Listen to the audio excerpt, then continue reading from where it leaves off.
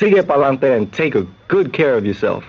There's nothing like brand new furniture to brighten up your home, and this is the best time to buy it. Because right now, Detroit Stacy House is holding their exciting Columbus Weekend Sale. Choose from the latest 1978 bedrooms, living rooms, dining rooms, teen groups, and accessories. And save hundreds of dollars, because this furniture has been reduced from 10 to 50% for this weekend only. Almost every famous maker is on display, and the decorators at Detroit Stacy House will help you coordinate the furniture to fit your own lifestyle. But don't wait until the last minute, because some quantities are limited, and the sale ends at 9 p.m. on Monday. It's a great chance to get beautiful furniture at their lowest prices of the year. So hurry to the Detroit Stacy House showroom nearest you for the great Columbus Weekend buys. Detroit Stacy House is in Comac on Jericho Turnpike at Larkfield Road, in Valley Stream at Merrick Road and Central Avenue near Green Acres Shopping Center. And in Brooklyn, it's Detroit Furniture at 567 Flushing Avenue, near the Brooklyn Queens Expressway. All stores open Sunday.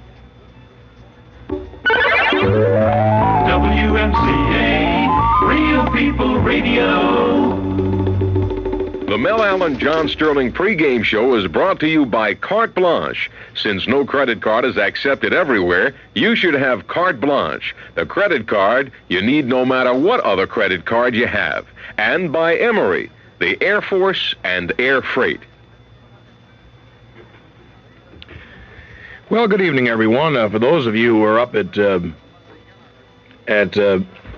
11:30 on Friday night, heard me talking to myself here at WMCA and trying to get a clear line through to Miami, Florida, where Mel Allen was, and we signed off that if the Yankees didn't win tomorrow, Saturday, I told Mel I'll see you in all the old familiar places, wherever that is, wherever they are. And he said, yeah. He said that the Yanks are going to have to find the winning recipe in Kansas City, something they had not done with any regularity the past few years. And I allowed as to how I thought that Figueroa had a little bit edge of Agura, and Mel agreed. And anyway, as you know, the Yankees did win, and this is it. This is the fifth and final game. It is the same two teams in the fifth and final game as last year. History repeats itself. Last year at Yankee Stadium, Chris Chambliss homered in the last of the ninth, and the Yankees beat Kansas City. I don't know what's going to happen tonight. Mel, we have a lot of things to talk about. You know, usually I come in and do these shows with you, and I say, you know, we're going to have to analyze, and how can you ever analyze? But tonight there really are a lot of things to do, and one thing I'm going to do tonight, which I'll tell you at the very top of the show. Give the I'm going to second pro guess. football scores for the day. That might be a good idea. Actually, I don't have them. I'm sorry. I don't have them. No, it's all right. But I'm going to have a chance to second guess. I really am. Hey, did we say? Let me ask you a question, Miss Engineer. Did we say that the John Sterling Mel Allen pregame show is brought to you by? We did. Okay, so we've taken care of that, and it is 7:17. I could have answered that question because I was in there involved in reading some news reports about the weather, believe it or not, because I couldn't find anything else to read. And I suddenly heard that, and I came running into the studio. Oh, okay. Well, I'm glad you did. Tonight it's Paul Splitoff for Kansas City and Ron Guidry for the Yanks. And I guess, Mel, that maybe we ought to begin by perhaps allaying some fears of Yankee fans about Guidry, because he's pitching with 2 days rest. This is not abnormal at all for playoff or World Series competition. That's right. You'll be able to perhaps speak a little more, since you were on the scene in some of the instances I'm going to bring about. One occurs in 1957 when Milwaukee Braves were an unknown quantity, and they started 3 pitchers, and but as the series got down, they found that Lou Burdett was pitching best for them, and so they came to the 7th game, and Burdett had pitched the 5th game and shut out the Yankees 1-0.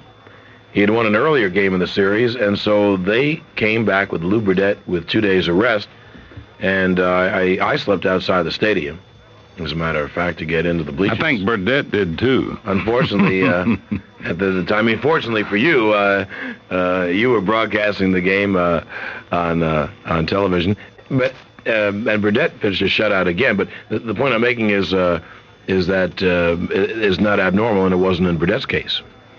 No, he won 3 games that year. Of course, he wasn't the first pitcher ever to win 3 games in a World Series. It hasn't happened too often.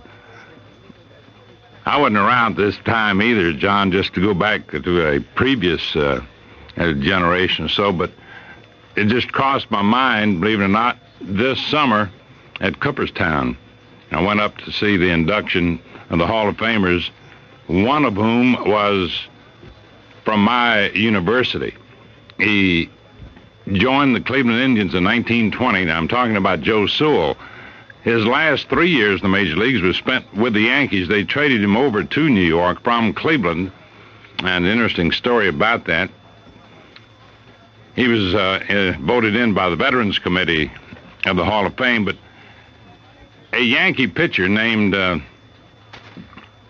he was a submarine pitcher, Carl Mays, inadvertently threw a pitch that beamed Cleveland shortstop Ray Chapman and killed him.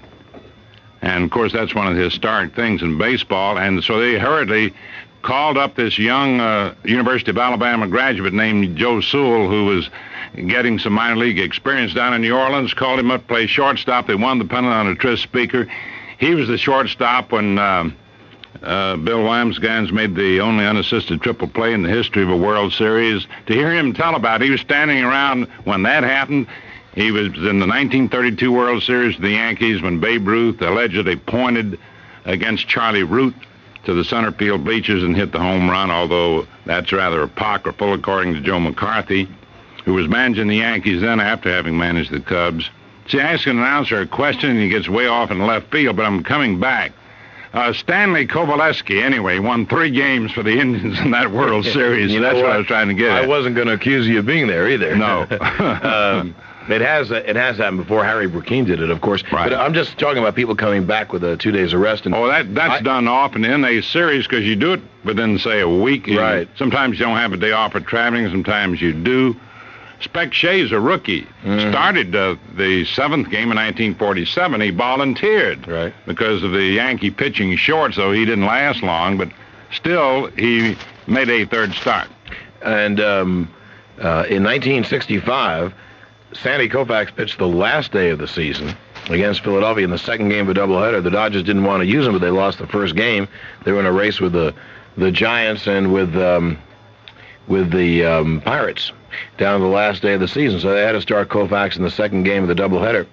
And then the first day of the World Series fell on a Jewish holiday, and Koufax is a very religious person, would not pitch on that Jewish holiday. And so they started Drysdale. Well, for those who are baseball fans, they know this anyway, so we should explain for the non-baseball fans. World Series falls with the regularity so that you can, with a day off of travel, pitch 1, 4, and 7. You can pitch those 3 games. And they came down to the 7th game, and Alston had a decision. Does he pitch a guy named Don Drysdale with 3 days rest, or Koufax with 2? And I was doing a show in Baltimore, Mel, and you know this writer who's rather acerbic individual. And I asked him this question, and his name is Neil Eskridge, the writer. He's a good writer.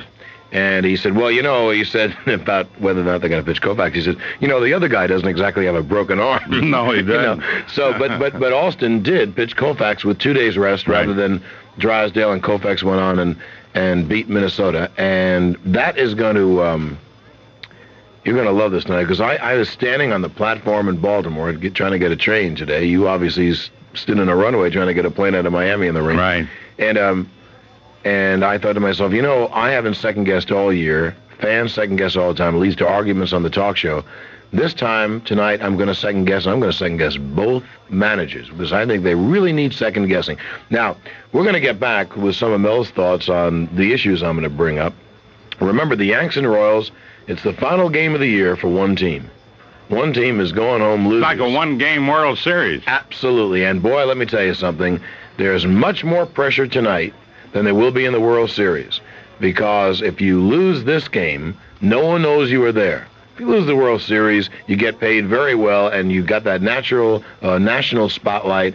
And believe me, it's much tougher to lose the championship series than lose the World Series. No one will know you're there. Anyway, it's 24 after 7. We'll be going to Kansas City at 8 o'clock, and Mel and I will be back right after this. Voice recorder. On. Oxygen masks. On. You're listening to the sound of one of the world's great air forces. Hydraulic systems. On and checked. An air force with more planes at its disposal than Russia or even America. Ground equipment. Clear.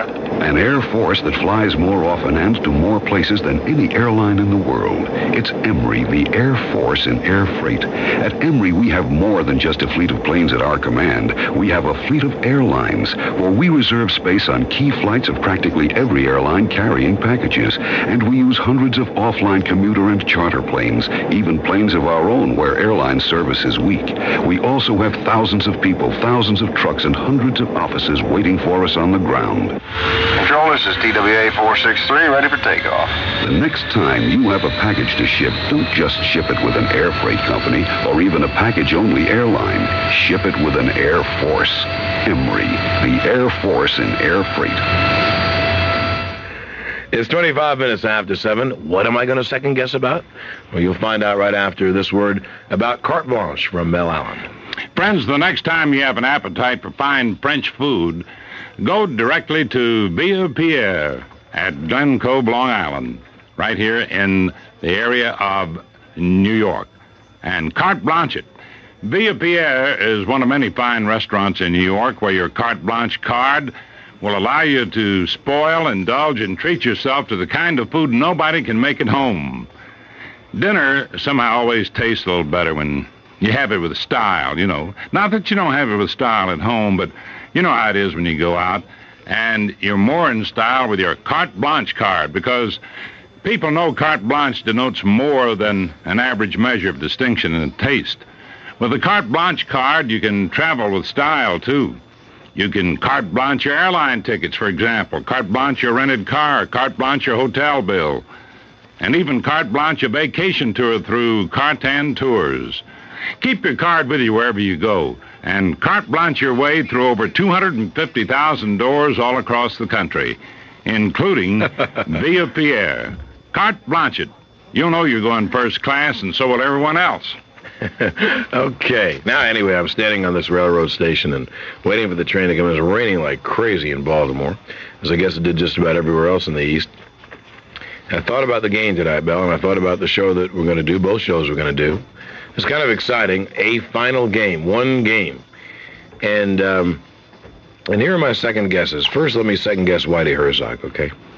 I got a story to tell you. I know I can almost read your mind. I know. See, I can look at you now, like you said. Yeah. When you were in New York, Baltimore, and I was in Florida, each of us getting ready to do football games.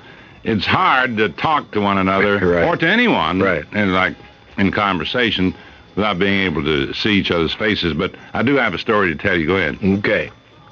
I'm not going to go into the long traditions or histories of this because everything in baseball is history and tradition. Also, not only do fans second guess, as they do on my show all the time, but players second guess their manager. I've never been associated with a manager or coach, including some of the best. Al Arbor in hockey, Gene Shue and Red Holzman, Kevin Lockery in basketball, Earl Weaver in baseball, Don Shula in football, without that guy being second guessed by his players behind his back. And, however, I think this is a first guess and not a second guess. The Kansas City Royals, Whitey Herzog, decided to pitch two left-handers in Yankee Stadium against the Yankees. One of them, Paul Spudoff, pitched great. The other one, Andy Haslett, pitched very, very good. But it isn't that they didn't pitch well. Mel, it's that Dennis Leonard didn't pitch till Game 3, so he can come back on 1 day's rest, and he is their number one best pitcher. And the only thing I can think of is Casey Stengel in 1960, and I talked about it Friday night. You remember it.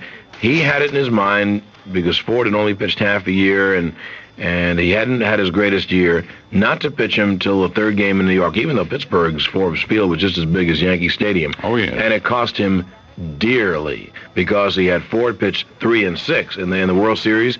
Your top pitcher pitches 1, 4, and 7. Your second pitcher 2 and 5. Your next pitcher 3 and 6. Well, Ford pitched shutouts in 3 and 6, and Stengel's line was, "We won't win the 7th game unless there are 3 days of rain." Of course, they scored 9 runs, but lost it 10-9. And I really believe the year of Mazeroski. That's right. Here is a blatant second guess, but I really thought at the time that I would have started Dennis Leonard Not that Splitoff didn't pitch well, and not that Hassler didn't pitch well. Gura did not pitch well. I don't know why he pitched him. But just so Leonard could pitch. If you pitch 1, you can pitch 5. Now, what are your thoughts on that? I'm going to get to Guidry in a moment. Well, quite obviously, everybody's been writing, and most of us, you and I, in fact, talked about it. Everybody who was able to, particularly the first third of the season, threw left-handers against the Yankees because the Yankees' long ball power was all left-handed hitters. Jackson and Nettles, Chambliss, and, of course, while not in the category of a long ball hitter, still a guy you want to keep off the bases, Mickey Rivers, a left-hand batter. They haven't been able to keep him off the bases too well up until now, but whatever happens tonight is, of course, a different night. But that was the reason most people would throw left-handers against the Yankees, to neutralize their power. And they have been a team somewhat like some of the old Yankee teams who went for the big innings this year instead of playing it like they did last year. Getting Rivers on, let us say, as an example, sacrificing him or moving him over, playing hit and run, stealing the bases, doing everything, for example, that Kansas City has been doing this year, utilizing their speed, making contact, and although I don't have my statistics with me for the year, yet the teams were fairly even in total strikeouts, and I was surprised when I happened to check on that since I saw you last. They're not too far off from one another in that department. Yet your long ball hitters do strike out more often than the fellows who are spray hitters or go for the doubles and triples, and this is something that Kansas City specialized in.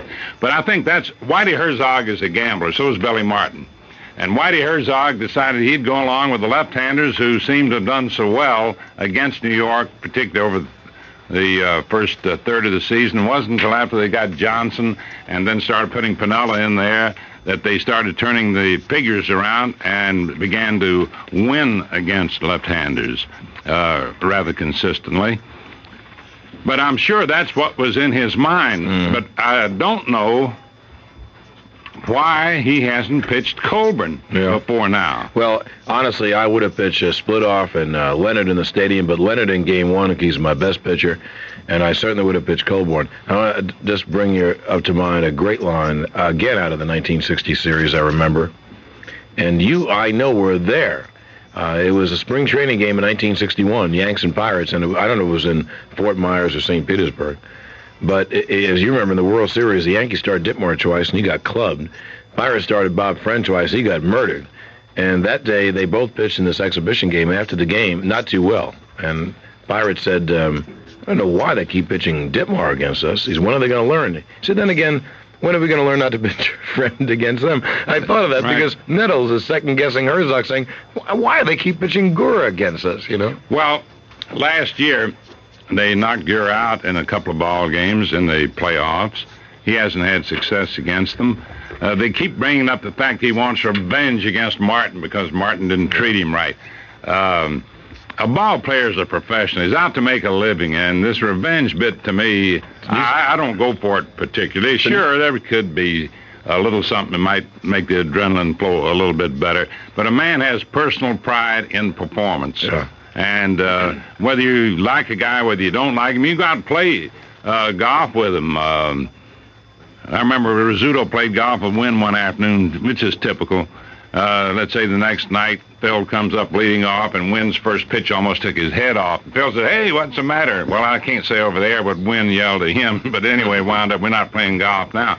The quick story I wanted to tell you, though, the fellow that did color with me on the game Saturday, Miami against Kansas, instead of paying attention, talking about, before we went on the air, getting things ready, you know how you do before you hit the air, especially in the football game, he happened to be a graduate of Kansas. And right next door to us at the Orange Bowl was the staff that broadcast University of Kansas football games out of Kansas City. And this is a fellow's been broadcasting a few years, who was doing the color with me. He leans out. He knows all the people, from Kansas City. He said, gee, can you beat that? That Herzog, just because he played with the Yankees, started that Gura just because he wants to see the Yankees win. I thought I'd fall out of the booth. I thought the man was, kidding. Honestly, this is exactly what he said. Yeah. And the answer he got, of course, the fellow sort of agreed with him, but in the sense of second-guessing Herzog. They didn't go that far as if to say Herzog deliberately did it so the Yankees could win. I looked at him. I said, you got to be kidding. He said, no. He said, what other reason could there be for him in starting Gura? Well, I tell you what, if a guy really feels that, he has to be put away in a home. That's right. I mean, that's I'd say that's the height of irrational thinking of it. I just didn't believe it. It was on my mind for about the whole first half. But now let me second guess Billy Martin. First of all, let me get back. You mentioned the thing that's written up in newspapers, but that's a newspaper thing. It's written to fill all. We know this, Mel. Usually during the season, whether it's hockey, basketball, or baseball, not football, since that's once a week, but the other sports, one writer is assigned by the newspaper, and he writes a story of the game. It is a game story. A running. Right. Now, running account. During big games, big series, or in World Series or playoff, they then assign one or two other writers, and one covers the other team's clubhouse, the other writes gossip notes and quotes thing, and they have to fill up their columns. That's how these are the other stories, the feature stories. One guy does the game story, the other guy does the feature story, or two feature stories. And that's a feature story about Gura and Martin, and he played. Well, they've all been around. Everybody's played with everyone else. And if Gura, to win the fourth game of a best-of-5 championship series to propel his team into the playoffs, needed the revenge motive, then he's in a lot of trouble. He's got big problems. You go out to win, you go out to win. And by the way, if Gura was pitching for the WMCA no-star softball team and was out on the mound, wouldn't he try to win? What do you mean he's going to go out there to look lousy? No one ever goes out to embarrass himself. I always put it this way. Take the manager or the coach of a football team or any other sport. Take him alone. He is selfish enough, just as you and I want to make a living, or anyone listening in. He wants to win. Right. So he's going to throw what he thinks is the very best under the circumstances that might help him win. There are certain little refinements that do exist. Now, he might not have thrown Gura against another ball club that didn't have the same balance as the Yankees. But against the Yankees, he thought that was his thing. Anyway, he thought a left-hander would be the type pitcher to throw against him. And I think it's a good second guess, and I have. Now, Billy Martin, I haven't second-guessed all year long, and the answer is not when you second-guess a manager or a coach. The answer isn't that they somehow don't either know this or don't want to win as much as you do. The answer lies in simply what they perceive to be the right strategy. I think there's a question I have to ask Mel, which I will, and depending on your answer, we'll find out how good a second guess mine is. But mine is really a first guess. If those who listen to my show avidly will remember that I raised this before the playoff series began. By the way, Pablo Guzman is here tonight, and we interrupted his program, and he had a question on Mel. He wanted us to answer about who holds the record for home runs. Some guy called him, said my friend wasn't sure if it was the Reds or the Giants. You mean team homers? Team home run. Giants and Reds each did 221, and in what had to be your most fun year, I would think it was your most fun year. Maybe 49 was the most fun year, but 1961 had to be maybe your most fun year, was it? You mean the M&M boys? Yeah, was it? Was that the great year? Dial M. Remember the play on Broadway, right. Dial M for murder? Right. It was a perfect thing for an announcer to grab to use, as became a cliche. Dial M for murder, Mantle and Maris. It wasn't the greatest fun. Of course, I don't want to get into that now because we have other things to talk about. I think 49 had to be because the Yankees were one game behind. Well, in a sense, it's relevant because here they were one game. They were one game behind Kansas City with 2 to play. With 2 to play, and that was the situation in 1949 for the pennant. Only they were at home and against the Red Sox, behind 2 games, 2 to go. They were behind 4-0 on Saturday, which was Joe DiMaggio Day, I remember. And a little sidebar. His mother was here. He'd lost his father. She was wearing black. Playing the Red Sox, Joe McCarthy managing the Red Sox. Dom was in the dugout. I was emceeing at home plate. This was not in the script guidelines, so I got an idea, and I said, well, if I get fired for this, I'll just get fired for it. It just seemed like such a natural. Here was Joe out at home plate, the committee and all that. They were going to give his mother flowers, and I just decided what a perfect setup. And I called Joe McCarthy out to home plate. Mm-hmm. I called Dom DiMaggio out to home plate. They weren't aware of it, and I wasn't either until all of a sudden. You know how you wing something, ad-lib it. I just thought I'd make a beautiful picture, a historic picture, actually, and it was, as it turned out. Sometimes we do something's right. They were standing there. Joe had played under McCarthy. Here was Dom DiMaggio, his brother, who had robbed him of many a base hit. They'd fought one another on the field of play. And I called his mother out. I had one of the attendants bring her out to home plate. And Joe always tells this story even to the day. She came up to home plate, accompanied by the attendant, and then she pulled away from him as she approached home plate and walked right by Joe, whose day it was, and walked over and kissed Dominic. Because she'd already seen Joe, you see, but Joe loves to tell the story. He said, here it is, my day. Yankee Stadium fills. She walks right by me and hugs Dom. But anyway, the game starts, and the Yankees fall behind 4-0. They battled back, tied the score at 4-all. Lindell hits a homer in the 8th inning. The Yankees win it 5-4. They go into Sunday. And, of course, they win the ball game 5-3. Rizzuto got a triple in the first inning. Henrik got him home with a ground ball, and that was the only run. Ellis Kinder pitching against Vic Rash until the last of the 8th inning. The Yankees got 4, and the Red Sox got 3 in the 9th. But it was a team that just refused to give up. And you and I did talk about this. While the Yankees are thin in pitching, we said, are they going to come back and at least go to the 5th game? And if you remember, we said, well, they're a team that does have tradition behind them, though most of them weren't part of that tradition I speak of, yet by being on the team, they naturally are exposed to it and have had it drilled into them by Billy Martin and George Steinbrenner. And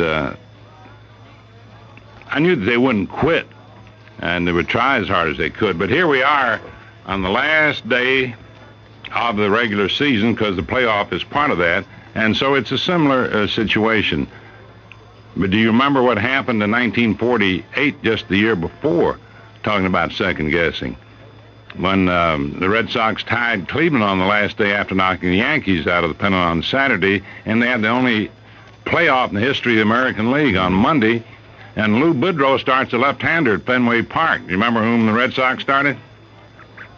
I can't. I remember the background of all. It starts with a G. Denny Galehouse. Denny Galehouse.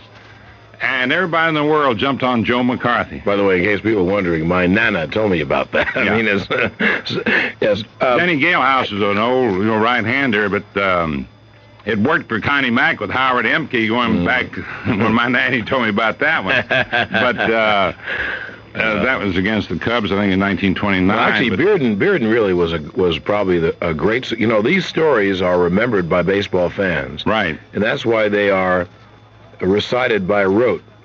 People say to me, and we're not talking about Kyle Rote. Right. I'll walk out of the studio now. I'll walk out now. How do you know that? What a memory. It isn't that at all. Any great baseball fan, someone who loves baseball, could recite those things, because Bearden was a rookie and was a left-hander. And with the Yankees. Yes, way back, yeah.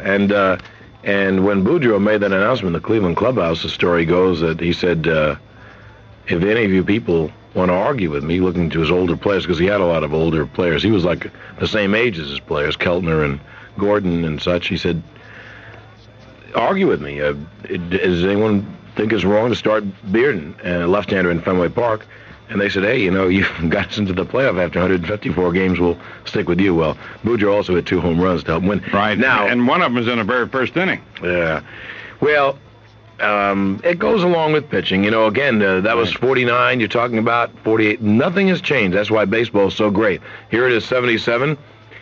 It's just the names have changed. The same arguments, the same fights, the same jealousies, the same problems. They're getting paid a lot more money, but the same complaining, the same second-guessing behind the manager's back, and it will always go on. And by the way, you talk about 49. Joe McCarthy had managed the Yankees, and it got acrimonious at the very end. You had returned from the service and were announcing again. I don't know if you were there then. Were you there when it got very bitter at the very end? 46. Okay. Yeah. And now when he came back a couple Larry years... McPhail, and he... Yeah. But when he came back a couple of years later in 49, you think he wanted to beat the Yankees? Of course he did. Of course he did. So it hasn't changed. Anyway, my second guess of Martin and what has to do with tonight's coming up right after this. Have you ever gone to the airport to get your package on a plane? Taxi! The airport, please. I don't know what it is about this cab, but it just refuses to go to the airport at rush hour. Probably afraid of planes. Taxi! When you finally get there, you're almost sorry you did. Could either of you gentlemen tell me where the World International Counter is? Sure, it's right over that way. No, Charlie, it's over that way. And when you get to where you're going, you have to be lucky to get your package to where it's going. Hi, I'd like to get this package on your next plane to Fargo, North Dakota, please. And why are you shaking your head? See that plane taking off? Yeah. Mm-hmm. That was our next plane to Fargo, North Dakota. There's an easier way. Call Emery. We'll pick your package up and rush it to the airport. And instead of your package waiting for a plane, chances are you'll find a plane waiting for your package. You'll also find that Emery goes to more places both here and abroad than any other air freight company. Hello, Emery? Help. Emery, the Air Force in air freight. 15 minutes before 8, and we'll get back right after this word for carte blanche from Mel Allen. By the way, friends, next time you have an appetite for anything in the eating line and flying around and about, sometimes you don't always eat on schedule, and so John and I both have been traveling, and we haven't had our dinner, and I'm sure you're not concerned about that. I hope you enjoyed yours. We'll have ours in a little while, but next time you have an appetite for fine Southern food, go directly to Horn of Plenty at 91 Charles Street in New York and carte blanche it. Horn of Plenty is one of many fine restaurants in New York where your carte blanche card will allow you to spoil, indulge, and treat yourself to the kind of food nobody can make at home. Oh, I know some of you say, I can cook better at home than some of these restaurants. Probably certain dishes, as they say, is nothing like home cooking, but it's nice to get out once in a while, especially to a very nice place like Horn of Plenty. Dinner somehow always tastes a little bit better when you eat out every now and then, and especially when you have it with style with your carte blanche card, because people know carte blanche denotes more than an average measure of distinction and taste. With a carte blanche card, you can travel with style, too.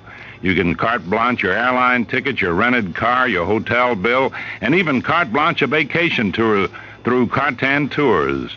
So keep your card with you wherever you go, and carte blanche your way through over 250,000 doors across the country, including Horn of Plenty.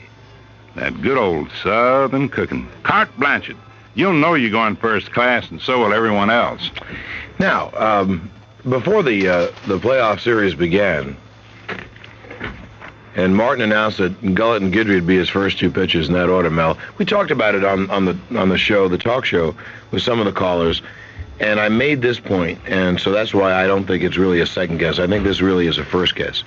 I said the only reason that you should start Gullett is that you want him to pitch 2 games, Game 1 and Game 5, because the Game 1 pitcher in a 3 out of 5 series with no day off is the only pitcher who's able to come back with his normal allotment of rest. And Gullett has had arm trouble every year he's been in the big league since 1970 with the Reds, when he broke in as an 18-year-old, and he's had serious arm trouble during the year. And Guidry, I felt, was the number 1 pitcher, although Gullett had been down the stretch and was pitching great in September, which probably influenced Martin more than anything else. Pitch your best pitcher, Gullett, let him get you out to a 1-0 lead, then come back with Guidry. But I have to admit I'll second guess because I think Guidry was the number one pitcher during the year, and I don't know if Gullett could have come back even with 3 days rest. Such were the problems that he had with his arm. And anyway, it's gotten to the point now where Guidry pitched as well as he did. And by the way, I think there's more pressure on Game 2 pitcher if you don't win Game 1. Sure there is. Now, if you want to talk pressure, this is the season in one game, and you pitch Guidry. And I think that's a worthwhile second guess. What I'm saying is that they should have started Guidry in the first game so they'd have him rested for Game 5. Well, after you had said that, I thought about that for a little while. As a matter of fact, on my way home, and by the time, long before I'd gotten home, I certainly came around to your way of thinking. Guidry had been physically sound all year, and Gullett had not. And as you just pointed out, he's had a history of getting hurt. And we never know how deeply a fellow may be injured, the extent of his injury or his ailment. All of a sudden, we thought that Hunter was going to be completely out of the picture, but here he is suddenly warming up a little bit. And then we got another report on what the trouble with him actually was. It was a different report than the original one.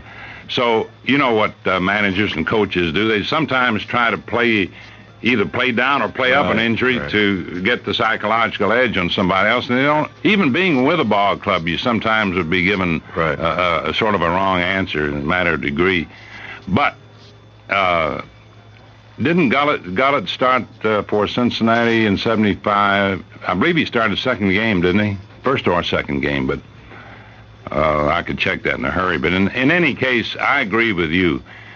Pitch your soundest pitcher first, in case you have to keep coming back with him. And certainly, when you add to the physical soundness, the fact that he has become your best pitcher. Okay, that's really what I'm saying. Really what I'm saying is Herzog should have started with Leonard in Game 1 so he could have pitched him twice, and the same goes for Billy Martin and Ron Guidry. And by the way, here's another thing to contemplate, if you will. A lot has been made in the newspapers that New York has lost Tom Seaver and Joe Namath and Julius Erving and now Walt Frazier. But, the names remain the same, but the abilities change, Mel. And at the beginning of this year, if I had said to you, or anyone else, any baseball fan, you, Bob Fischel, Marty Appel, anyone we know, okay, Joe Reichler, anyone we know, okay, it's 6 months from now, it's Game 5 in Kansas City, who's going to be your pitcher? Some would have said Hunter, Holtzman, Doc Ellis, Figueroa, Don Gullett, and then after the deal was made, Mike Torres. And the pitcher is Ron Guidry. A couple of years ago, Catfish Hunter signed that contract, and he was interviewed by everyone in the world. I mean, there wasn't anyone who didn't interview him, including network news commentators and network news anchormen, okay? Right. And he was the Catfish, and now he's another guy. I mean, and that's how people are in life. People don't recognize just another guy shagging flies, playing pepper, shagging flies during batting practice. And Ron Guidry, people would have known Ron Guidry from that wall over there, and he is except his parents and relatives, and he is close friends. and he is the last game pitcher, and that's some honor. That is an unbelievable honor. One thing we said Friday worked. We said that there's the terrible cliche, there's no tomorrow. You've got to bring all your people in. Tidrow will come in early. Lyle will come in early. And Billy Martin did that. And Lyle came through I did not see the game. I won't lie about it. I was doing a football game. But he had to pitch a fabulous game. He did. My game happened to be Saturday night, so I watched the game. He pitched one of his, that was one of his strongest efforts. He went over 5 innings, I think 5 2/3 innings. And his control was excellent. And, of course, his big pitch is that slider. It's one of those situations you can know what's coming, whether it be baseball or football or whatever. So long as you execute your play perfectly, there's nothing much the other team can do about it. And he was throwing his pitches where he wanted. Great location. The ball was snapping off.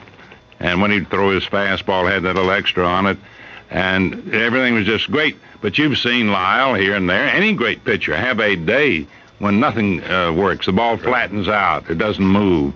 And this is the chance you take. Sure, and a lot of people going into tonight's game who worry about the Yanks. I don't know who's going to win, and there isn't anyone in the world who knows who's going to win, including people like Billy Martin and Whitey Herzog. They hope for the best. Guidry may go out and pitch fabulously. He may not. The same is true of Splitoff. But one thing, though, that I kind of laugh a little about, because there hasn't been this kind of a game in the series, hasn't been a 10-9 game where 8 pitchers are used.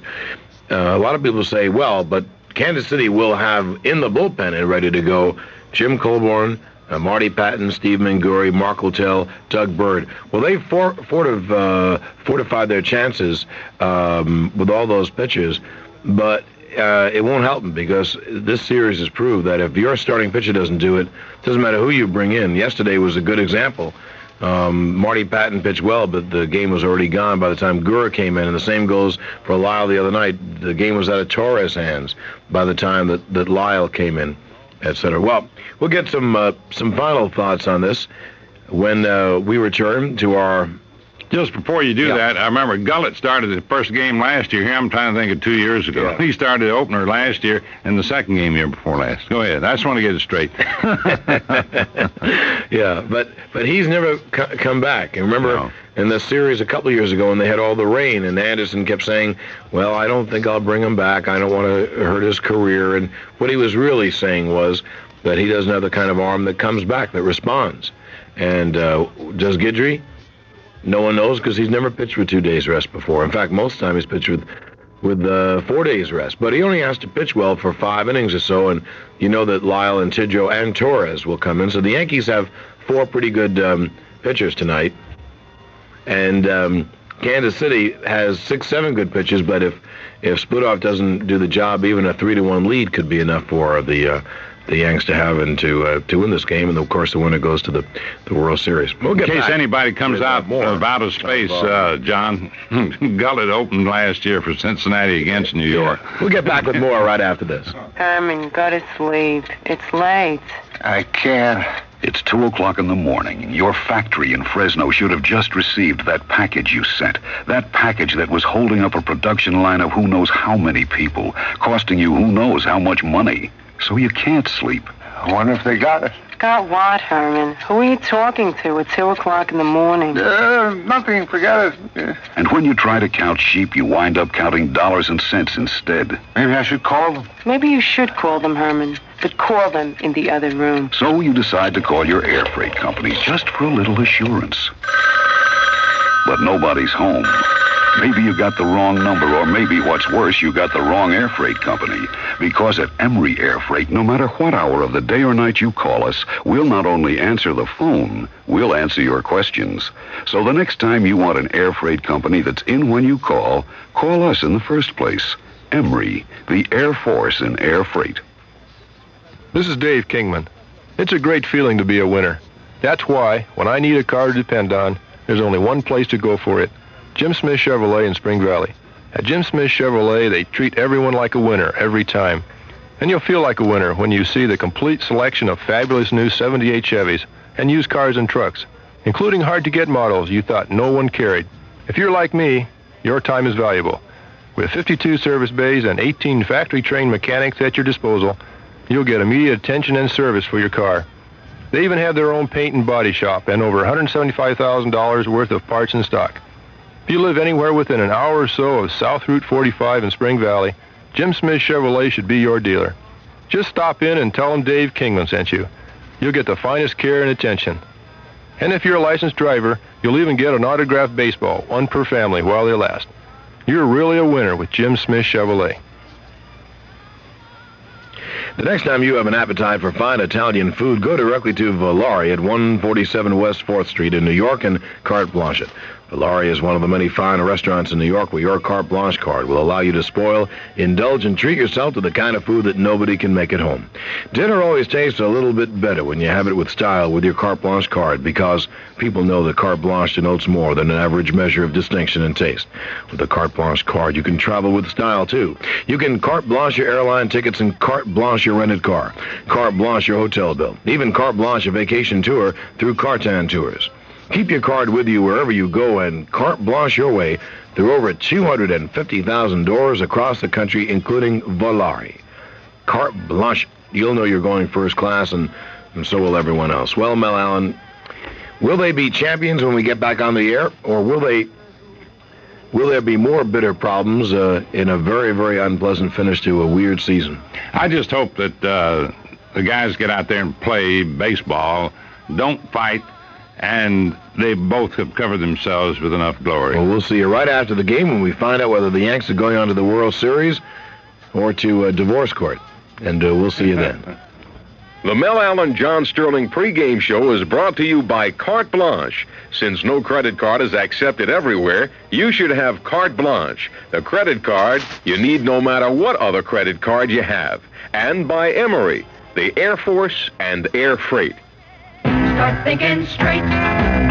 Start thinking White Castle straight.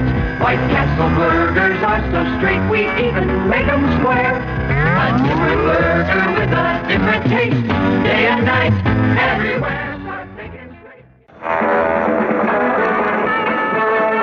The Yankee pregame show is brought to you by Quasar Quality TV, the best way to watch the World Series, and by Spaten Beer, importers of Spaten Oktoberfest beer, and by New York, New Jersey Pontiac dealers. Here's one in your area.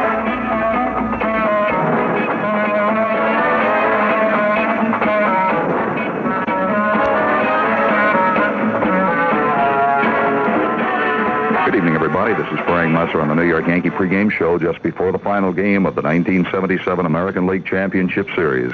As you know, the series tied up 2 wins apiece. The winner tonight goes on to play the Los Angeles Dodgers in the World Series. The loser tonight will, of course, have to start thinking about next year. What about the first 4 games of the series? What about tonight's ball game? I'm going to put those questions to Yankee outfielder Paul Blair when I come back in just 1 minute. Quasar scores again with 2 sensational World Series specials. Now you can see the series in brilliant Quasar color and save over $100 from the manufacturer's recommended retail price on a giant screen works in a draw Quasar color console TV. Big 25-inch diagonal picture, 100% solid-state service Miser chassis for outstanding reliability, super Instamatic color tuning, Matrix Plus picture tube, and many other advanced Quasar features. It's specially priced to let you watch the series from the best seat in the house, only $488.88 at your participating Quasar dealer. Save over $50 from manufacturer's suggested retail price on a Quasar 12-inch diagonal portable color TV, now at the spectacular low price of $258.88 at your Quasar dealer. Only $258.88 for a quality Quasar portable with 100% solid-state servo Miser chassis and line matrix picture tube and automatic fine-tuning. And it uses less energy than a 75-watt light bulb. 2 great World Series specials. They're at your Quasar dealers. See them now at Two Guys All Stores and Newmark and Lewis All Stores. My guest tonight on the New York Yankee pregame show is a man who has appeared now in 6 championship series, 4 World Series, Yankee outfielder Paul Blair. And Paul, before we go any further, I make note of the fact that you are starting tonight out in right field. Yes, I am, Frank. It's a surprise to me, and, I just hope I can do the job tonight and help us win a ball game. Well, Paul Blair, let's talk about the first 4 games of this series. They've alternated. Kansas City won, then the Yankees, then Kansas City, then the Yankees. So far, in the 2 years of playoffs between the Yankees and Kansas City Royals, no team has won 2 games in a row. Well, that's something I never even paid any attention to. But so far this series, it seems to me like we have won the games that we had to win. We had to win that second game in New York, and we had to win yesterday. And, I like to think that here again we have to win, and I think we're going to go out and do the job because everybody knows what's at stake. There's no more tomorrow, so I think everybody's ready, and I hope we can put together a real consistent ball game today and win this thing and go into the World Series. Paul Blair, what about the first 4 games? Any pivotal plays in the games the Yankees have won? Anything that's, any one or two things that have happened to sort of turn this club around? Well, I would like to think that the incident with Hal McRae and Willie Randolph kind of lit a fire in us, and I noticed after he did that to Willie, the team got a little more inspiration. They got a little bitter about, the cheap shot that he did take. I don't mind good, hard, aggressive playing, but that was a cheap shot because, he threw a body block at Willie, and, you can slide hard without trying to hurt somebody as, McRae did. But I think that lit a fire in us, and, now we're back here and we want to win just to show them that we are the better ball club. My guest on the Yankee pregame show tonight is outfielder Paul Blair, starting tonight in right field in place of Reggie Jackson, and I'll be back with Paul in just 2 minutes. Say, you imported beer drinkers, if you've tried Spaten beer and liked it, we've still got another great taste experience for you. Every year during the last week in September, the Lord Mayor of Munich, Germany, walks over to a certain keg of beer and taps it. When he drinks the first glass, that's the signal Munich's famous Oktoberfest has begun. Know what that first keg of beer tapped is? Spaten Oktoberfest beer. That's right. It's specially brewed in March, so it can age properly and be ready for the wonderful fall festival held in the city so famous for beer. Spaten Oktoberfest. What a celebration in great beer taste. Spaten, the original Oktoberfest beer, is between light and dark in color with a delightful aroma of malt and hops. And this crisp brown brew has a taste so right for the autumn season. Spaten, quality you can trust since 1397. Spaten, probably the world's most expensive beer to brew. Spaten Oktoberfest, imported for your pleasure every fall by Sieb Distributors, Brooklyn, New York. It's that time of year again. Time to see and compare all the new 78 cars. And Pontiac is ready with the finest lineup in their history. No wonder they're calling 78 their best year yet. Your Pontiac dealer has a real winner in every size, from the sporty subcompact Sunbird all the way up to the super luxurious Bonneville. The biggest news is the new mid-size Pontiacs, Grand Prix and Le Mans. Both these longtime superstars have been completely redesigned for today's driving. They're trimmer than last year, but there's more headroom, legroom, and usable trunk space. And for sheer looks, inside and out, Grand Prix and Le Mans live up to their legendary reputations. So stop in at your Pontiac dealer and let him show you the newest looks on the road. It's his best year yet, and he wants to deal. Remember, if you haven't talked to your Pontiac dealer, you haven't shopped for a car. Paul Blair, it would seem to me that the Yankee right-hand hitters have been carrying the ball club in the games they have won. Thurman Munson with some key RBIs. And from the lower part of the batting order, Bucky Nat and Willie Randolph, not to leave out Cliff Johnson and Lou Piniella. Well, this is the thing, because they've thrown, this will be the fourth left-hander in this whole series, and if the right-handed hitters didn't come through, we would have been in a lot of trouble, because it is a little tougher for a left-handed hitter, right-hand pitcher, even though Chris and Nettles, they did it all year. But, in a situation like this, I'm sure that they're trying just as hard, and maybe as hard as anybody else.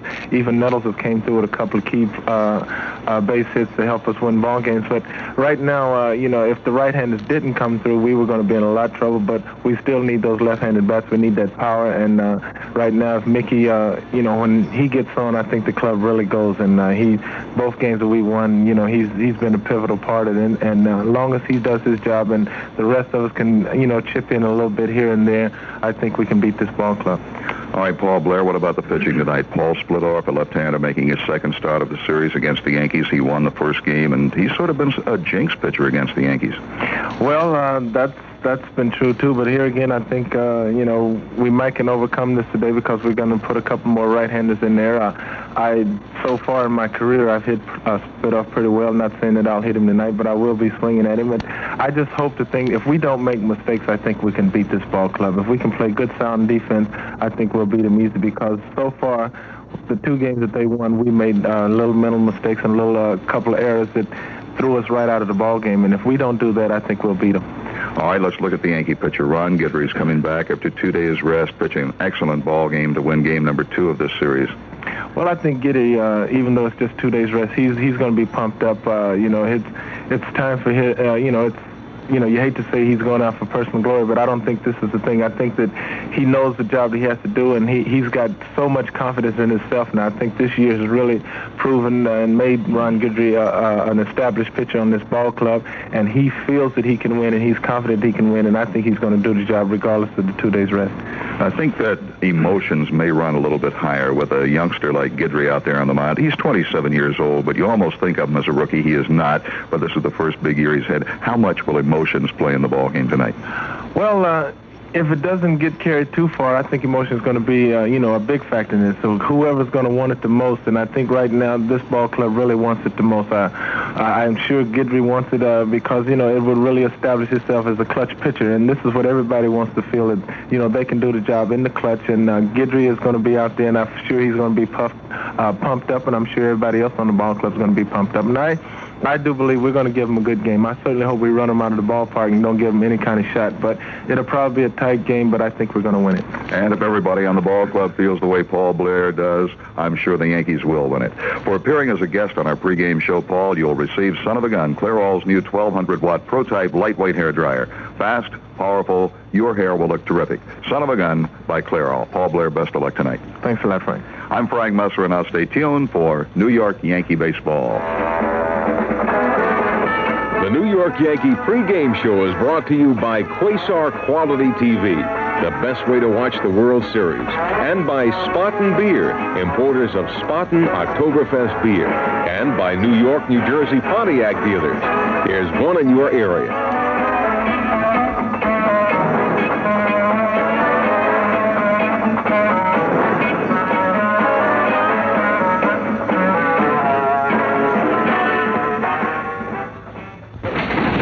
There is a law on the books in Nassau County.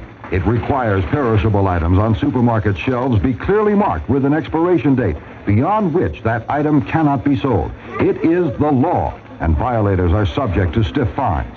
The man who made that law a reality is Hempstead Town Supervisor Al D'Amato.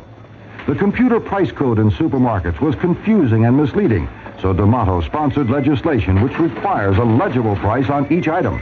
Consumers have a right to know what the price is. That's why Supervisor D'Amato wrote that law. D'Amato, along with Councilman Gene Weisbein, Jim Bennett, and Marty Bernstein, are working together for consumers and the residents of Hempstead Town. Vote to make Al D'Amato presiding supervisor. Then vote the entire D'Amato-Bennett team on Election Day. You'll find them on Row B, working hard for the consumer. Just one reason why you should vote to make Al D'Amato presiding supervisor. Paid for by the Town of Hempstead Republican Committee. WMCA. Strauss Communications in New York.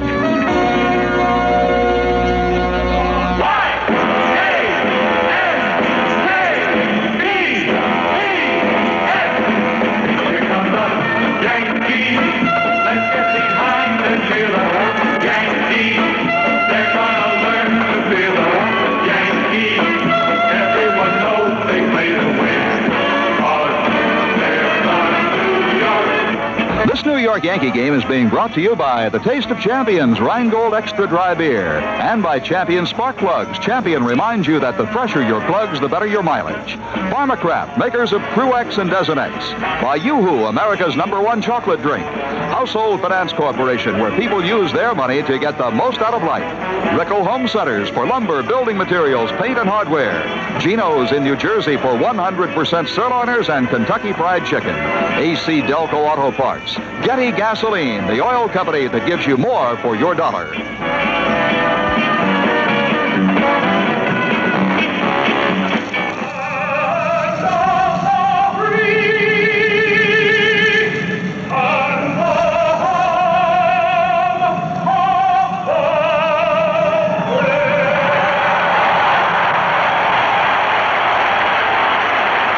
From Kansas City, here is New York Yankee baseball. Tonight, the final game of the 1977 American League Championship Series. The New York Yankees facing the Kansas City Royals with the series all evened up 2-2. Good evening, everybody. This is Frank Musser, along with Phil Rizzuto and Bill White at Royal Stadium in Kansas City. As we look down on this beautiful playing field, Yankee manager Billy Martin and Royals manager Whitey Herzog are at home plate with the umpires exchanging lineup cards. Ron Guidry will be on the mound tonight for the New York Yankees, and left-hander Paul Splittorff will be on the mound for the Kansas City Royals. Both managers have made drastic changes in their lineups for tonight's deciding ball game. And I'll be back with the lineups and all the play-by-play from Kansas City in just 2 minutes. Come on into HFC. Come on in. Come on in. Come on into HFC. If all you need is money to pay off your monthly bills, come on into HFC. With an HFC bill payer loan, you could consolidate your bills and maybe make one payment every month that could be less than the total you're paying now. Come on in. Come on in. Come on into HFC. HFC, an equal opportunity lender. So come on in. Come on in. Come on into HFC. Household finance. People use our money to get the most out of life. Come on into HFC.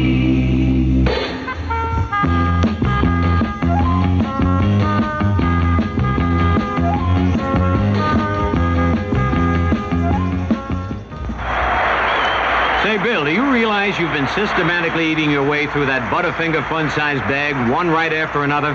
Sure, that's the Bill White system. Everybody knows I'm crazy about Butterfingers. All those crispy layers of peanut butter, crunchy candy, chocolatey coating. I'm sorry, Bill, but everybody also knows that a Butterfinger's so good you've got to earn it. So how are you going to earn your Butterfinger? Gee, I don't know. Well, there's one thing you can do. What's that? Give me some. That's the Phil Rizzuto system. Rickle helps you do it better with Rickle. Rickle has it all, quality, value, and selection in every department. Come in and check out the hardware, plumbing, power tools, paint, linens, draperies, housewares, carpets, building materials. You'll save on energy savers, installation, caulking, storms, screens, and more. Rickles helps you do it better because they have it all. Rickle helps you do it better with Rickle. The Kansas City Royals have taken the field. The New York Yankee batting order. Mickey Rivers will lead off and play center field. Willie Randolph will be at second base and bat second. Thurman Munson catches and hits third. Lou Piniella will be the cleanup hitter and play left field. Cliff Johnson, the designated hitter, will bat fifth. Greg Nettles will be at third base and bat sixth. Chris Chambliss at first base batting seventh. In right field and batting eighth, Paul Blair. And at shortstop batting ninth, Bucky Dent. Pitching for the Yankees, Ron Guidry, 1-0 in the championship series, 16-7 on the regular season. For the Kansas City Royals, Fred Pontek will be in the leadoff spot at shortstop. Hal McRae will play left field and bat second. George Brett at third base, hitting third. Al Collins is the cleanup hitter playing right field. Batting fifth and playing center field, Amos Otis. John Wathan will be at first base and bat sixth. The designated hitter, batting seventh, Cookie Rojas. Batting eighth and catching, Darrell Porter. And at second base, batting ninth, Frank White. The Royals have only two left-hand hitters in the lineup, George Brett at third base and Darrell Porter, the catcher.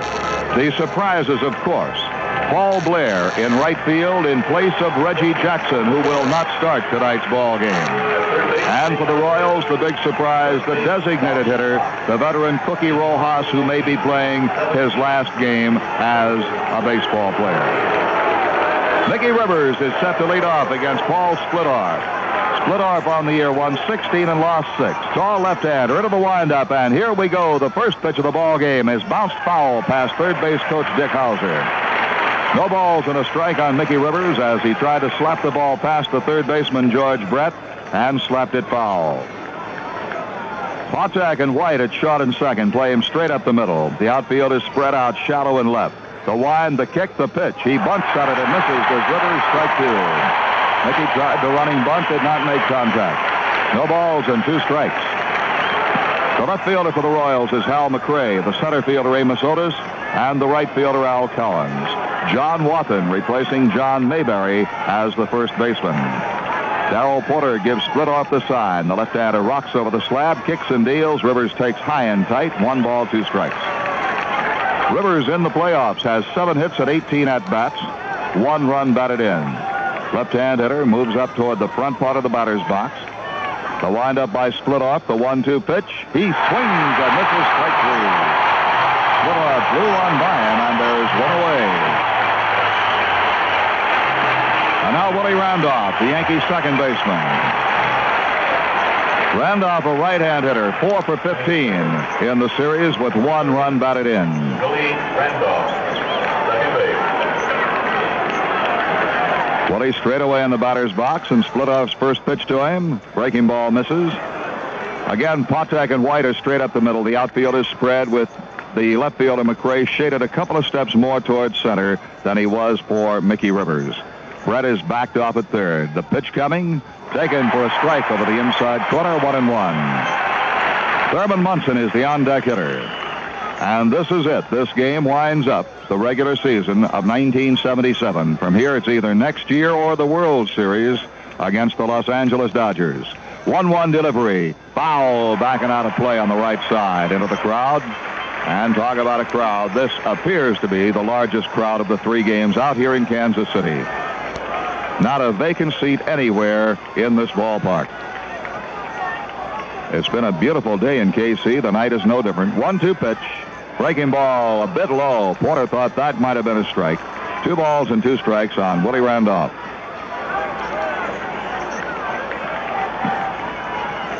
Splitoff rocks back. 2-2 delivery.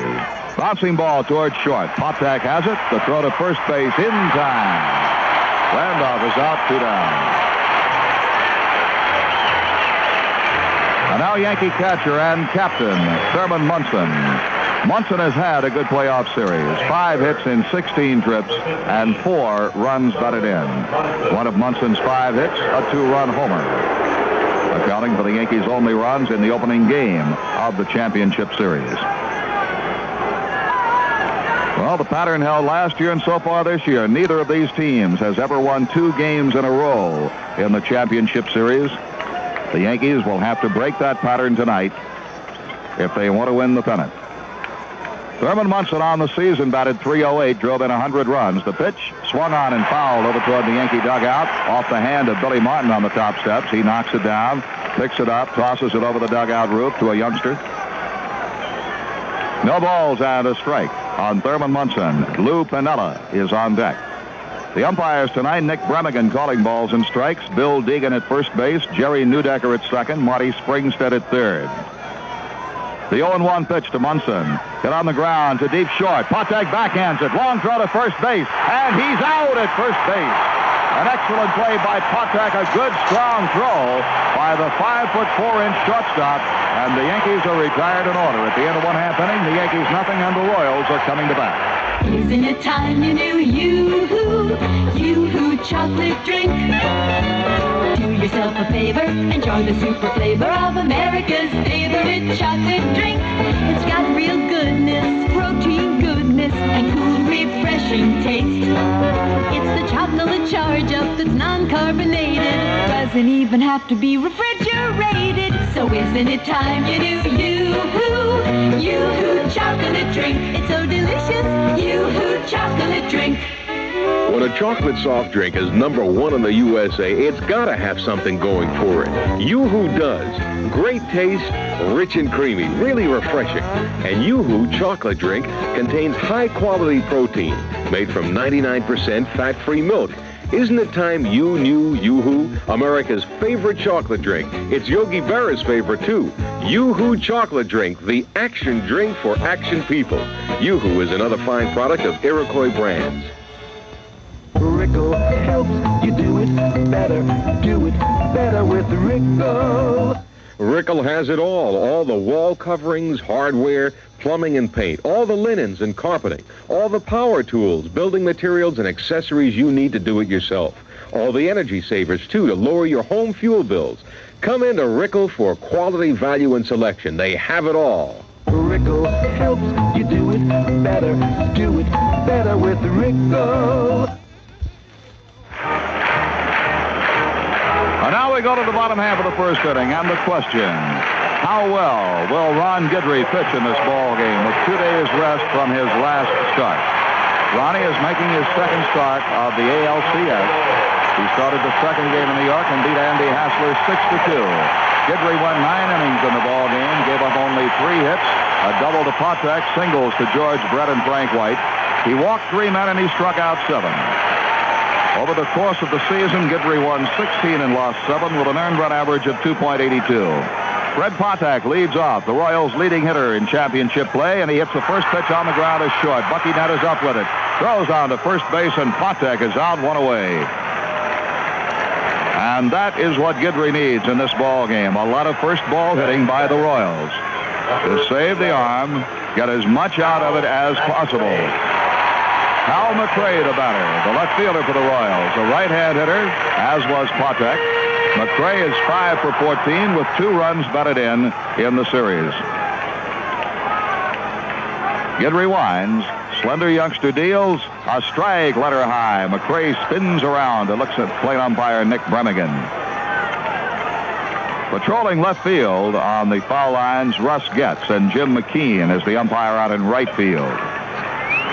Guidry pumps high, kicks and deals in the dirt, dug up by Munson, 1-1. The Yankees have Lou Piniella in left field, Mickey Rivers in center, Paul Blair replacing Reggie Jackson in right.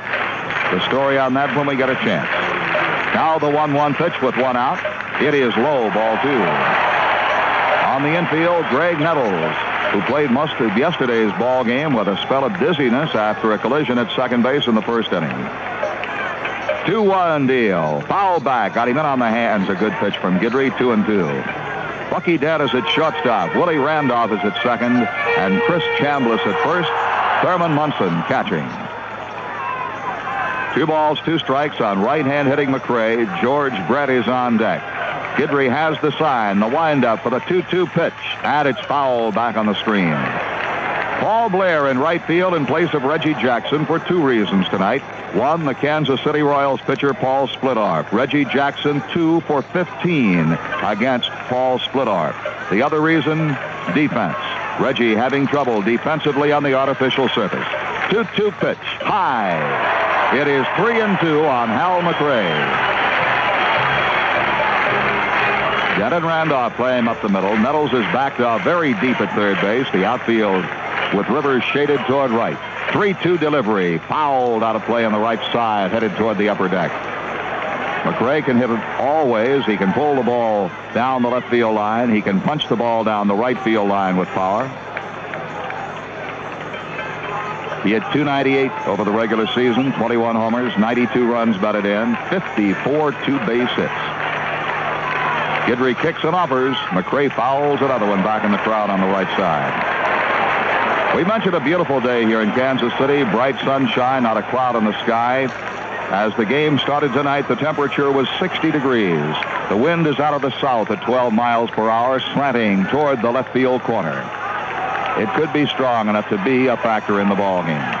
3-2 pitch again to McRae. Here it is, and another foul out of play on the right side. Ball is back in the upper deck.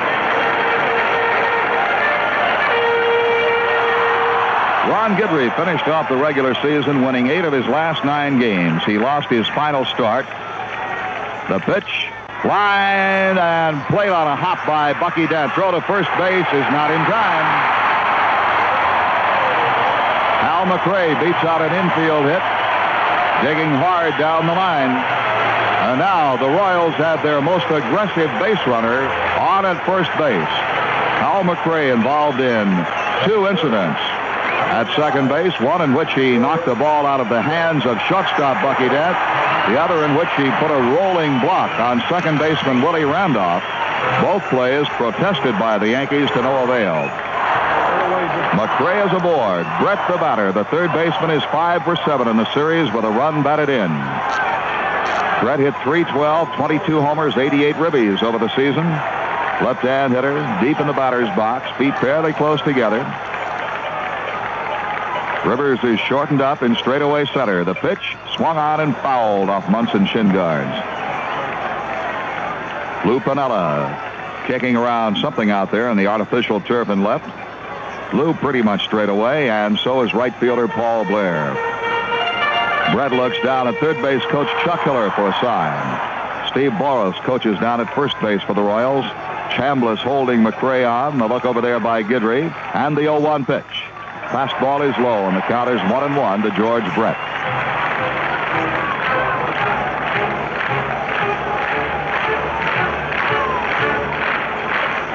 One ball, one strike, one out.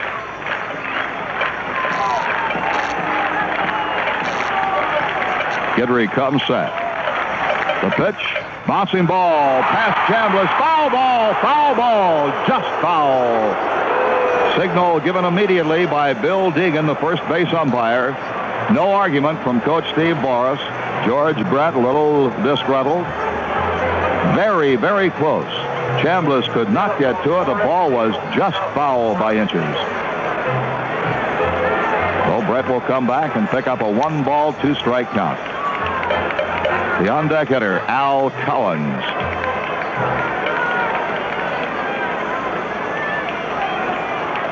The Royals won the first game of the series 7-2. The Yankees came back to win the second 6-2. The Royals won the third game 6-2, and the Yankees won yesterday 6-4. So now we're down to the fifth and final game, and everything rests on the outcome of this one. The pitch to Brett.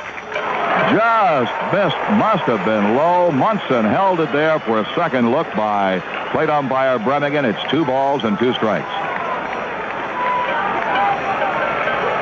McRae walks off a short lead at first. Now stretches it out a bit. Both feet, though, are in the dirt part of the sliding pit at first. 2-2 to Brett. Lined out toward right center field. Mickey Rivers is after it. Can he get it? And he cannot. The ball is past him all the way to the wall. A run will score. McRae is around third. He's coming home. Brett is on his way to third. Randolph's relay. He's safe at third base. George Brett and Greg Nettles start a fight at third. Ron Guidry is in on the fight. So is Chuck Hiller. Both benches empty. Everybody is on the field. Brett and Nettles. Brett went in hard to Nettles. Both bullpen crews are charging in. The benches have emptied and may lead down around third base. And now it has, to all intents and purposes, been broken up. And now the peacemaker, Cliff Johnson, the last man to go out. From the Yankee bench, he is the man that could go out there and break it up single-handedly. Cooler heads prevail, and they get Ron Guidry away from the fray. Darrell Porter is being led away. Ron Guidry had jumped right in. And you don't want to see that happen. Your pitcher, your number one pitcher, must not be injured in something like this. The umpires are restoring order. A run has scored. Brett was safe at third base and went after Nettles. He went in hard. He hit Nettles. The punches started flying. And now cooler heads have prevailed. Billy Martin in conference with one of the umpires.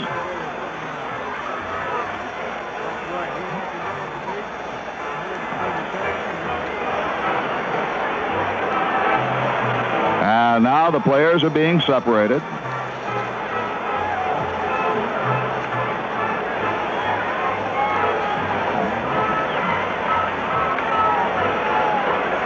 Still a big huddle with the managers, Whitey Herzog, the umpires, all 6 umpires, restoring order. There's a great sight. Fred Pontek, 5'4", playfully holding Cliff Johnson, who is 6'5". Now everybody being led away and told to go back. The bullpen crews are sent back to their stations. And we have had the first battle in American League Championship play. The Yankee benchman walk back toward the Yankee dugout. Brett will be stationed at third. Lou Piniella, the Yankee left fielder now, complaining about something to one of the umpires. Piniella is told to get back into left field. A 3-base hit for George Brett, a run driven in. The Royals lead 1-0. Brett drilled the ball to right center field. Mickey Rivers, going to his left, made a bid for it. The ball went over his head into the wall. Order has been restored. We'll pause right now for station identification on the New York Yankee Home of Champions Radio Network. WMCA's Strauss Communications in New York. This is Mel Allen. If you think a Reggie Jackson home run travels far, Emery travels over 250,000 miles a day. Emory, the Air Force and Air Freight.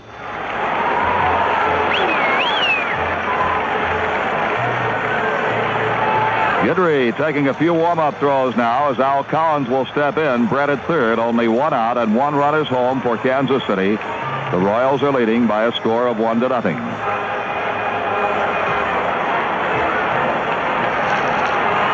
George Brett went in hard to Nettles. Nettles tried to make the tag at third base, and the blows started flying. But peace has been restored, and Al Collins is the hitter. Right-hand batting right fielder. Collins is 3 for 15 with 3 runs batted in the series. The Yankees will pull the infield in, and Collins wants the baseball examined before he steps into the batter's box. Brannigan takes a look at it, gives it back to Munson. Munson sends it back to Guidry. The outfield spreads out on Collins, Piniella deep and left. The infield is in tight. Nettles is the deep man on the infield. Guidry will work from the stretch and set position. The left-hander's pitch, breaking ball for a strike. No balls and a strike on Al Collins. Amos Otis is on deck.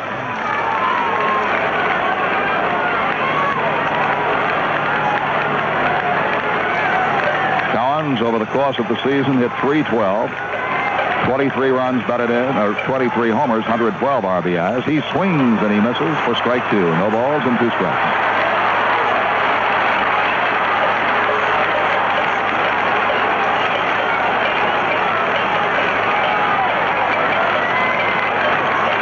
Guidry bends for the sign. Collins has stepped out. Time is being held for him. Chuck Hiller, the third base coach, has something to say to George Brett, the runner. And the 0-2 pitch. Bouncing ball to Nettles. The run will score. Nettles throw to first in time. Collins is out. Brett scores, and the Royals lead 2-0. High chopper off the carpet. No chance for Nettles to make the play at the plate. The only play he had was first base, and it was close over there. So an RBI for Collins, his 4th of the series. There were 2 outs, nobody on, and the batter, Amos Otis. Number 26, Amos Otis. Otis, the center fielder, a right-hand batter. He is 1 for 13 in the series. That one base hit, a 2-run pinch hit double. Otis has averaged 15 home runs, 71 runs batted in, and 29 stolen bases in 8 seasons as a Royal. Had an off year this season for average, batting .251. He did hit 17 home runs and drove in 78 runs. They're backed off. The outfield is bunched. The pitch, he bunts. Foul off the third base side. Piniella plays the alley in left center. Paul Blair in right center, giving both foul lines to Amos Otis.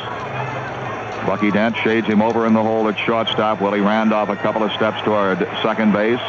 Nettles is deep but not guarding the line. Chambliss backed off and wide at first. Now Nettles takes a step toward the foul line as Guidry waits for Otis to step in. The on-deck batter, John Wathan. There's the wind by Guidry, the 0-1 pitch. He bunts again, this time down the third base line. Fair ball. Guidry up with it, throws to first. Safe. Base hit.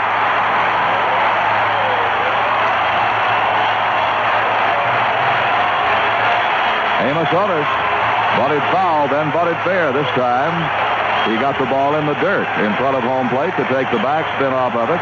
The ball stayed fair as it rolled down the third base line. Guidry fielded the ball cleanly.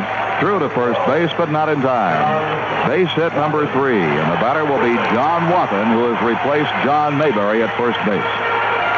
We learned after the ball game yesterday that John Mayberry was playing despite a spell of dizziness. We're told brought on by a pain-reducing medicine. The pitch to Wathan is high, ball 1. Wathan, a right-hand hitter, 0 for 4 in the series. Over the season, he batted .328. 2 home runs, 21 runs batted in. Chambliss holding on the base runner, Amos Otis. Throw over there, no play. The Royals lead 2-0 here in the bottom half of the first. Outfield is spread out for the right-hand hitting Wathan. The infield up the middle. Guidry throws to first base, a lob toss.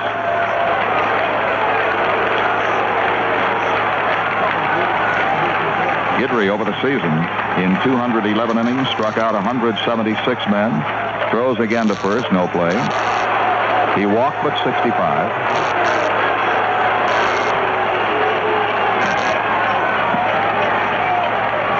Otis again takes his lead. Right foot on the carpet, left foot on the dirt. He bluffs going. The pitch is fouled out of play on the right side. 1 ball and 1 strike.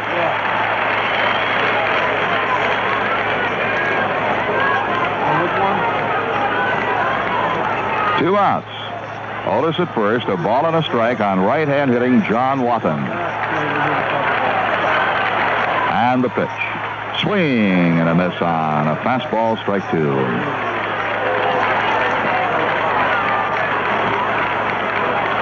One ball, 2 strikes. Guidry takes the sign with the gloved hand on the right knee. Now straightens up, drops the hands. Otis goes. The pitch is swung on and missed, strike 3. The side is retired, but the Royals pick up 2 runs on 3 hits. They leave a man. At the end of 1, it's Kansas City 2 and the Yankees nothing.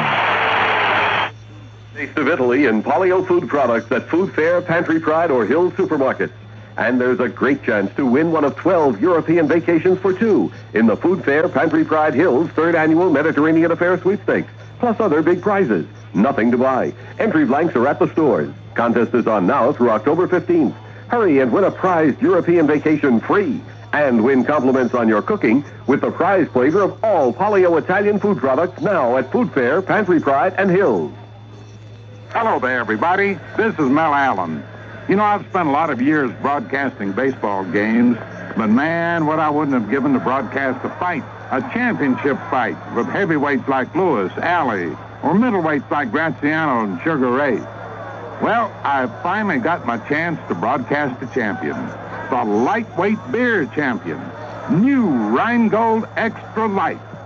Friends, you're going to hear a lot more about this premium beer because Extra Light got it all together. Less filling, round after round. Only 87 calories a can. But the full-bodied taste still goes the distance. Believe me, this is the one that'll set you beer fans cheering. Less filling, round after round.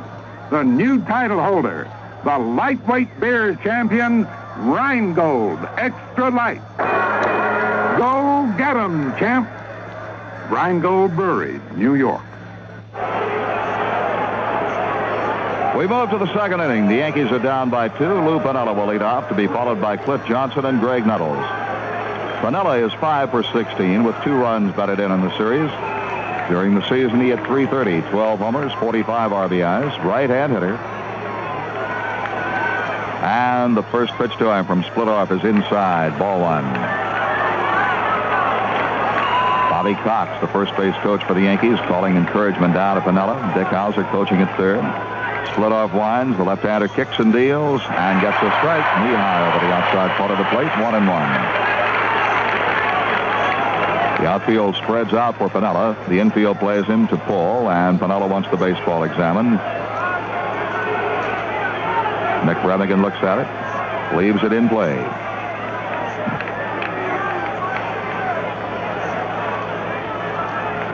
One ball and 1 strike.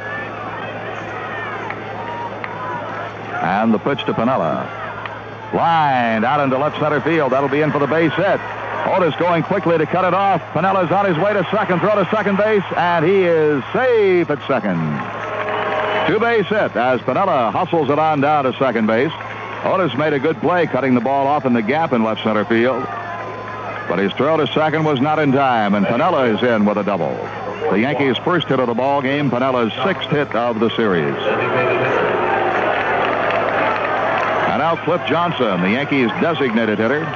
Johnson 5 for 13 with 2 runs batted in.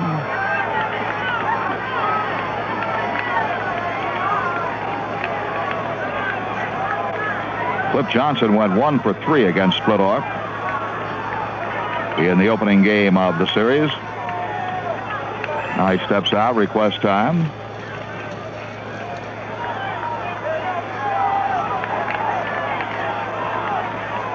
Now we're ready. Piniella leads at second base. They play Johnson to pull, and the pitch is low and in. Ball 1. George Brett guarding behind the bag at third base. Patek deep and well over in the hole at shortstop. Center fielder Otis shades just a bit toward left. A gap in right center field for Cliff Johnson. Splitoff's 1-0 pitch to him. Strike is called. Breaking ball on the inside part of the plate. 1 ball and 1 strike. Johnson batted .296 during the season for the Yankees with 12 homers, 31 runs batted in. He had 10 home runs for the Houston Astros before the Yankees obtained him on June 15th. Splitoff drops the hands below the belt. The kick, the pitch, swing, and a miss. He swung out in front and over a breaking ball. 1 ball and 2 strikes on Cliff Johnson.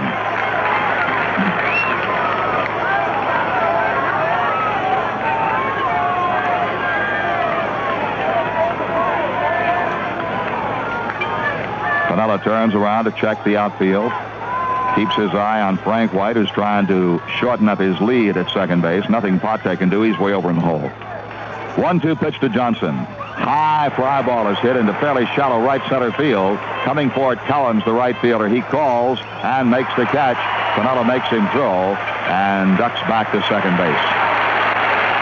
Johnson is out on a fly ball to the right fielder, Collins. 1 away, and the batter is Greg Nettles. Number 9, Greg Nettles. Greg Nettles 3 for 16 with 1 run batted in the series. He led the Yankees in home runs during the regular season with 37. He drove in 107 runs. Compiled a .255 batting average. The Yankee left-hand hitters, with the exception of Rivers, have not had a good championship series. Splitoff's pitch, swing, and a miss, strike 1. Rivers has had 7 hits. Nettles has had 3. Chris Chambliss has had but 1. Reggie Jackson, not playing tonight, has had but 1. The 0-1 delivery. Bouncing ball is hit towards second. Frank White is up with it. Makes his throw to Waltham at first in time. Piniella moves to third. There are 2 out.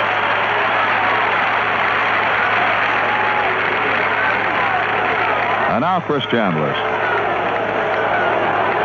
Toward the end of the season, Chambliss was not swinging well, and it's held over through the championship series so far. But he is the man who was the hero last year, winning the deciding game, game number 5, with that dramatic 9th inning leadoff home run. And the Royals have to be thinking about that. They swing him well around to the right side defensively, with the shortstop Patek almost behind second. Piniella leads from third. The pitch to Chris, low and outside, a fastball. 1 ball and no strikes.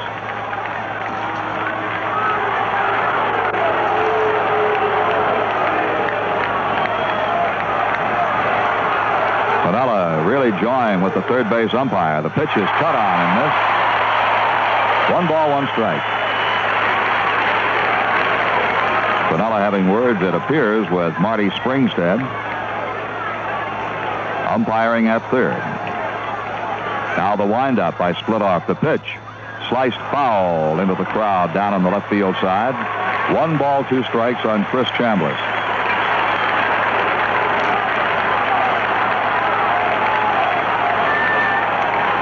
Piniella walks off his lead in foul territory. The Royals are leading 2-0 here in the top half of the second.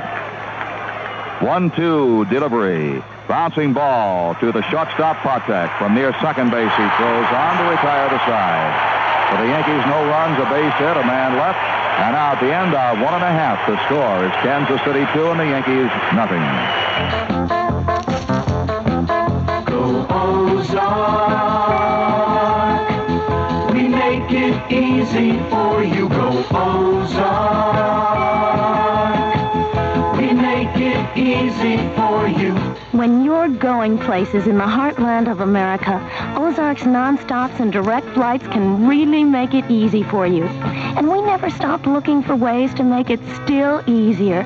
With expanded routes, more jets, more convenient schedules, and a wide range of money-saving fares.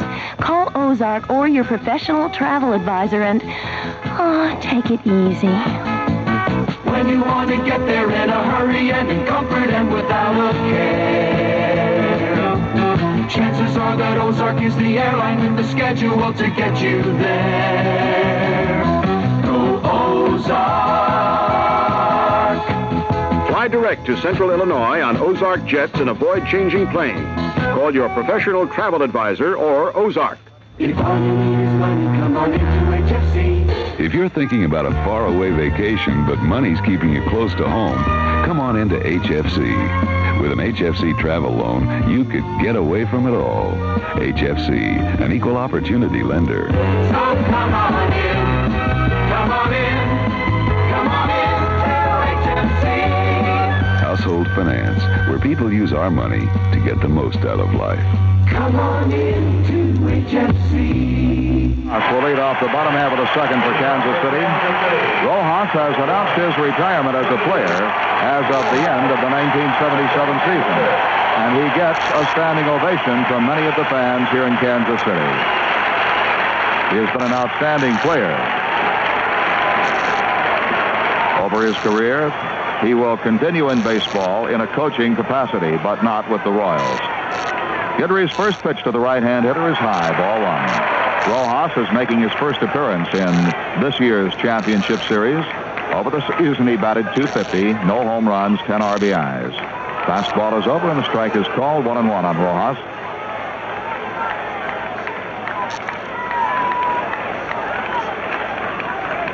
Guidry's next pitch just missed the outside part of the plate.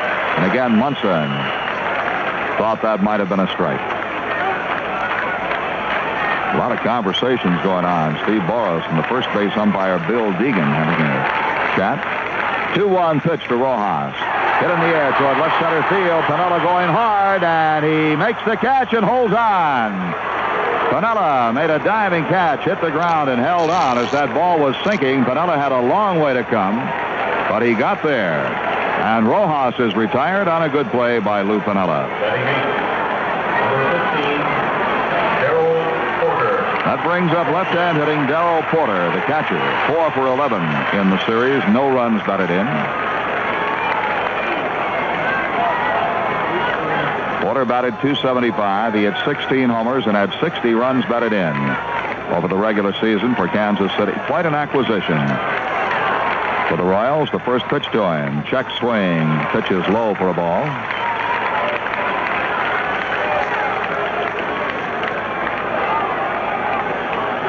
Porter deep in the batter's box, feet close together.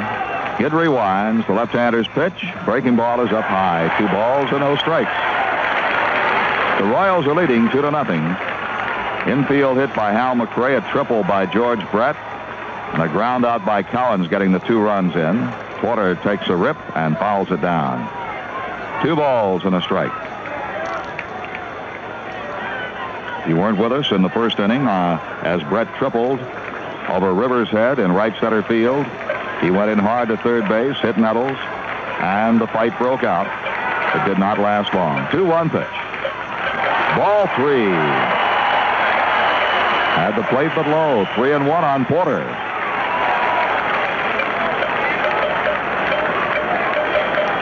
Guidry pumps. 3-1 offering. Line. 1 hop off the glove of Randolph out into right center field. Porter is on. Makes his turn. Stops and comes back as the throw comes in from Paul Blair. That is a base hit. Sinking line drive. Came up on a hard hop. Kicked away from Willie Randolph. And Porter is on with the Royals' 4th hit of the game.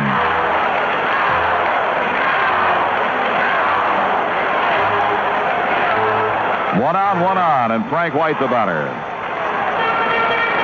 Right-hand hitting second baseman, batting 9th in the order. 4 for 14 in this series with 2 runs batted in. White batted .245. He had 5 home runs, drove in 50 during the season. And he takes a strike as he bluffed a bunt. Frank White was the top fielding second baseman in the American League this year, fielding .989.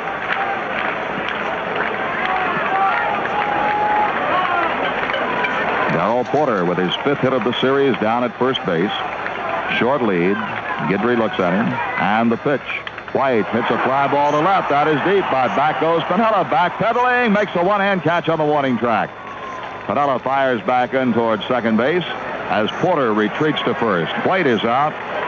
2 down.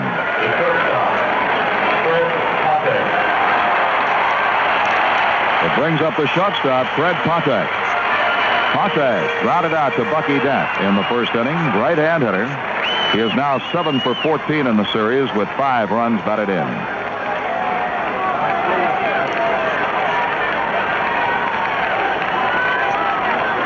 Guidry deals on the outside corner, strike 1. Mickey Rivers is shaded a step or two toward left field. Piniella straight away in left. Paul Blair guarding the alley in right center on the right-hand hitting Pontek. The 0-1 pitch to him. Foul back on the screen. Strike 2.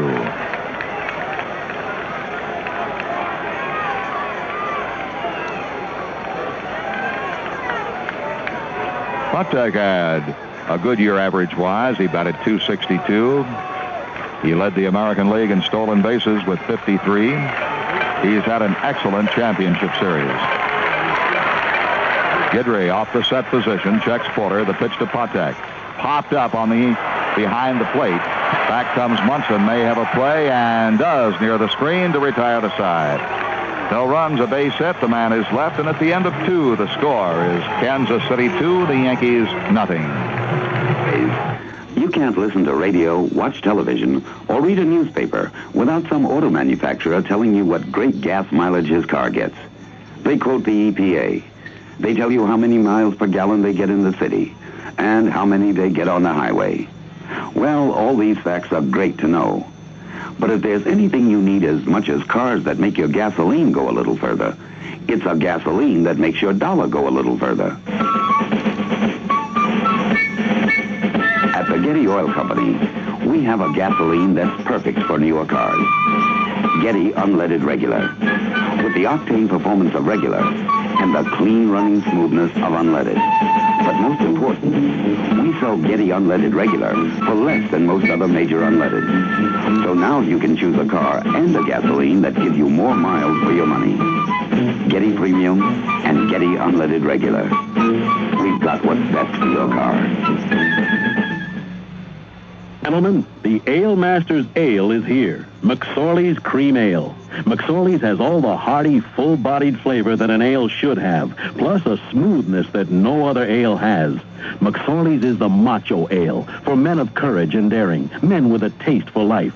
Gentlemen, order a bottle at your tavern or club, or pick up a 6-pack at the supermarket, and you'll thank me for telling you about the ultimate in ales, the Ale Masters Ale, McSorley's Cream Ale. McSorley's Limited, Orange, New Jersey. Paul Blair will lead off for the Yankees. He's been to bat just 1 time in the series, and he has 1 base hit. Over the season, he batted .262, 4 home runs, 25 runs batted in. Blair, a veteran of 6 championship series now and 4 World Series. Right-hand hitter, feet close, fairly deep in the batter's box. He has always hit split off well in his career. The pitch to him is line but foul into the seats down in left field. Blair really got around on it, pulled it foul.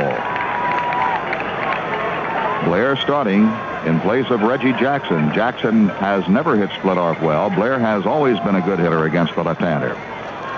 The 0-1 pitch.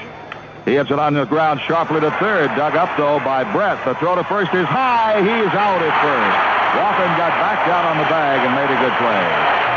Wathan had to leave his feet to take a high throw from Brett, but he came down on the bag ahead of Blair. 1 away.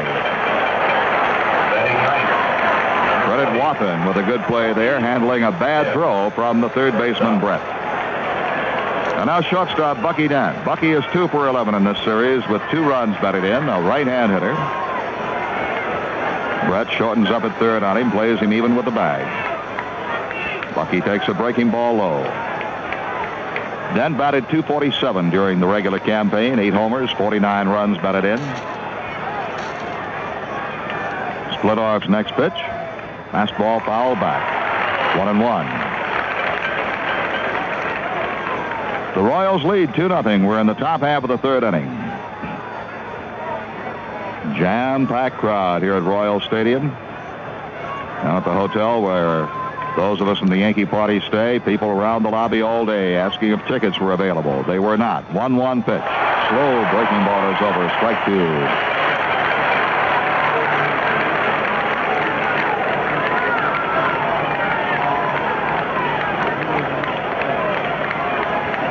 Split arm. Into the line. Big kick. And the pitch hits his bat. Foul ball. Pitch was high and inside. Bucky Dent tried to get out of the way of it. It hit his bat. Fouled straight down behind the plate. Count holds at a ball and 2 strikes. Splittorff lifetime against the Yankees has won 11 and lost 5. He has always pitched well against the New York club. 1-2 pitch to Dent. Fastball is low, and the count is 2-2. Again, we tell you the breeze here in Kansas City blowing toward the left field corner at 12 miles an hour. The 2-2 pitch. Hit in the air to shallow right. Collins had him played perfectly and makes the catch. 2 out. That will bring up the top of the order, Mickey Rivers. Mick the Quick struck out in the first inning. Rivers is the Yankees' leading hitter in the series with now 7 for 19.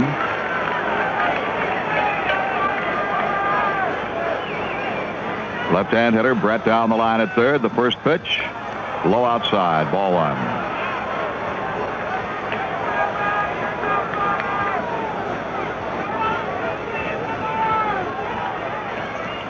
And the 1-0 deal.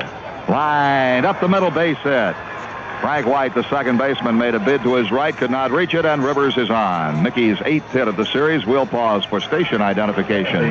This is the New York Yankee Home of Champions Radio Network. WMCA, Strauss Communications in New York. This is Mel Allen.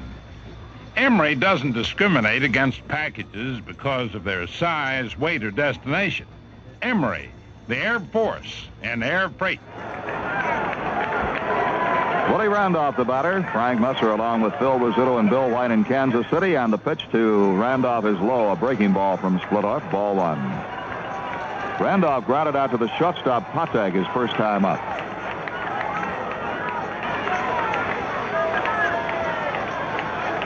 Here's the 1-0 pitch. Bounced foul outside of third. Flagged down by Coach Dick Hauser. Hauser looks it over, rubs it up, and tosses it back to Splittorff. Mickey Rivers moves back to first base. The Royals are leading 2-0. Top half of the third, 2 outs. Rivers on. Splittorff gives Mickey a look. He is going. The pitch is taken for a ball throw to second base. High. He's safe. Stolen base. Rivers almost overslid the bag. Frank White took the throw. A high throw from the catcher, Darrell Porter. Rivers had it beaten anyway and almost overslid. Frank White double tagged him, but Rivers kept his foot on the bag. Stolen base for Mickey Rivers. The count is 2 balls and a strike on Willie Randolph.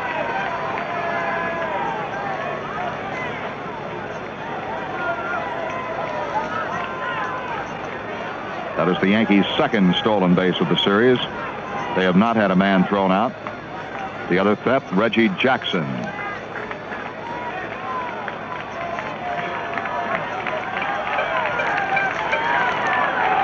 Two ball, 1 strike count on Willie Randolph, batting in the number 2 spot in the order tonight. Splittorff drops the hands. Here's the pitch. Breaking ball is over. Strike call. 2-2. He took something off of that one. Just wafted it over the plate.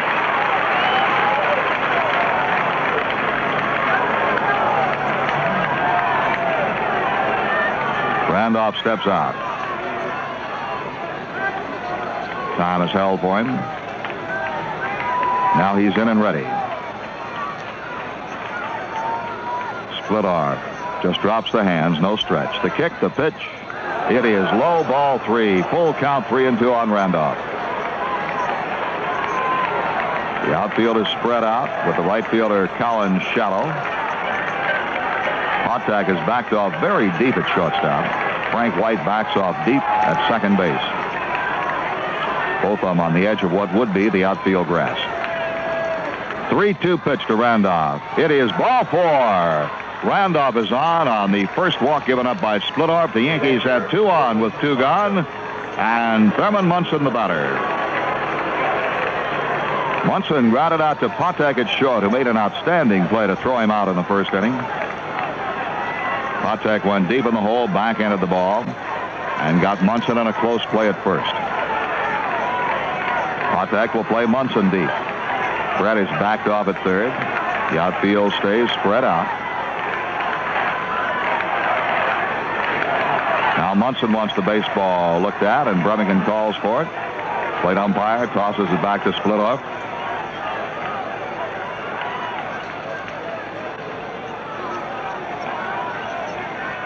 Splittorff beat the Yankees 7-2 in the opening game of this championship series.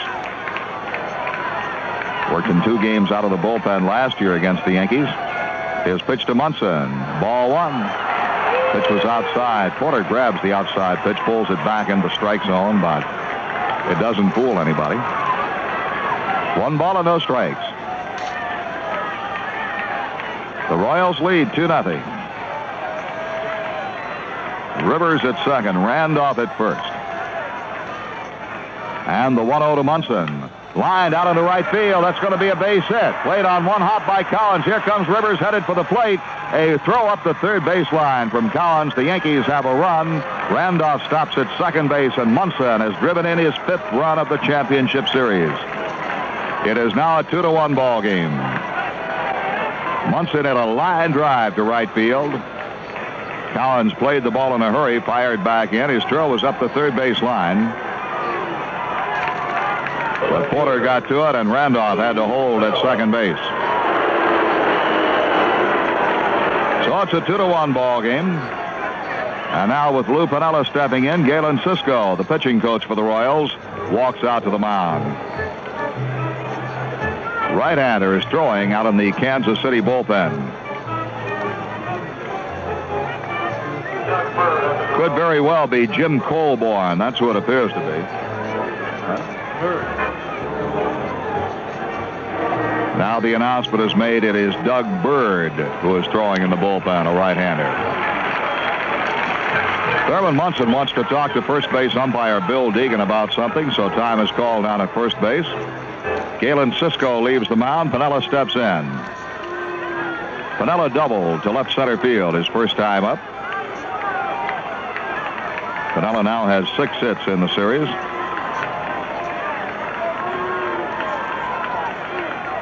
Cliff Johnson is on deck. Splittorff's pitch is foul back. Strike 1.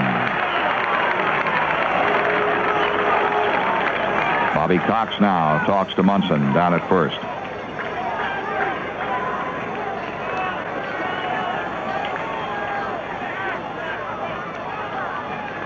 Royals 2, the Yankees 1 here in the top half of the third.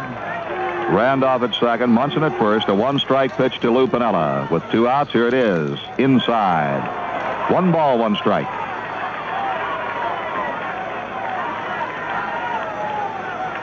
The outfield is very much spread out against Piniella. The infield shades him a couple of steps to the left side. Piniella getting some dirt on his hands. Has stepped out of the batter's box. Now he moves back in.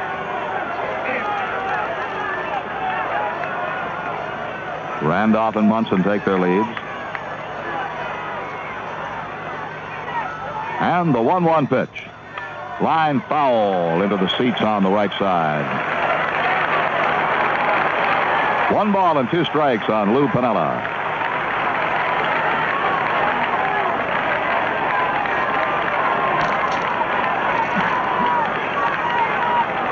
Cliff Johnson is in the on-deck circle.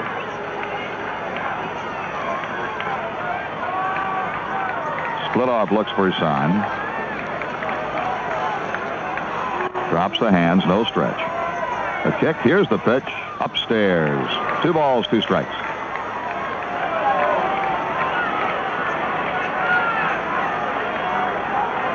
If the Yankees win this ball game, the World Series will start Tuesday night in New York. If the Royals win it, the World Series will start Tuesday night here in Kansas City. 2-2 to Piniella. Slow breaking ball is hit on the ground at third. Brett is up with it, makes his throw to first in time to get Piniella, and the Yankees are retired. 1 run, 2 hits, 2 men left, and at the end of 2.5, the score is Kansas City 2 and the Yankees 1. The price is right, you know, at NBO. National Brand Outlet, NBO.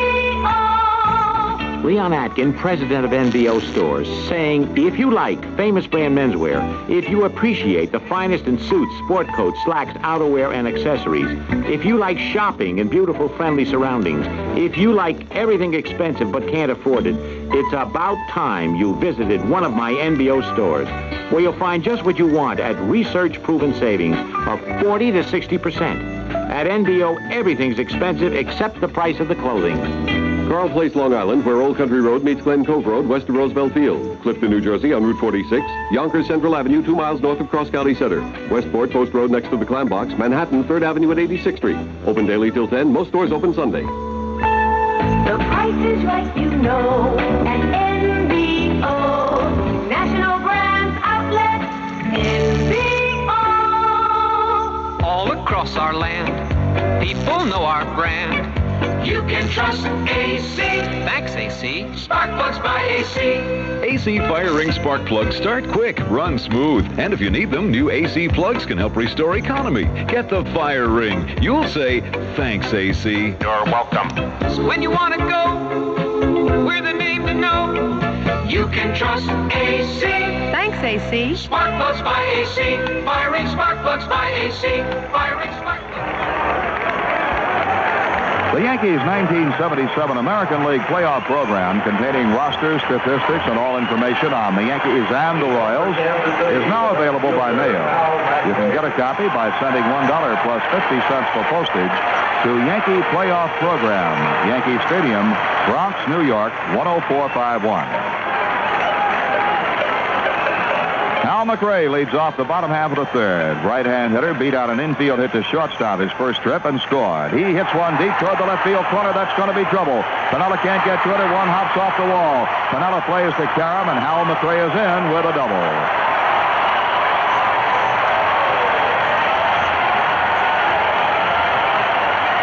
A two-base hit for Hal McRae. A shot into the left field corner off Guidry.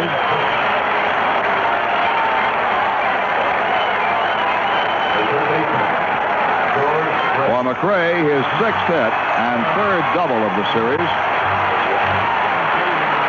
His 7th hit and 3rd double. He is 2 for 2 in this game. Now George Brett, who tripled to right center field in the first inning to drive in a run and later scored. Left-hand hitter takes a low fastball, ball 1. And activity will start in the Yankee bullpen.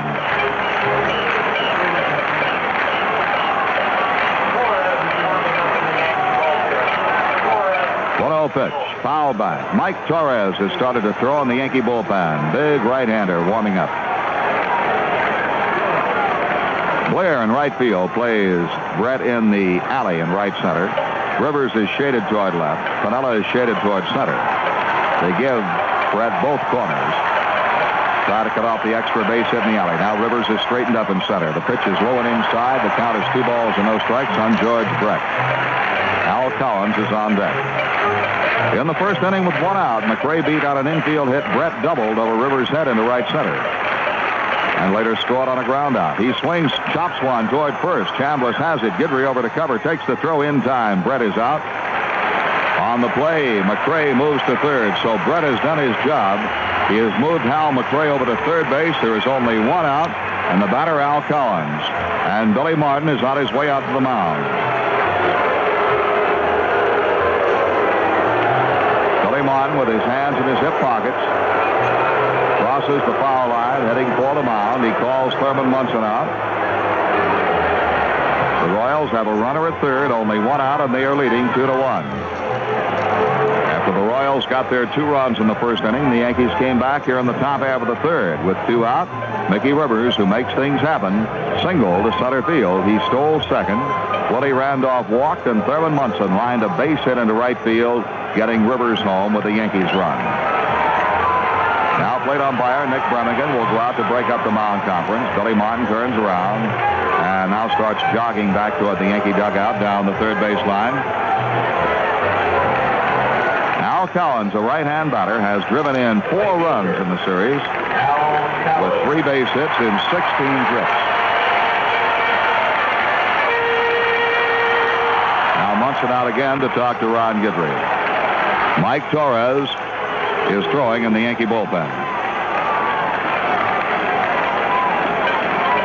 The Yankees will bring the infield in with a runner at third and 1 away.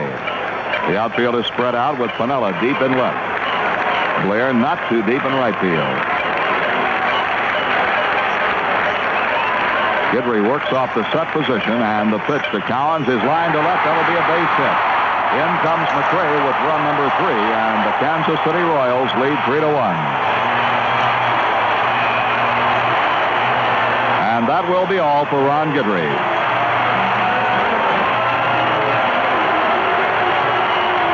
Al Collins gets his second RBI of this ball game. He gets his 4th hit of the series, a solid line shot to left field. And now with Amos Otis and John Watson, both right-hand hitters, and following them, Cookie Rojas, Billy Martin is out to pull Guidry in favor of Mike Torres. And right now, the new Yankee pitcher, Mike Torres, is making his way to the mound. If all you need is money, come on into HFC. If you're thinking about a faraway vacation, but money's keeping you close to home, come on into HFC. With an HFC travel loan, you could get away from it all. HFC, an equal opportunity lender. So come on in. Come on in.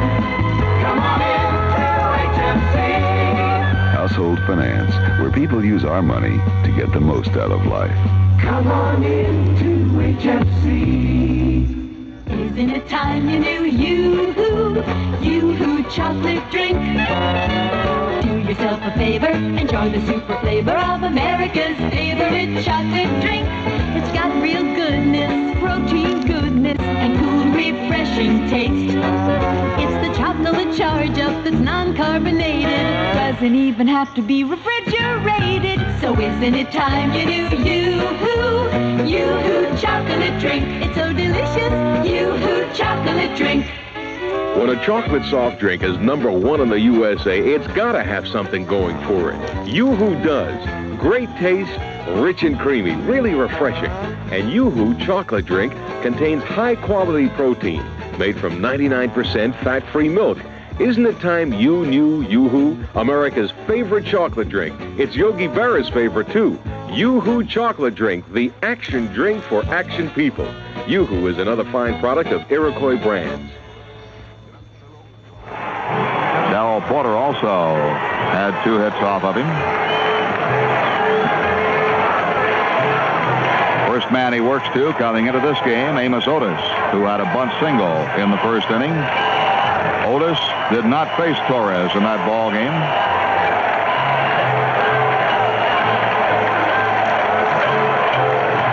So Mike Torres on after Ron Guidry goes only 2 1/3 innings. Guidry is charged with 3 runs.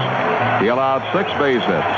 He did not walk anybody, and he struck out 1 man.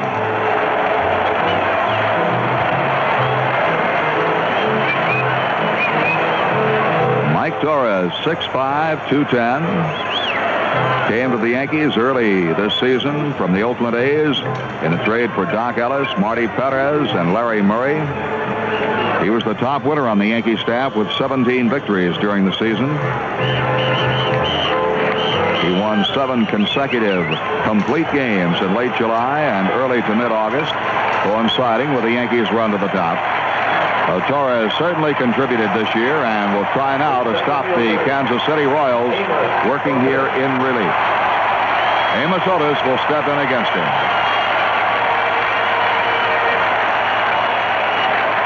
Torres overall this year won 17 and lost 13. In 35 starts, he had 17 complete games and 2 shutouts. Right-hand hitting Amos Otis with Collins at first, 1 out. The Royals are leading 3-1 here in the bottom half of the 3rd inning. Torres stretches high into the belt, checks the runner over the left shoulder, throws to first, safe. High throw sailed. Chambliss had to reach up for it.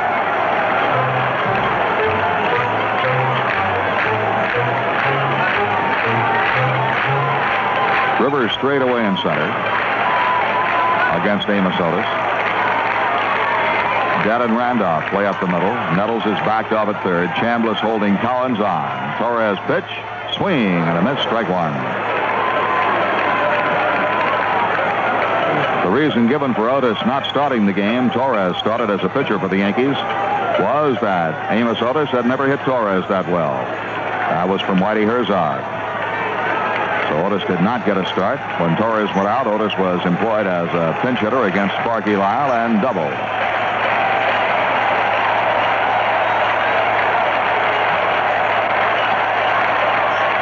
Torres stretches, checks the runner at first, and the pitch. Strike two call. The fastball. It's 0-2.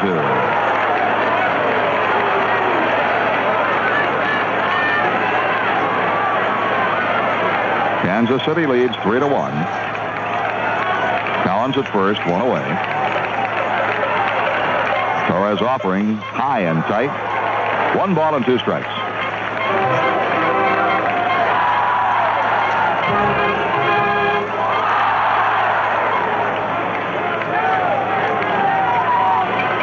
Yankee fans here in Kansas City, but it is a predominantly Kansas City Royal crowd.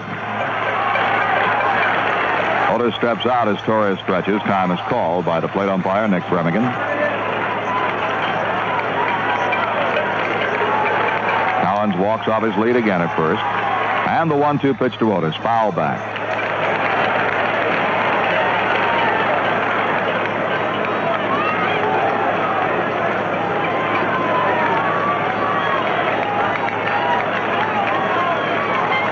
The Yankees will be flying back to New York after the ball game tonight.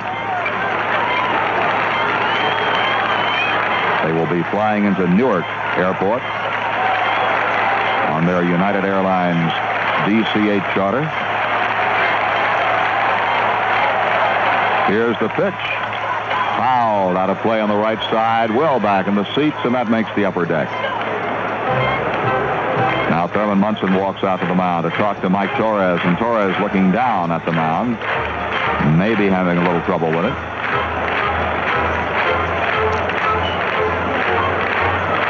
Now Munson turns around and comes back.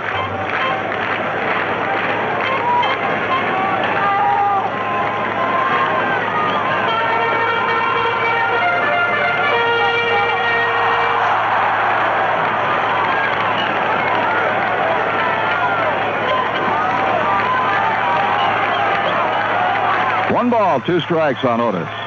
Collins at first, 1 away. The set, here's the pitch. Swing and a miss, struck him out. Torres fans Otis, there are 2 down.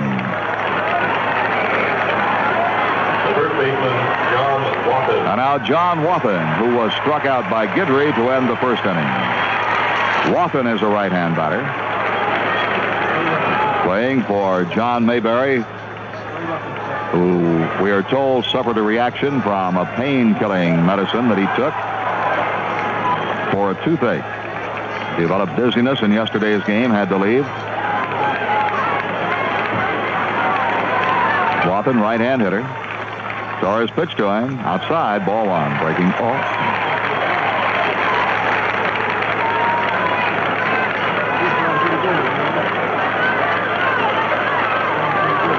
Torres stretches.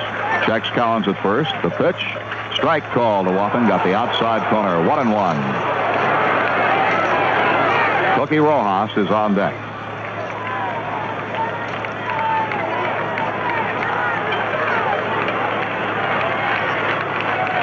The stretch by Torres. The look to first. 1-1 pitch. A pitch out.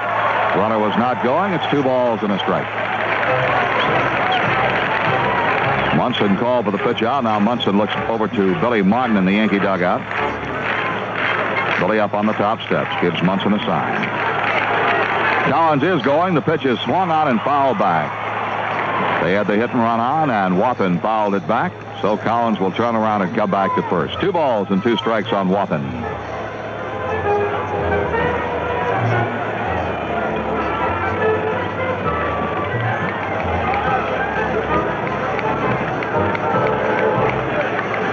Wathan has stepped out now, back in.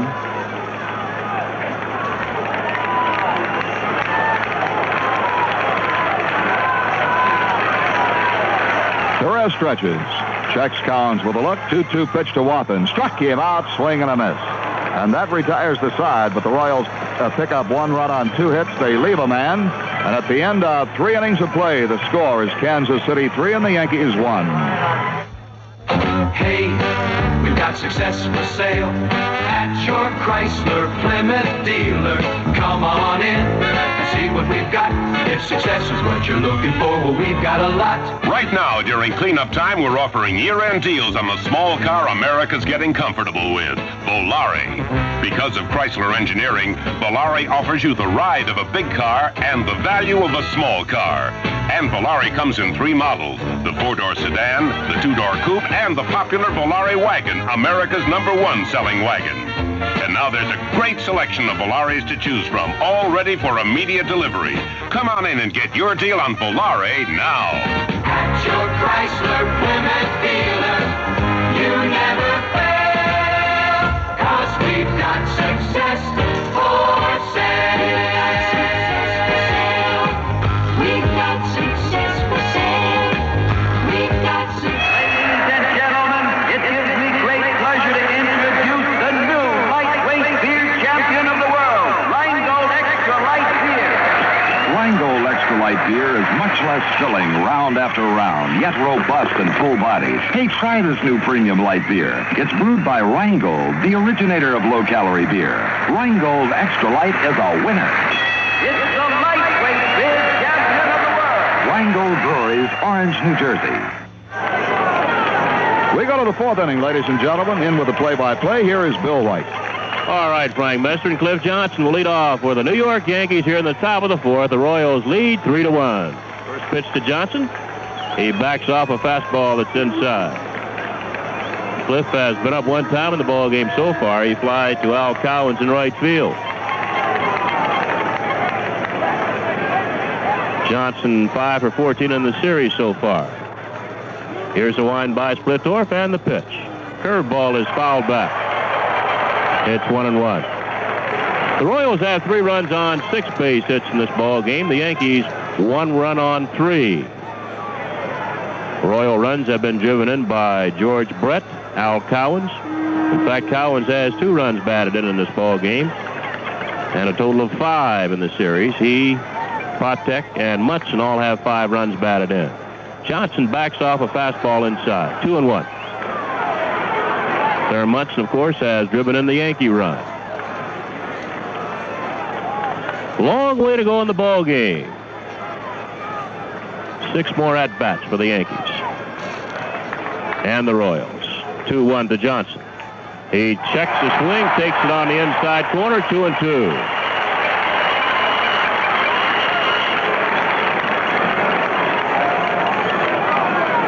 For that call, Johnson took a little walk out of the batter's box. He says something now to home plate umpire Nick Bremigan as he settles back in the box. Splittorff winds, and the 2-2 pitch to Johnson. Curveball is bounced foul back to the screen. Count remains 2-2. Splittorff has gone with a lot of breaking balls so far in this ball game, especially to Cliff Johnson and also to Willie Randolph.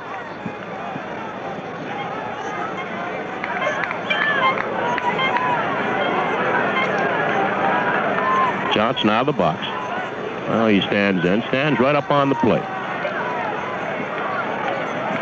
Here's Splittorff with the 2-2 delivery. Fastball is fouled back. Still 2-2. Tried to slip a fastball by Johnson on the inside corner, and Cliff got a piece of it. George Brett at third for the Royals. Freddie Patek playing shortstop, actually playing out in shallow left field. Frank White's the second baseman, and John Wathan playing first base in place of John Mayberry. Here's a 2-2 pitch to Johnson. Swung on and line foul into the seats out left field. John Mayberry, by the way, was bothered by a sore tooth yesterday. Took a couple of pain-killing pills and had a bad day, and today he had that tooth extracted. He's not in the ball game. There's a swollen jaw. Here's the 2-2 now to Johnson.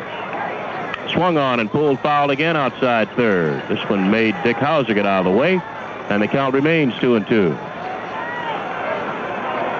Royal outfield has Hal McRae in left, Amos Otis in center, playing a deep center field, and Al Cowens out in right field. 2 balls, 2 strikes on Cliff Johnson. He'll be followed by Greg Nettles and then Chris Chambliss. Splittorf in the windup and the 2-2 pitch. Curve is outside, 3-2.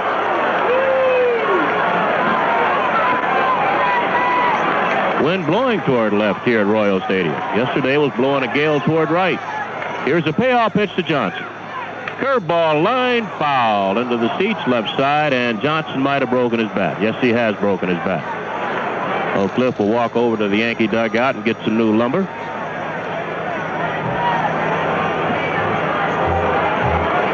And we'll take 15 seconds for station identification while Cliff Johnson gets some new lumber on the New York Yankee Home of Champions Radio Network. WMCA Strauss Communications in New York. This is Mel Allen. If Yankee pitchers want to see someone with a really great delivery, they ought to call Emery. Emery, the Air Force in air freight.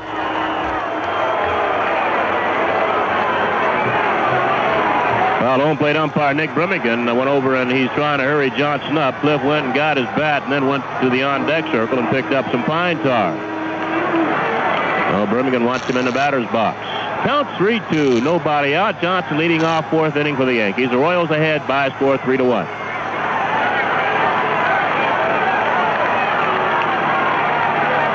Splittorf in the windup and the payoff pitch. Swung on, hit to left field. McRae going back into the corner. Still back, up against the wall, and it's up against the wall and bounces back in, and Johnson goes into second base. That ball hit that railing on top of the wall between the fence and the wall and stayed up there, then bounced back in. And when it looked like it might have been a home run, but it hit the railing and bounced back in, and Johnson steamed into second base with a double. I think that wind really helped the ball. Then McRae went back like he thought he had a chance. He kept backpedaling, finally got up against the wall there.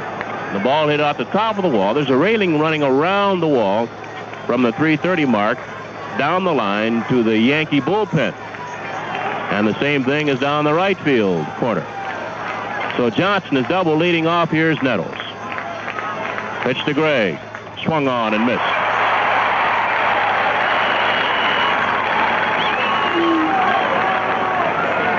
For Cliff Johnson, that's his 6th base hit and 15 times up.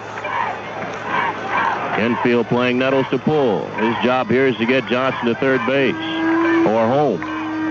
Pops it up on the left side of the infield. George Brett, the third baseman in foul territory, makes the catch.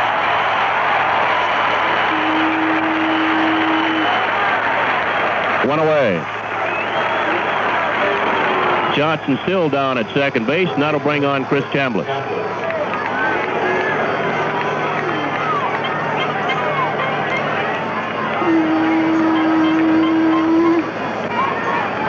Chambliss in the ball game so far has been up once, bounced to short. The Royals play him to pull. Patek, the shortstop, is out behind second base. As Splittorf sets and deals to Chambliss. Swung on, bounced to short. Patek has a big hop, throws on to Wacom, and they've got Chambliss. And on the play, Johnson goes to third. So there are 2 outs. Johnson on third base, and the batter is Paul Blair, the right fielder. Blair's been up 3 times in the series so far. Well, actually, this is his 3rd time up. He is 1 for 2. Got a single up the middle yesterday after he went into the ball game in the 9th inning to play defense for Reggie Jackson. Getting a start here in this final game. George Brett, the third baseman, threw Blair out his first time up. Pitch to Paul. Called strike on the outside corner. On deck is Bucky Dent. Royals leading 3-1. Yankees have a runner at third base with 2 outs in the top half of the 4th inning. Splittorf winds and the 1-strike pitch. Inside. 1 ball, 1 strike.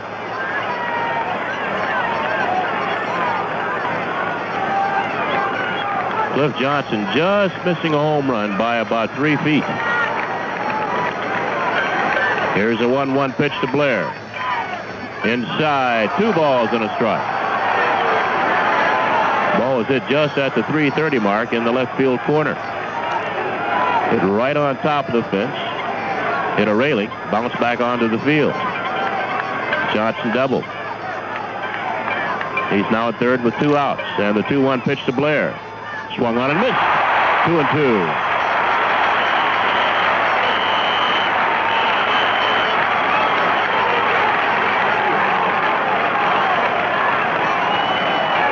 And the 2-2 delivery. Curveball popped up on the right side. Frank White, the second baseman, calling and makes the catch, and the side is retired. No runs on 1 base hit and a man left on by the Yankees. We're going to the bottom half of the 4th inning. The Royals lead the Yankees 3-1.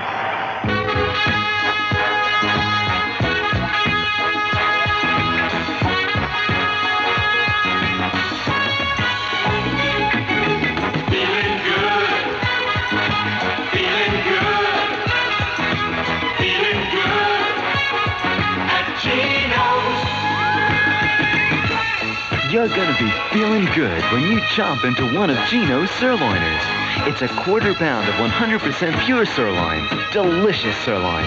Only at Geno's.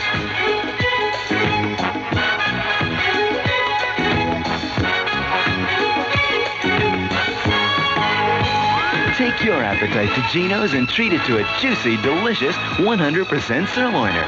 You'll be feeling good.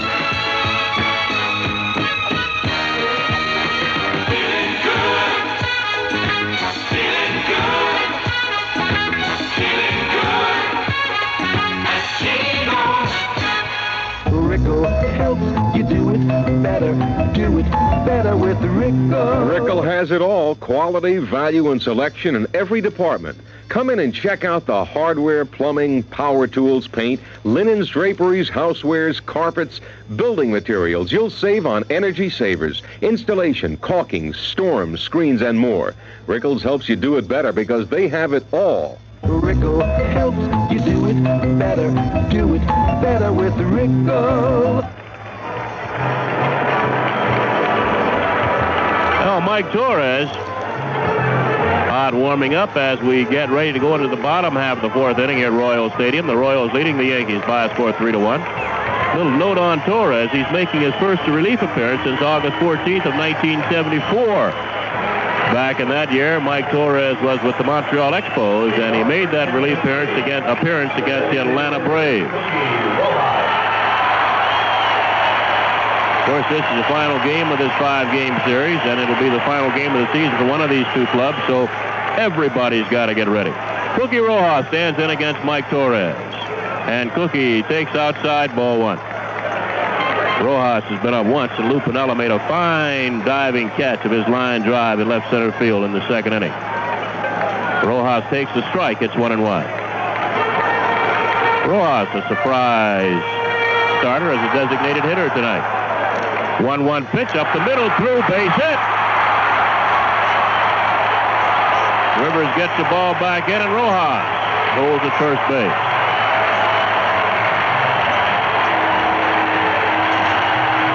First hit against Mike Torres. He struck out the first 2 men he faced, relieving Ron Guidry in the 3rd inning. Struck out Otis and Wathen. So Rojas on at first base, nobody out. The batter, Darrell Porter, the catcher. He's been up once, single to right center. Porter has hit well against the Yankees in this series, and also during the year, he's 5 for 12 in the series.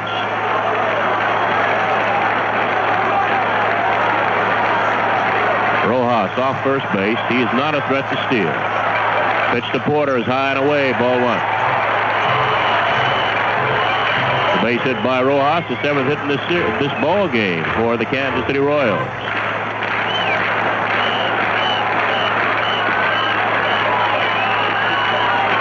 Now Torres is at the belt. The 1-0 pitch, high and away, ball 2. Mike Torres behind in the count to Darrell Porter. 2 balls and no strikes.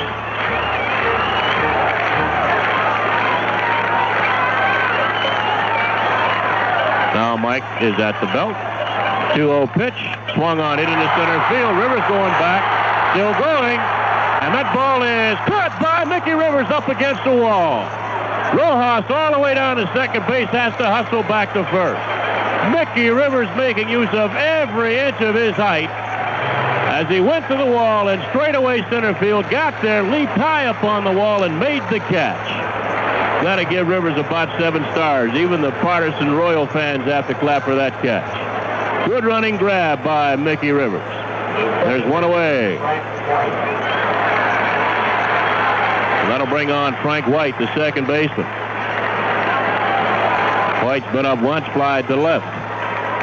Well, Mickey Rivers saved at least 1 run with that running catch in straightaway center. White's a right-handed batter. Torres sets. And the pitch. Too high, ball 1.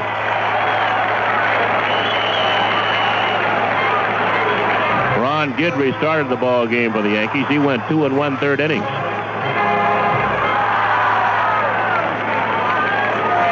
Gave up 3 runs on 6 base hits. The 1-0. White takes in there. Called strike. It's 1-1. Guidry had pretty good control. He didn't walk anybody, and he only struck out 1. A little tough to come back with just 2 days rest. Now Torres sets. 1-1 pitch to White. Curveball is high. 2-1. Royals 3, Yankees 1, bottom half the 4th inning. Cookie Rojas at first base for the Royals, and 1 away. Yankees set their infield up looking for 2. Outfield shades White toward right. Time is called now. Torres wants to tie a shoestring. Nettles is the third baseman for the Yankees. Dent's the shortstop. Randolph playing at second, and Chambliss holding Rojas at first.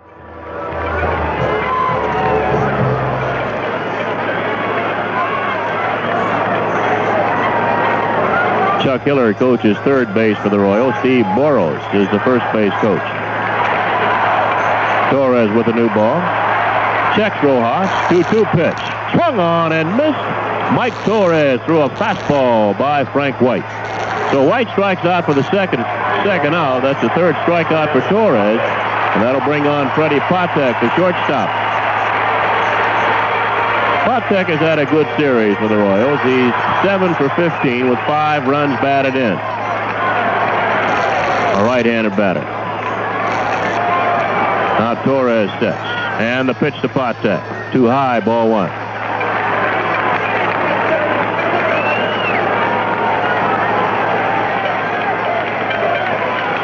Torres working quickly. The 1-0 pitch. Too high, ball 2. On deck is Hal McRae.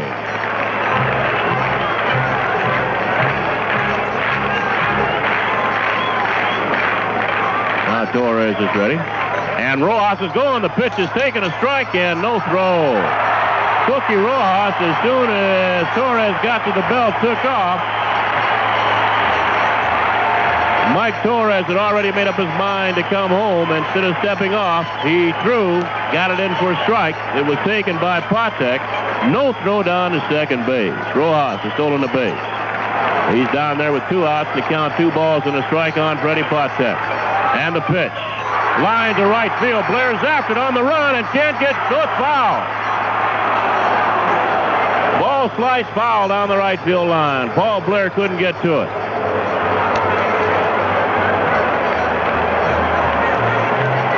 Close down the right side.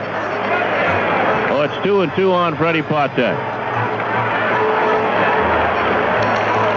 Rojas back at second base, and Patek comes back to the plate. Blair now moves a little closer to the right field line for Freddie Patek.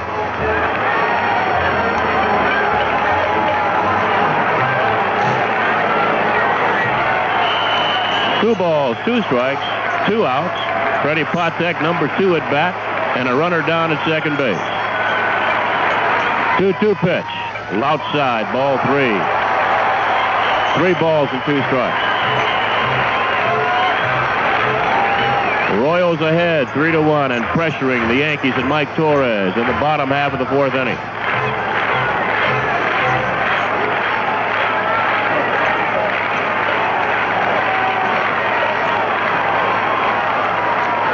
Torres does not like the first sign from Munson. Now he's ready. And the 3-2 pitch. Swung on, chopped the nettles at third base. He's got it. Long throw the first, just in time, and the side is retired. Patek bounces out 5-3. No runs, a base hit, and a man left. At the end of 4, the Royals 3, the Yankees 1. Gentlemen, it gives me great pleasure to introduce the new lightweight beer champion of the world, Rheingold Extra Light Beer. Rheingold Extra Light Beer is much less filling round after round, yet robust and full-bodied. Hey, try this new premium light beer. It's brewed by Rheingold, the originator of low-calorie beer. Rheingold Extra Light is a winner. It's the lightweight beer champion of the world. Rheingold Breweries, Orange, New Jersey. For nearly 100 years, HFC has tried to bring you the best service possible. And if there's ever any way we can improve ourselves, just let us know. HFC, an equal opportunity lender. Come on in. Come on in. Come on in. HFC. Household Finance, where people use our money to get the most out of life. Come on in to HFC.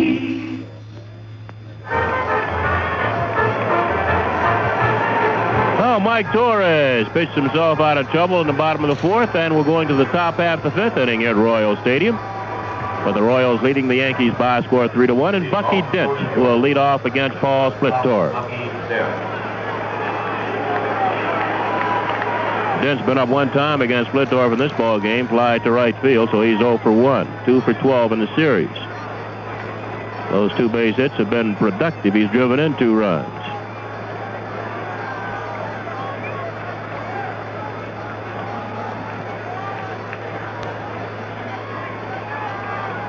It'll be Bucky Dent, Mickey Rivers, and then Willie Randolph against Paul Splittorff here in the top of the fifth. The left-hander's first pitch is line, base hit, center field for Bucky Dent. Over quickly, Amos Otis. And right away, Doug Bird gets up in the Kansas City bullpen, and the right-hander will start throwing. The batter now is Mickey Rivers, who was struck out and singled up the middle, stolen a base, and scored the Yankee run. Driven in by Thurman Munson in the third inning. Mickey's having a fine series, 8 base hits and 20 times up.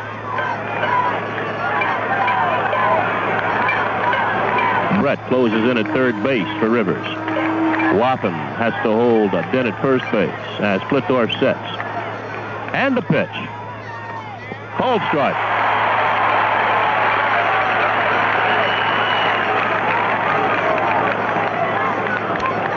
Doug Bird, a right-hander, throwing for the Royals in their bullpen. Splittorff's at the belt, and the 0-1 pitch to Rivers. Swung on a high bouncer toward first base. Splittorff has it. Underhand toss to Waffen, and they just get Rivers at first base. In fact, Rivers might have stepped on Waffen's foot. Moving into second base is Bucky Dent. The put out 1-3, 1 away. Dent now down at second base, and the batter is Willie Randolph. Randolph has bounced a short and walked in the ball game so far. He's 0 for 1. Splittorff has been throwing Randolph a lot of curveballs. Those balls breaking down and in on Willie Randolph. Wind still blowing toward left here at Royal Stadium. Not hard. Not like it blew out toward right yesterday. Pitch to Randolph. Curveball is low, ball 1. Royals have 3 runs on 7 base hits. The Yankees 1 run on 5 base hits, playing the 5th inning. Splittorff sets. The 1-0 to Randolph. Curveball bounced to short. Patek is there. Gobbles it up, throws on the first, and they've got Randolph. Then had to hold at second base.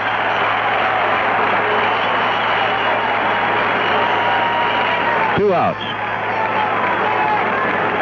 And the batter is Thurman Munson. And And this is going to mean a conference between home plate and the pitcher's mound between Paul Splittorff and his catcher, Darrell Porter. Munson drove in the Yankee run, the only run scored by the Yankees in this ball game in the third inning, with a single to right field. It's Thurman's 5th run batted into the series and his 6th base hit. He's 6 for 18. And as usual, Munson wants to look at the baseball.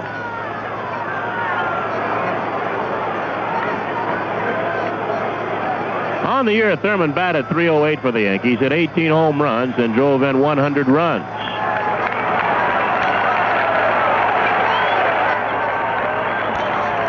Two outs, Dent down at second.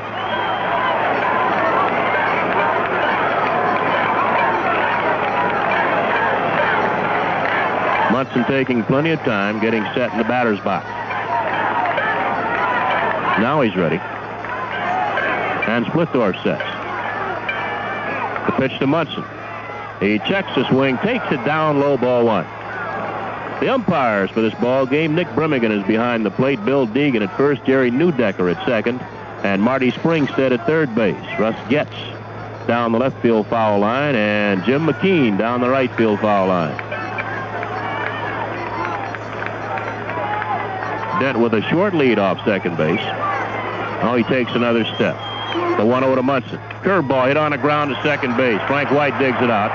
Throws on the first. It got Munson, and the side is retired. No runs on 1 base hit, and a man left on base. At the end of 4.5 innings of play, it's the Royals 3, the Yankees 1. If you were to rate the importance of athlete's foot on a scale of 1 to 10, what would you give it? About a 2? Let's face it, it's a dumb disease. Well, we make Desenex. And what do we mean when we say, don't blame Desenex? Simple. A lot of you are still suffering the itching and soreness of athlete's foot. Desenex has helped millions get rid of it fast. So if you're doing sneakers and socks instead of running the sand through your toes, then maybe this message is very important. Athlete's foot? Don't blame Desenex. A product of Penwalt Corporation. The guys out on the field aren't the only ones that get jock itch. Any guy can get it, even a popcorn vendor like me. But I don't put up with it. I use Crew-X medicated powder. Crew-X goes to work immediately to help relieve the itching, chafing, and rash. And its special medication helps fight the causes of jock itch. Don't put up with jock itch. Get Crew-X. C-R-U-E-X. It made a fan out of me. Say, Frank, what's another word for action? Yoo-hoo. Yoo-hoo? Right, Phil. Yoo-hoo chocolate drink. Why is that? Because Yoo-hoo not only has the best chocolate taste of any soft drink, but it also contains high-quality protein. And it's made from 99% fat-free milk. Yoo-hoo keeps your action going. That's why it's Yogi's favorite drink. Yoo-hoo is the action drink for action people. Right, the chocolate drink of champions. Join me in a Yoo-hoo. I'll drink to that. Drink Yoo-hoo, another fine product from Iroquois Brands. Bottom of the 5th, and the Royals will send in Hal McRae, George Brett, and then Al Cowens against Mike Torres. Torres has pitched strong baseball so far. He's faced 6 men, struck out 3 of them.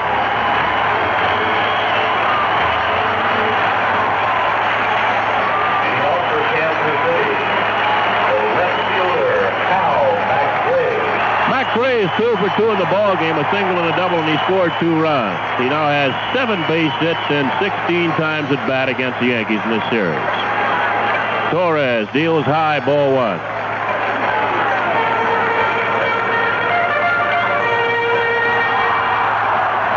Mike right back, fastball lined and grabbed by Willie Randolph. Well, even when they get McRae out, he hits the ball hard. McRae lining the Yankees second baseman Willie Randolph for the first out in the bottom of the 5th. The batter now is George Brett, the third baseman. He's tripled in a run, scored a run, and also bounced to first. Brett's 1 for 2 in the ball game.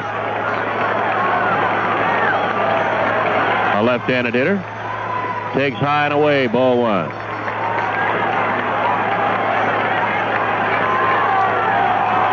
Torres winds, and the 1-0 pitch. High and away again, 2 balls, no strikes.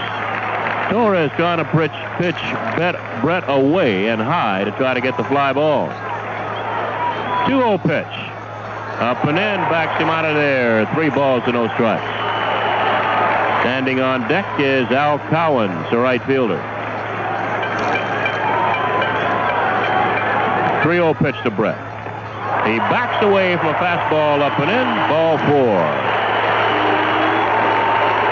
So Brett walks on 4 pitches, and that'll bring on Al Cowens.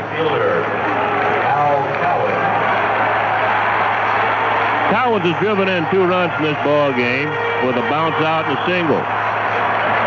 He has a total of 5 in the series. 4 base hits, 17 times at bat against the Yankees. Yankees straighten up for Cowens, play him straight away. Infield back looking for 2. There goes Brett. Pitch is high. Throw to second. And they put it on Brett for the out. Willie Randolph putting the tag on George Brett. Good throw from Munson. So Brett is cut down 2-4, 2 outs. The pitch was a strike on Al Cowens.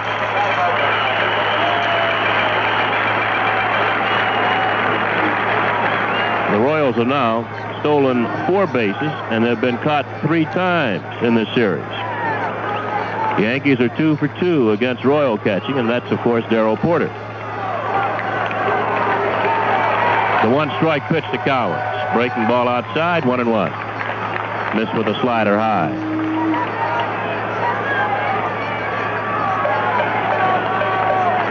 Torres winds, and the 1-1 pitch. Fastball is high, 2-1. The Yankees in the 6th inning will have Piniella, Cliff Johnson, and Greg Nettles against Paul Splittorff. Royals ahead 3-1, 5th inning.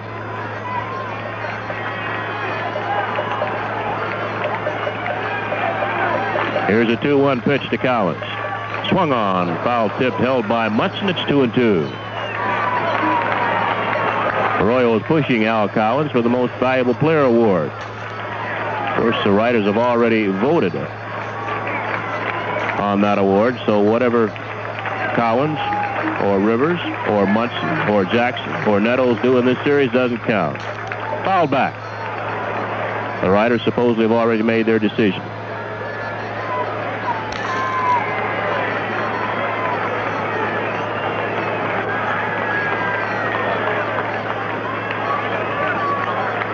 Two and 2 on Cowens.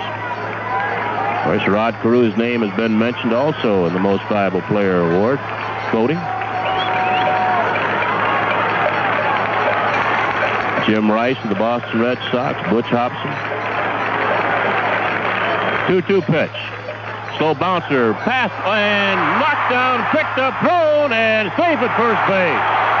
Ball was just out over the head of Torres. Willie Randolph went in and grabbed the ball, threw it to Chambliss, and Cowens is called safe at first base. Billy Martin now out arguing. So Al Cowens picks up his 2nd infield hit. Ball just got over the glove of Mike Torres going toward Randolph at second base. Willie scooped the ball, threw it the same motion, and Cowens was called safe. Martin still arguing with first base umpire Bill Deegan. Chambliss had bumped Deegan a bit, and so had Mike Torres. So Cowens on at first base, 2 outs. And when Martin finishes arguing with Bill Deegan, Amos Otis will be the batter.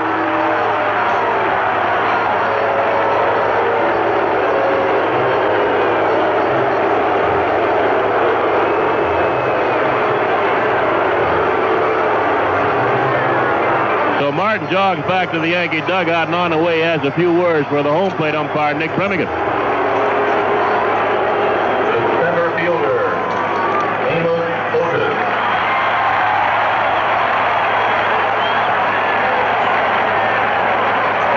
Amos Otis is bunting for a base hit in the 1st inning, struck out in the 3rd.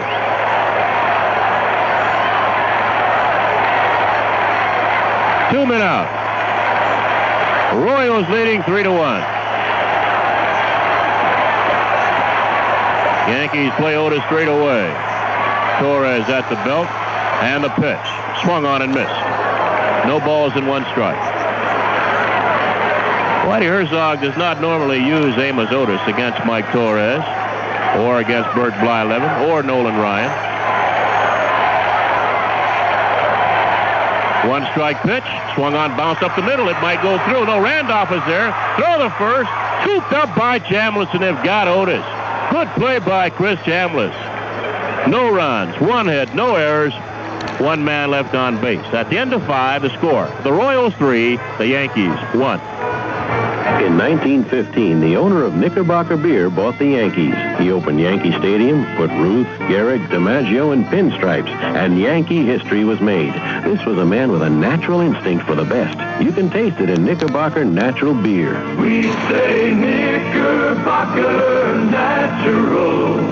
Nothing should come between you and your beer. Two great traditions, the Yankees and Knickerbocker, from one great man, Jacob Rupert, Inc., Orange, New Jersey.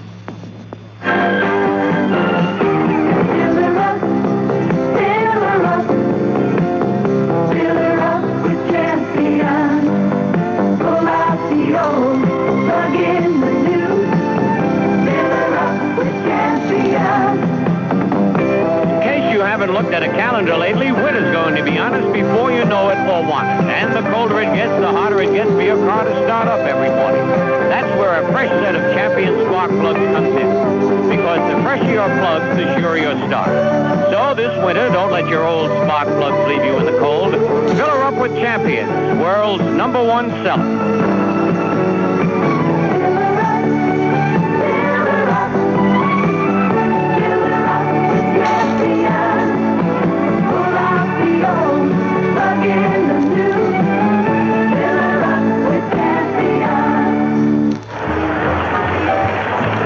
Lou Piniella will lead off the Yankees in the 6th inning. Royals lead 3-1. Royals had 3 runs on 8 base hits. The Yankees 1 run on 5. Leading off for the Yankees, the left fielder, Lou Piniella. Lou Piniella's had a fine series, not only with the bat, but with the glove. He's really done a pretty good job. Doubled in the 2nd inning, but was left stranded. Bounced to 3rd into 3rd. So Piniella's 1 for 2 in this ball game. 6 for 18 in the series with 2 runs batted in. It'll be Lou Piniella, Cliff Johnson, and then Greg Nettles against Paul Splittorff in the 6th inning.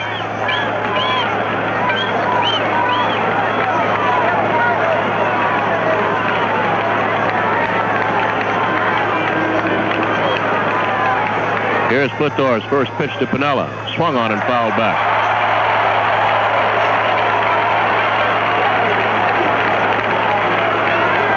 The Yankees and the Royals fighting for the right to face the Los Angeles Dodgers in the World Championship. It will start on Tuesday in the American League City. 2 games in the American League City, then back out to the National League City, Los Angeles, for 3.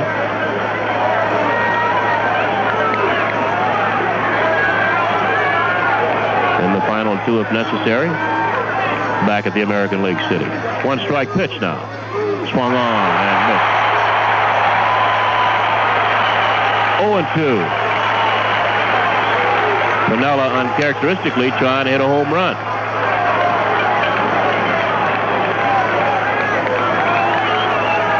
Here's a 2-strike pitch to Piniella. Inside, slider, 1 ball, 2 strikes. Hey, one thing, Lou's all hepped up for this ball game. Here's a 1-2 to Piniella. Swung on it in the air to right field. Cowan's going back. He's got plenty of time. Backpedaling, and he makes the catch. 1 away. That'll bring on the designated hitter for the Yankees, Cliff Johnson. Johnson has flied to right field and doubled. Doubled on top of the wall in left field. The ball hit on top of the wall, bounced up against a mesh railing, and came back on the field. So Johnson 1 for 2 in the ball game. 6 for 15 in the series. Pitch to Johnson. Outside, ball 1.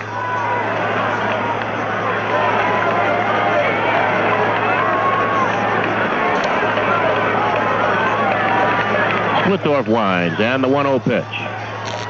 Inside, a curveball, 2 balls and no strikes.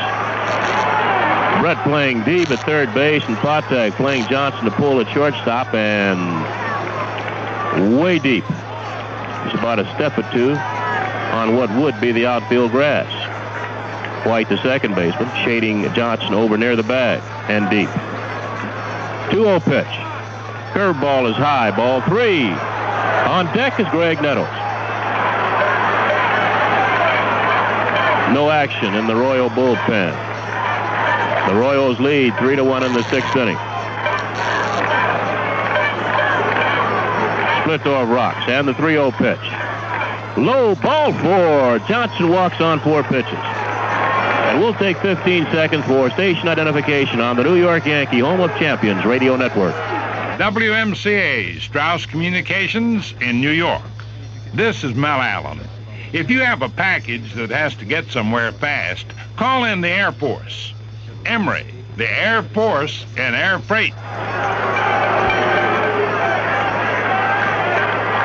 Here's a pitch to Greg Nettles. Swings and doesn't get a fastball. No balls and a strike. Time is being called by the umpire coming in from right field, Jim McKean. McKean cannot get anybody's attention. Now he sets Splittorff, and the pitch. Outside, it's 1-1. Now McKean is yelling toward the second base umpire, Jerry Neudecker, trying to get his attention, and time is finally called.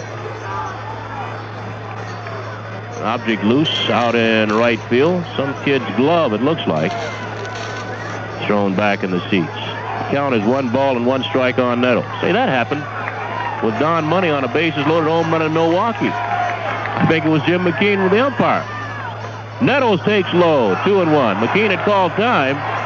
Money hit a grand slam home run. Didn't count. Had to play it over. Yankees won the ball game.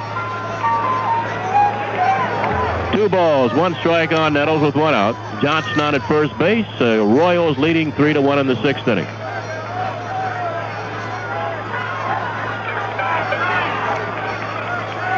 Splittorff sets. The pitch to Nettles. Swung on and missed.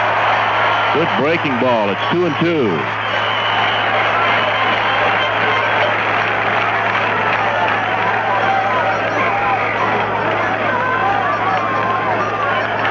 Waffen playing behind Johnson at first base. 2-2 pitch.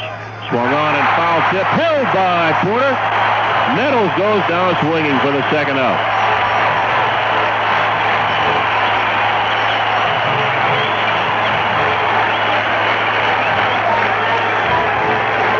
It's only the 2nd strikeout for Paul Splittorff, and that'll bring on Chris Chambliss, the Yankee first baseman. Chambliss has been up twice, bounced out both times to shortstop Freddie Patek. Patek plays Chambliss to pull almost behind second base. A little odd formation because the second baseman, White, plays him straight away. Chambliss takes a curve for a strike.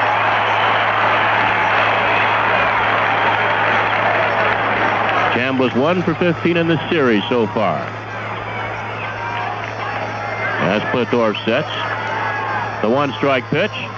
Outside, a curveball. It's 1-1. About the last 10 days of the season, Chambliss started into a mini slump. Lost his timing, and it's carried over into the series. The 1-1 pitch. Swung on it on the ground to second. Frank White digs it out. He'll play at the first base. And the side is retired. No run, no hit, a walk, and a man left on base. We're going to the bottom of the 6th. The Royals 3, the Yankees 1. Rickle helps you do it better. Do it better with Rickle.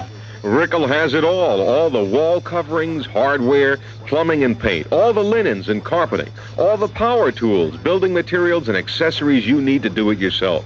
All the energy savers, too, to lower your home fuel bills. Come into Rickle for quality, value, and selection. They have it all. Rickle helps you do it better.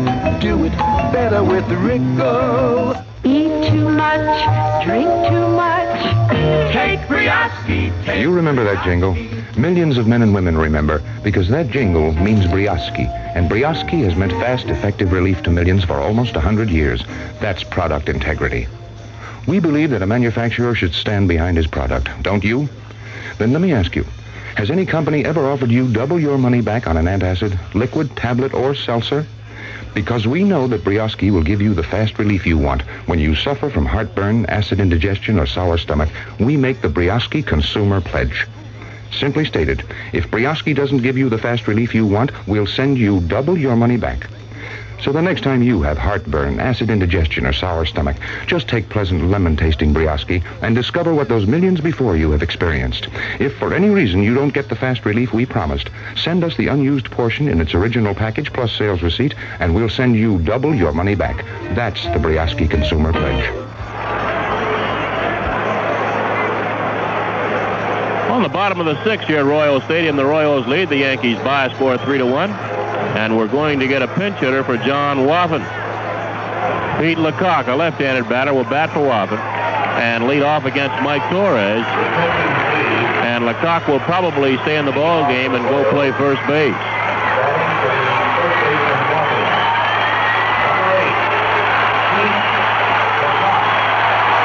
John Mayberry, who normally plays first base for the Royals, had a tooth pulled today and his jaw swollen. And with the pain-killing pills he had to take, of course, he also took them yesterday with the tooth in, and he made an error, a costly error. So he's not playing. Lecoq takes a strike on the inside corner. This is Lecoq's first appearance in the American League Championship Series. Backs off a fastball inside, 1-1. Lecoq hits just about everything the other way. The Yankees play him straight away, both in the infield and the outfield.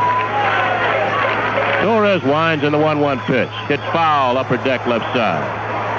1 ball and 2 strikes.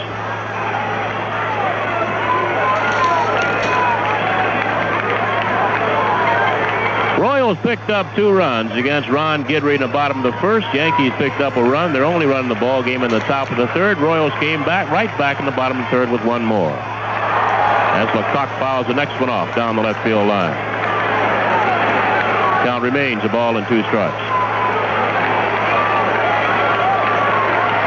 3-1 Royals. 6th inning. 1-2 pitch. Swung on and missed. Lecoq goes down swinging. There's 1 away. That's the 4th strikeout for Mike Torres. Torres came in the ball game in the 3rd inning, pinch hitting, or actually relieving Ron Guidry. Struck out the first 2 men he faced, Otis and Woffen. Here's Cookie Rojas, 1 for 2 in the ball game. Cookie swings and doesn't get a slider. No balls and a strike.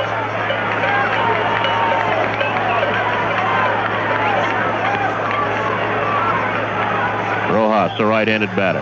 The 1-strike pitch, low, 1-1. Rojas has already announced his intention to retire after this season. This is it for him. 16 years of big league baseball. 1-1 pitch. Takes a strike. Good slider. Let her high on the outside corner. 1-2.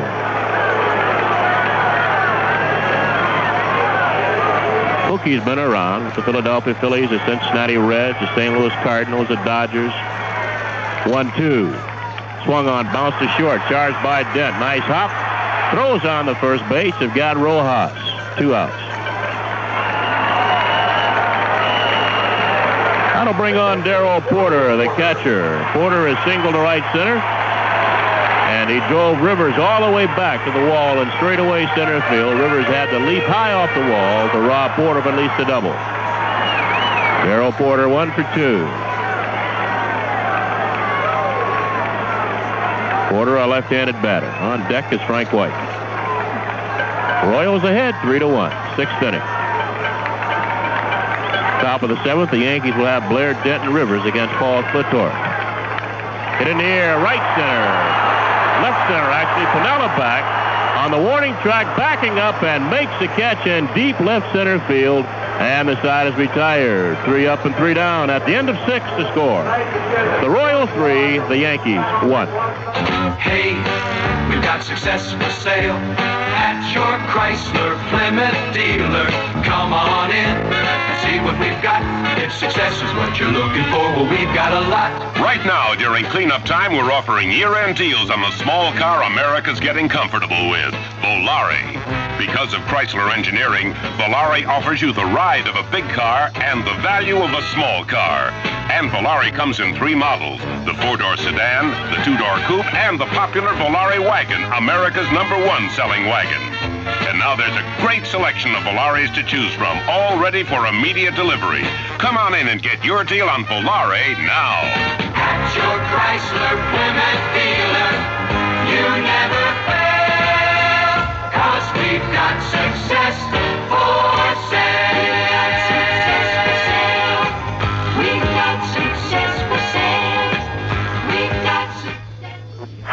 Sure is great being back in Yankee Stadium. All the terrific new seats. And all the terrific new candy counters with Baby Ruth bars. As a matter of fact, I think I'll run down to one of those terrific new candy counters right now and get some Baby Ruths. I can just taste that rich chocolatey coating over chewy caramel, fudge, and peanuts. Frank, the reason you can just taste them is because you just ate a whole bag of fun-sized Baby Ruth. Don't you think that's enough Baby Ruth bars for anyone? Well, Frank Musser is not just anyone. And when you gotta have one, you've gotta have one. Well, at the end of 6th inning here, Royal Stadium, the Royals lead the Yankees 3-1. They had 3 runs on 8 base hits. The Yankees 1 run on 5 against Paul Splittorff. And here to see if he can't do something about that, the Scooter, Phil Rizzuto. All right, William. Paul Blair bounced to third, popped to second. And at first, Pete Lecoq, who pinch hit for John Watson. Splittorff's pitch. Strike 1 call. I think Splittorff's throwing harder now in the last 2 innings than he did through the first 5 innings. 3-1, the Royals lead. Deep to left, but it's going to curve foul. That would have been plenty far enough to have been a home run. Look at Blair. He knew he just missed it. Boy, I said he got a slider. Just got a little bit out in front of it, way back into the left field seats.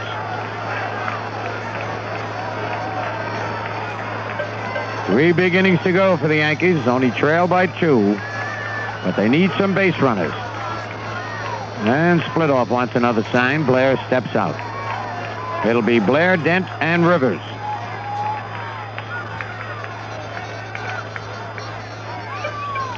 The 0-2 pitch. Curve. Bounce to third. Brett waits for the hop. Fires to first in time.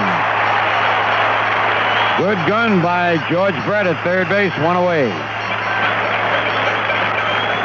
Now Bucky Dent flying to right, single to center.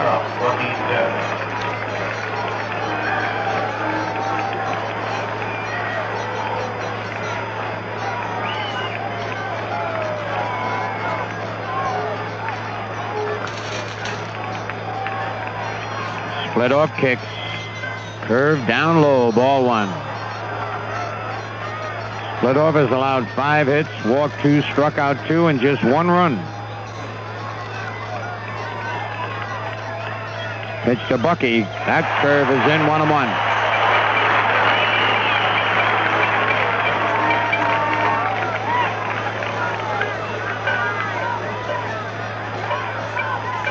The 1-1 pitch, another curve, low, 2-1.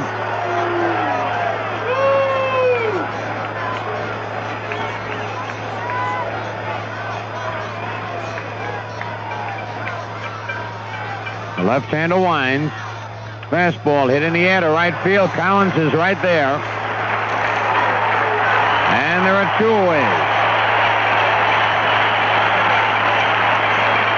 And now Mickey Rivers. Mick has struck out, singled, stolen a base and scored. And bounced out. Pitcher to first base. And that was a big play in the ball game. Dent had led off with a single. Mickey hit a Baltimore chop that almost got over Splittorff's head. Curve to Mickey, low, ball 1. McCock is even with the bag at first, and Brett playing in as he normally does against Rivers.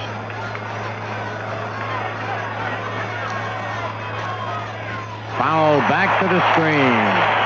1-1.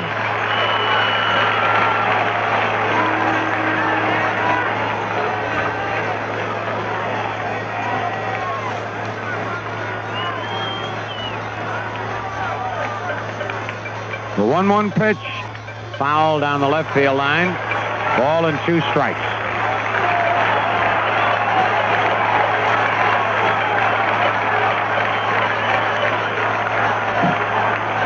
It's a beautiful day here and another beautiful night.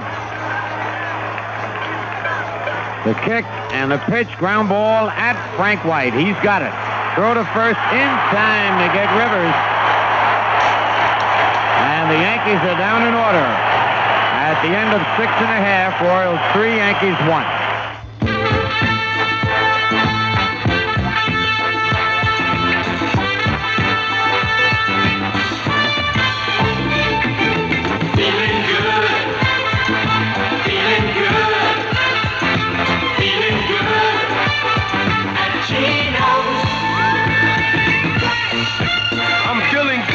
Gino's. I mean, Ali is really feeling good at Gino's. And here's why. Gino's Giant, a burger that tastes as good as it looks. 2 all-beef burgers packed with all the trimmings. Take it from Ali. Try Gino's Giant. It's the greatest next to me.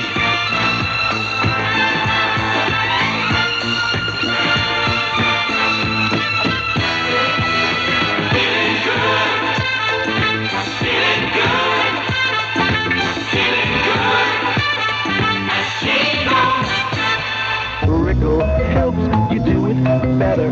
Do it better with Rickle. Rickle has it all, quality, value, and selection in every department. Come in and check out the hardware, plumbing, power tools, paint, linens, draperies, housewares, carpets, building materials. You'll save on energy savers, installation, caulking, storms, screens, and more.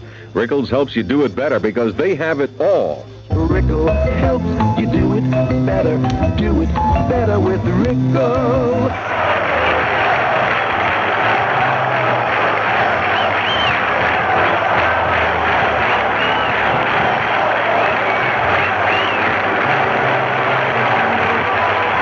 All right, we're going to the bottom of the 7th. These Kansas City fans are going bananas. But the ball game is not over yet. Frank White has fly to left and struck out. Leading off for Kansas City, the second baseman, Frank White. Going to be a lot of people sound like me tomorrow, the way they've been yelling through these first 7 innings. Pitch to White. Ground ball to third. Nettles knocks it down. Picks it up. Throw to first. They got him. Oh, man, that Nettles really hounded that ball. Beautiful play by Greg on a hard shot that bounced off his chest. 1 away, here's Patek. Bounced to short, foul to the catcher, and thrown out on a fine play by Greg Nettles. Now, Patek has hit in every game but this one. In every playoff game he's participated in, last year and this year. Ball 1.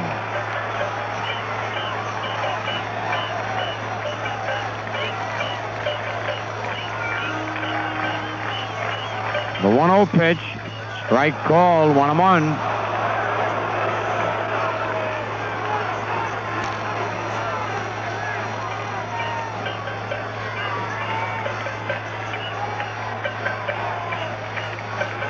One pitch, line to right field deep. Blair backing up and makes the catch. So they've held Patek in tow, and now Hal McRae. And he has been a tough out in the last couple of games. He singled and scored in the first, doubled and scored in the third, and lined out to Willie Randolph. 2 out, nobody on. 3-1, the Royals lead. McRae, tough man to defense against. High ball 1. Steps into the pitch. You go to right. Pull the ball as he pulled that double down the left field line. Grounder in the hole, base hit. His 3rd base hit of the ball game. Nettles go for a throw to second, and they got him. He is out. McRae trying to look at Lou Piniella, saying, "What do you think? You're playing with kids?" He had him out by 10 feet. Good play by Piniella, who was really hustling. He threw the ball to Bucky Dent, who was confused, turned around, still had plenty of time to tag McRae. No runs, a hit, no errors, nobody left. At the end of 7, it's the Royals 3 and the Yankees 1. Elegant flavor of Venetian cuisine, the zesty, satisfying taste of La Cucina Siciliana. From Palermo to Milano, you can cook your way through all the delectable regional dishes of Italy with food products from Palio. Smooth, creamy Palio ricotta cheese. Luscious, fast-melting Palio mozzarella. From peppers to pepperoni, tomatoes to macaroni, Palio has a complete variety of real Italian food products. All made to help you make dishes that would charm a Parman or make a Roman feel at home in. Palio, always in the best Italian taste. Fill her up, fill her up, fill her up with champions. Pull out the old, plug in the new. Fill her up with champions. All the problems that last winter caused is one you've probably forgotten. How hard it was to start your car every morning. This winter, a fresh set of Champion spark plugs can help. While we're on the subject, there's one thing that's probably going to be worse than last winter: gas prices. Champions can help there too, because fresh Champions can help you make the most of every gallon. So this winter, start faster, go farther. Fill her up with Champions. Fill her up, fill her up, fill her up with champions. Pull out the old, plug in the new. Fill her up with champions. Fill her up, fill her up, fill her up with champions. Pull out the old, plug in the new. Fill her up with champions. All right, Yankees got to get something going here. They trail 3-1 in the top of the 8th. Willie Randolph bounced to short twice and walked. Split off pitch, strike on the outside corner. It'll be Randolph, Munson, and Piniella. Yankees have had only 5 hits or split off. Curve, there's a base hit. Willie Randolph starts off the top of the 8th with a single to center. And now the Yankees have the men coming up that they want. Munson, Piniella, and Johnson. Thurman has driven in the 1 Yankee run with a clutch 2-out single. Munson at his best under pressure. He was robbed of a base hit on a fine play by Potek in the first, single to right in the 3rd, and bounced to 2nd in the 5th, and here comes Whitey Herzog. Mingori and Bird, Mingori the left-hander and Bird the right-hander, are up in the bullpen. And normally when Whitey Herzog comes out, he makes a change, but let's see. Both pitches split off, and Guidry were told to throw as hard as they could and go as long as they could. Everybody would be ready in the bullpen.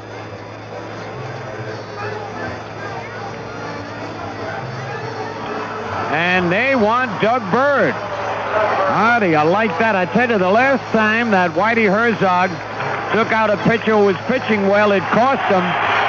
Took out Andy Hassler, brought in Bird, and the Yankees went on to win the ball game. So let's see if history repeats. Right now, we'll take a quick break.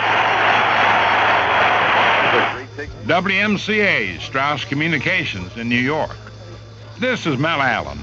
Thanks to Emery's computer tracking system, no matter where your package is, you can always touch base with it. Emery, the Air Force in air freight.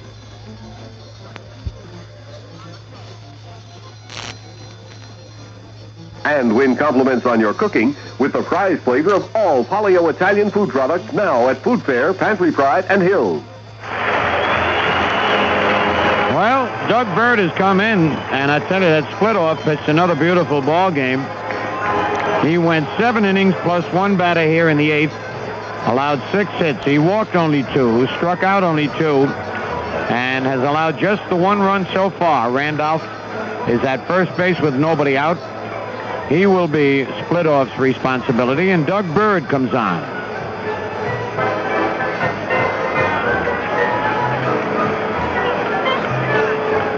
Bird is making his 3rd appearance of these playoffs. He's only worked an inning and 2/3, allowing 2 hits and no runs. And he'll be facing Munson, Piniella, and Johnson, and we just might see Reggie Jackson, who's swinging a bat in the dugout, come up and pinch hit for somebody. I tell you, that would be a fitting ending to a very unusual season if Reggie would pinch hit and hit one out. That would be beautiful. All right, Thurman Munson getting ready outside the batter's box. Bird has completed his warm-ups. And as per usual, Munson wants to look at that ball. And Birmingham keeps it in play. So Munson got one ball thrown out of 4 looks. Randolph at first, nobody out. Yankees trailing 3-1 in the top of the 8th. Stretch by Bird, pitch to Munson, down low, ball 1.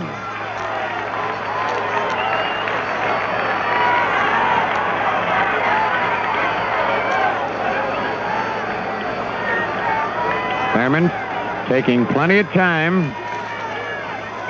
Bird to the belt. The pitch, swing and a miss. 1-1.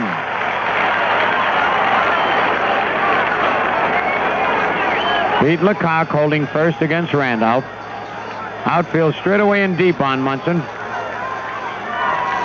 Quick throw to first, Willie back.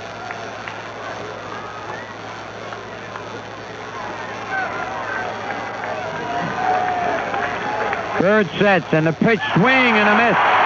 Good slider that time by Bird. 1 ball, 2 strikes. Every once in a while, Doug Bird will quick pitch a batter. He does not. He did it on that pitch. He does not come to a complete set. The pitch struck him out. He jammed Munson with a fastball. Big strikeout for Doug Bird. And now Lou Piniella. And coming out on deck is Reggie Jackson. Looks like he'll bat for Cliff Johnson. Piniella has doubled. Bounce to third and fly to right. 1 man out in the top of the 8th. Yankees trailing 3-1.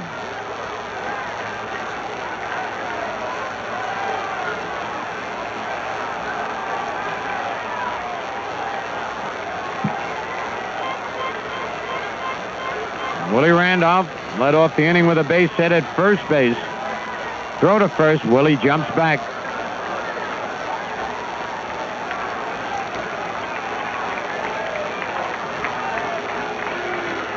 Bird sets. And the pitch is a base hit to center field. Randolph's going to go to third base. Yes, he is. He kind of hesitated and then went. And now the Yankees have runners at first and third. 1 out, and Reggie Jackson is coming up to bat. Holy cow, wouldn't this be something? Reggie Jackson, who did not start tonight and took it like a man, I tell you. He said it took a lot of guts by Billy Martin to make that kind of a call, take him out. But he did it, and he's resigned to it. Now he's up as a pinch hitter. 1 out. Runners at first and third, and the Royals leading 3-1.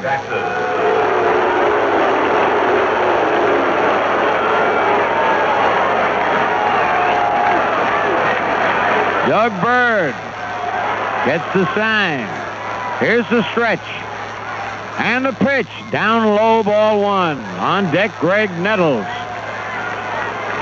For the doctor's page, Jackson County 1712. Call your answering service, please. Piniella at first. Randolph at third. Jackson now getting set in the box. Bird sets. And the pitch. Foul back. He had a good cut and fouled it back off the mask and onto the screen.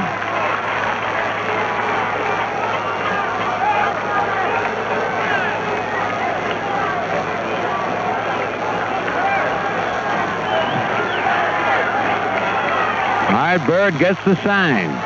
The pitch. Foul back. He had his pitch that time and just got under it. 1 ball, 2 strikes.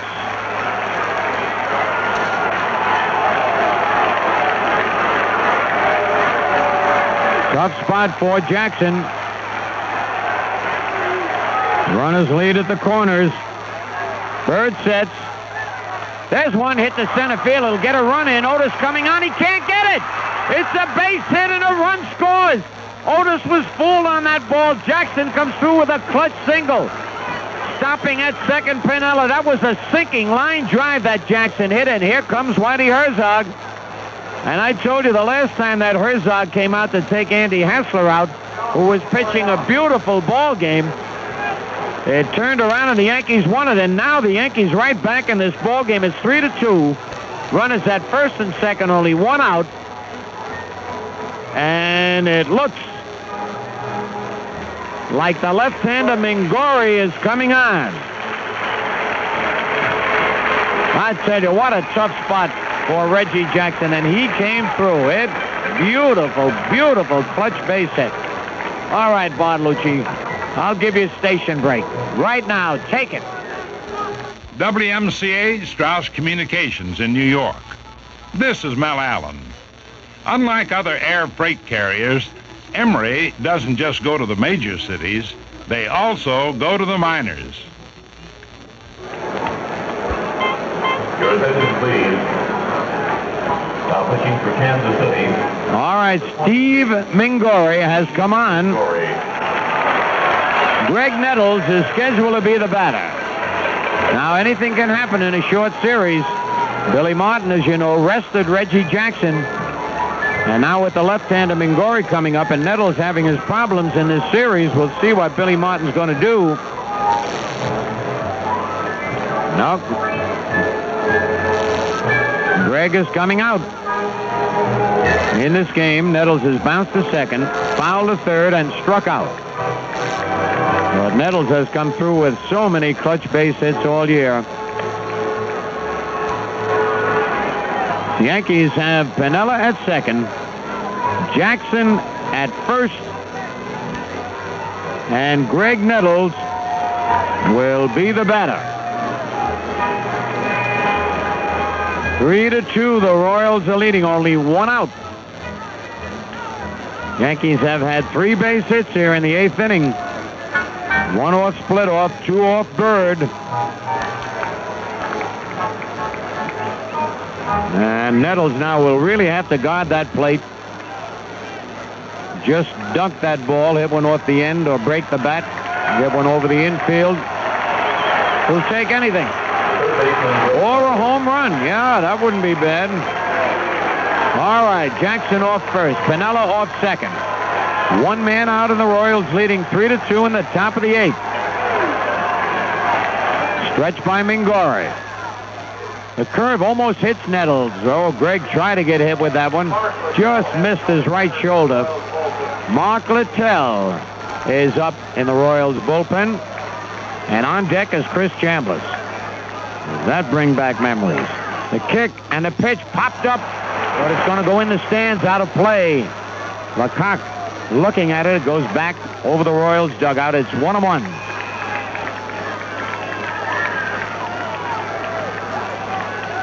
Lecoq goes to the rosin bag. Jackson leads off first. Piniella off second. Lou's got to get a pretty good jump because base hit, fast and good throwing outfield. Swing and a miss at a sidearm curve. Greg really fooled with that pitch. It's 1 ball, 2 strikes.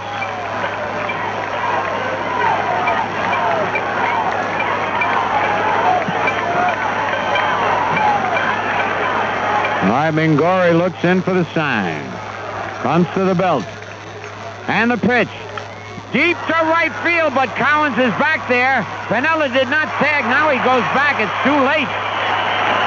Piniella could have tagged and easily gone to third as that ball fooled Collins, sent him back to the warning track in front of the bullpen in deep right field.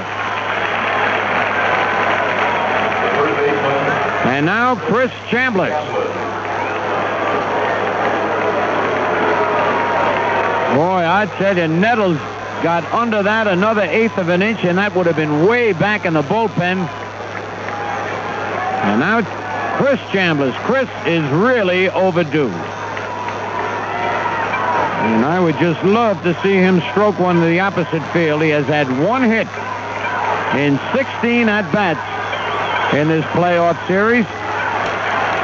Looking for his first run batted in. And what a play by Frank White. He throws to second. He bobbled that ball. And that Jackson is arguing. Patek is hurt as Jackson went into him hard.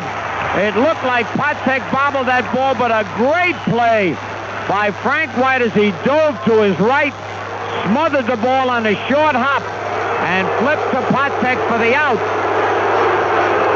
And Patek is down as Jackson went into him hard.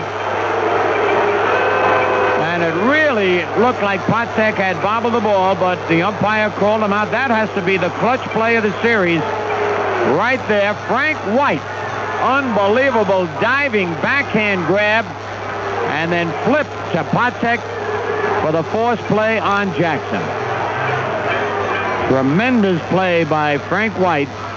Chris Chambliss just can't believe it. He hit that ball as hard as he could hit it. Patek now up, and he's being helped off the field. The Yankees pick up a run. 3 hits, no errors, 2 men left. Big hand for Patek. And now, at the end of 7.5 innings, it's the Royals 3 and the Yankees 2. Next time you have an appetite for fine steak and seafood, go directly to Ponte's at Desbrosses and West Street here in New York, and carte blanche it. Ponte's is one of many fine restaurants in New York where your carte blanche card will allow you to spoil, indulge, and treat yourself to the kind of food nobody can make at home. Dinner always tastes a little bit better when you have it with style, with your carte blanche card. Because people know carte blanche denotes more than an average measure of distinction and taste. With a carte blanche card, you can travel with style, too. You can carte blanche your airline tickets, carte blanche your rented car, carte blanche your hotel bill, and even carte blanche a vacation tour through Cartan Tours. Keep your card with you wherever you go, and carte blanche your way through over 250,000 doors across the country, including Ponte's. Carte blanche it. You'll know you're going first class, and so will everyone else. All right, we're going into the bottom of the 8th inning on a disputed call at second base, when it really looked like Patek had bobbled the ball as Jackson hit him hard. It's the Royals 3, the Yankees 2. And George Brett will lead it off. He has tripled, driven in a run and scored, bounced to first and walked. Mike Suarez, first pitch is a curve low ball 1. We look ahead to the top of the 9th. Scheduled batters Blair, Dent, and Rivers. There's a foul out of play, 1-1.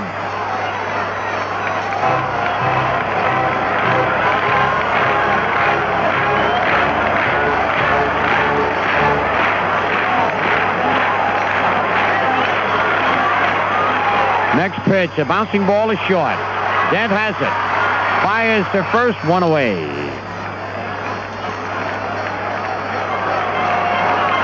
That'll bring up Al Cowens, who has bounced to third, single to left, had an infield hit. He's driven in 2 runs tonight. Going right down to the wire. His final game of the playoffs to see who gets in the World Series. And it's not over yet by a long shot. Royals scored 2 in the first. With some alert defensive play, they would not have scored any. They scored 1 in the third. The Yankees picked up 1 in the third, 1 in the 8th. Pitch to Cowens, low ball 1.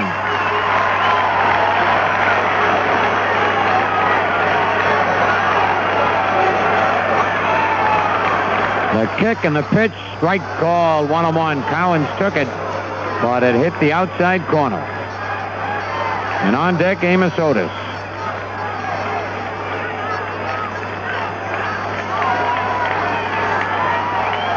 Cowens got 3 hits in the first game. Then the Yankees held him hitless until his second time up tonight. Line drive, left center. Rivers digging and makes the catch. Man, was that ball tagged? That looked like a base hit and it just took off. Mickey Rivers made the play, 2 out. And now Amos Otis. Otis had a bunt single, struck out, and bounced out to second base.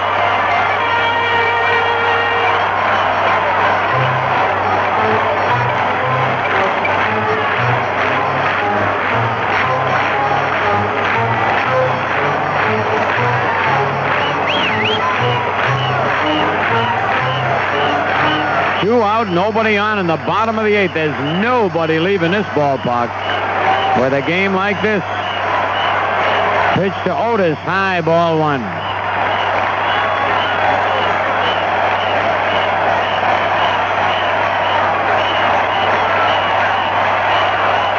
This crowd is yelling themselves hoarse tonight. The 1-0 delivery. Strike call, 1-1.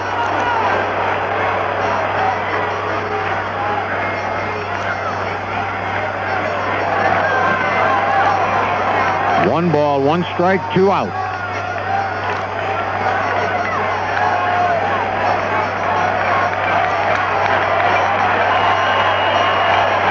Otis taking a long time getting ready. The kick and the pitch, strike two called. 1 ball, 2 strikes.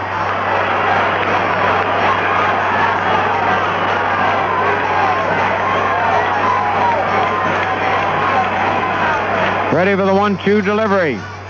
Here it is, low, it's 2-2.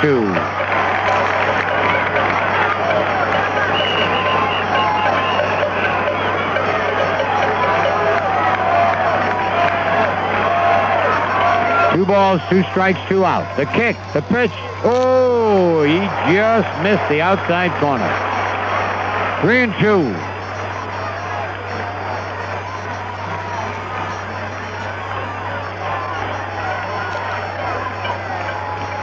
Three balls, 2 strikes, 2 out, nobody on. Bottom of the eighth. Royals in front 3-2.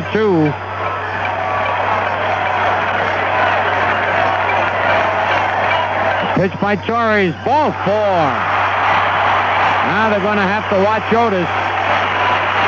That's only the second walk given up by Torres. The batter, Pete Lecoq, who pinch hit for John Wathan in the 6th and struck out. Billy Martin's coming out. And it looks like he's going to bring Sparky Lyle in. We'll wait and see. He has not signaled as yet.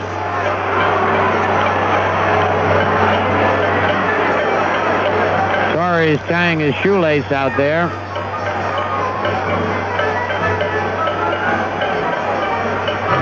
Billy has not made a move yet. And he's going to let Torres stay in there. I tell you, Mike has really been throwing that ball tonight. So Lecoq steps in. 2 out. Otis at first. Billy went out to remind Torres, who did not pay too much attention to Cookie Rojas back in the 4th, and Cookie stole a base. Stretch by Torres. There goes the run, a pitch out. Throw to second. And he's safe. The throw was in the dirt. Randolph caught it, came up with the glove, and by the time he came down to tag him, on a pitch out, Otis steals second base. Munson's throw was a one-hopper to Randolph. That was a ball to Lecoq. And they're moving the outfield around towards left and left center.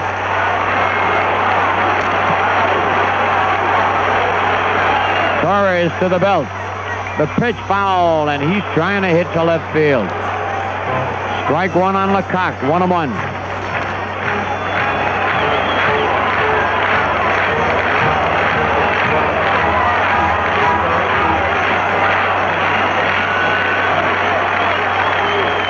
Mike checks Otis. And the pitch down low, 2-1.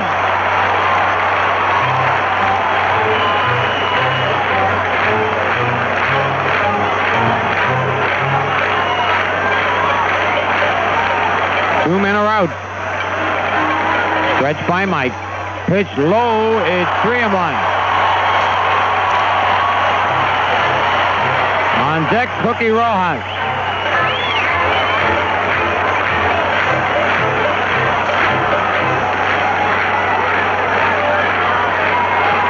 Royals leading 3-2 in the bottom of the 8th.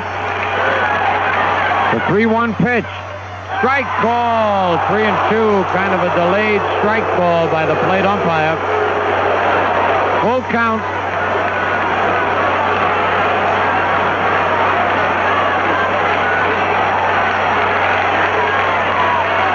Carr is ready for a big payoff pitch. Here it is, and he's... Holy cow, he must have just missed with that one. Here comes Billy Martin. And he wants Sparky Lyle. So that's going to be all for Mike Torres. And Mike pitched beautifully. He pitched 1, 2, 3, 4. In 2/3,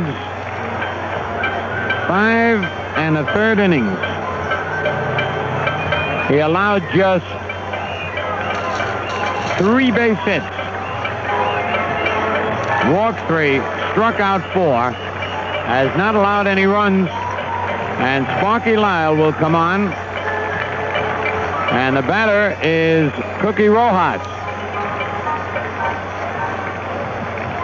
Rojas has lined hard to left, singled, stole a base, and then bounced to short.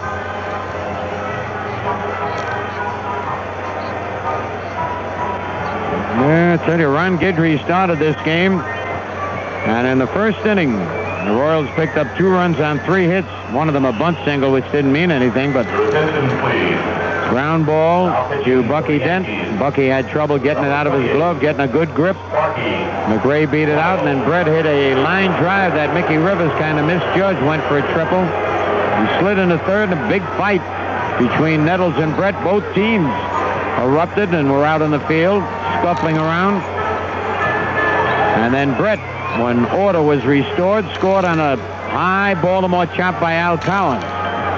Royals picked up another run in the 3rd inning on a double by McRae. A ground out by Brett that sent McRae to 3rd, where he scored on Al Collins' single. That was all the scoring for the Royals. Yankees picked up a run in the 3rd with 2 out. Rivers single, stole 2nd.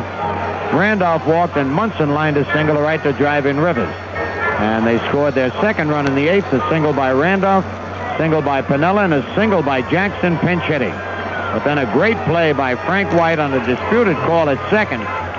And Reggie Jackson said Patek bobbled the ball when Reggie slid into him hard, and Patek had to be helped off the field. But the umpire didn't change his call. Sparky's ready, and Rojas will be stepping in.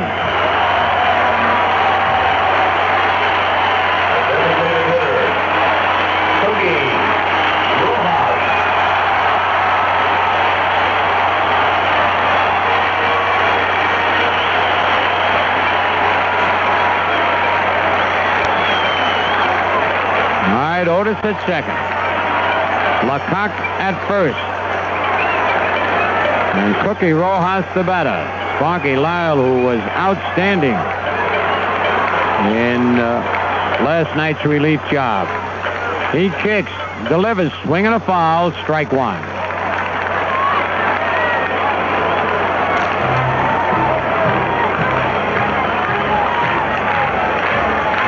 Sparky looking around at his defense, gets back on the rubber now, gets the sign from Munson.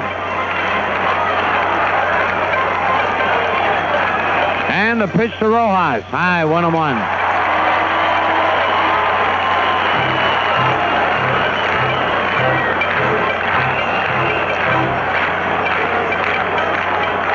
Ready for the 1-1 pitch. And here it is.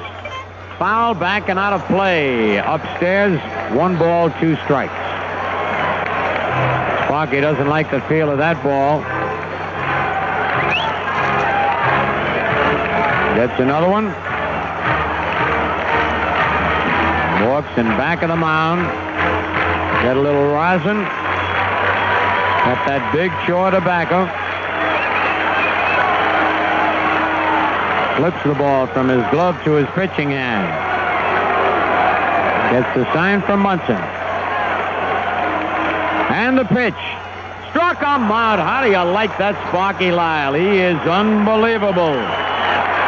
No runs, No hits, no errors, 2 men left. At the end of 8, it's the Royals 3 and the Yankees 2.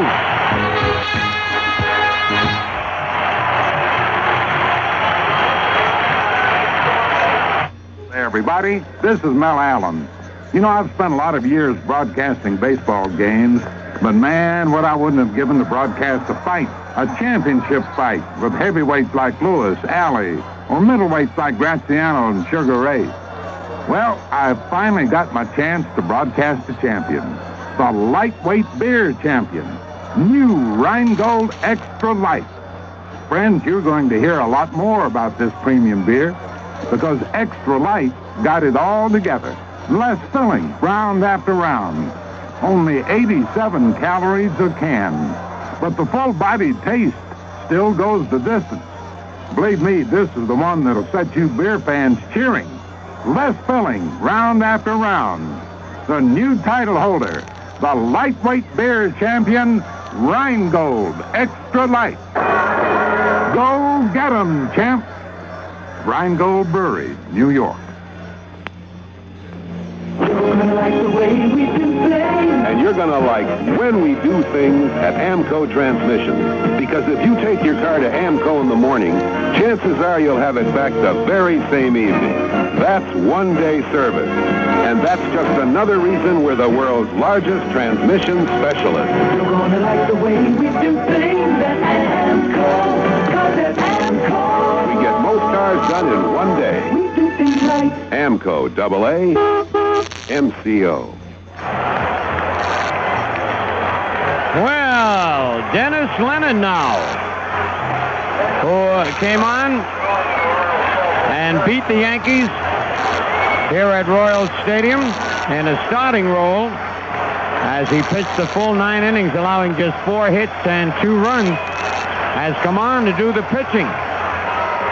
Whitey Herzog sending the right-hander out there. I tell you, he pitched 9 innings, and that arm can't rebound that quickly. He'll be working to Paul Blair, and then Roy White is on deck as a pinch hitter for Bucky Dent. And then Mickey Rivers.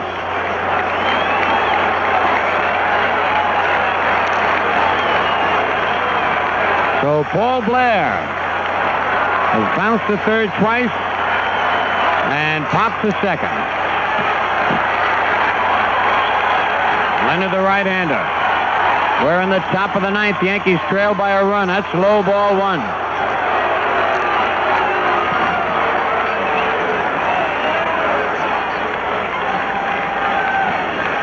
Dennis Leonard winds. Oh, Blair went after a pitch out of the strike zone. Would have been 2-0, but Paul was guessing and looking to hit one out of here. A little over-anxious. And then the Yankee bench. Players getting up, walking around. The 1-1 pitch, fastball fouled back on the screen. Strike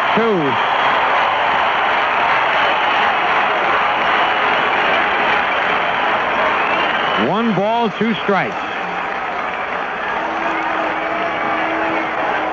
Royals 3, Yankees 2 in the top of the 9th. It's been an exciting playoff. Leonard winds. Curve popped up, but I believe it'll be out of play. Lecoq will not be able to reach it.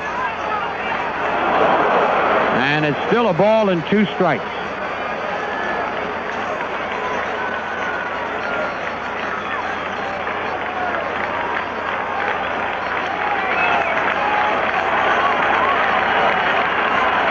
Tension all the way through this ball game has been unbelievable. Again, the 1-2 pitch. He held up. It's 2-2. That is tough job to hold up on that kind of a pitch. 2 balls, 2 strikes. Nobody out, nobody on. Top of the 9th. Yankees need a run to tie. The pitch, fastball, foul. That'll be out of play. Back into the seats.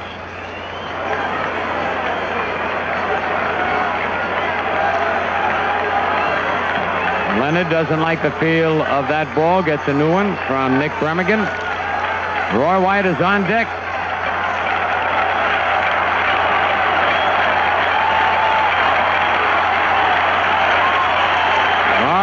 lined up by Leonard. Pitch is lined to center field, and that ball's going to drop in for a base hit. Holy cow, Paul Blair hung in there as well as I've seen him hang in there all year off a tough right-hand pitcher. And now Roy White's going to go down and talk to Dick Hauser. Boy, these Yankees, I tell you, never say die. White has got his instructions from Hauser, who got them from Martin. Batting for the shortstop, Dennis. Roy White has been about 5 times in this series with 2 base hits. And both of them have been doubles. On deck, Mickey Rivers with Willie Randolph to follow. Brett is in at third. Lecoq holding first against Paul Blair.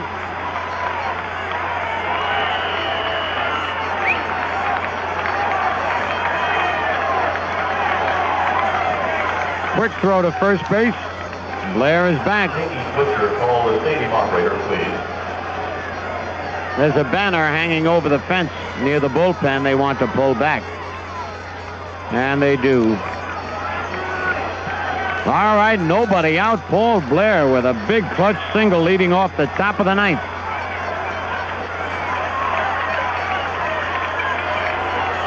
White digging in at the plate. Here's the stretch by Leonard. Pitch to White is outside, ball 1. Roy had not squared around a bunt.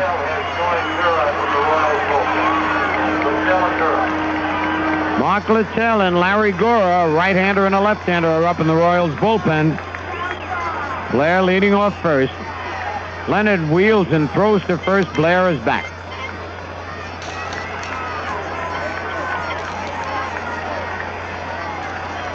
Nobody out. Another quick throw, and Blair is back. Boy, that was a good move that time by Leonard. Blair getting a good lead. In case of a ground ball, he wants to break up a possible double play. Pitch to Roy. Outside. Dropped by Porter. No advance. It's 2-0. And now Leonard wants still another baseball.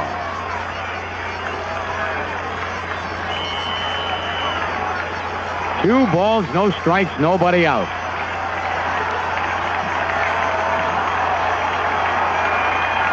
Blair with a good lead at first, but he's got to be careful. Leonard has that good move. He comes down to the belt. A pitch to Roy. High ball, 3-0. And now Porter calls time and goes out to talk with Dennis Leonard.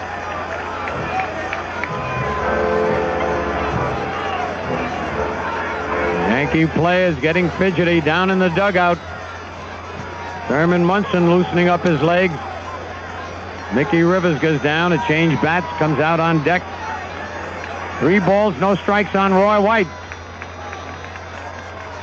Leonard sets, and the pitch.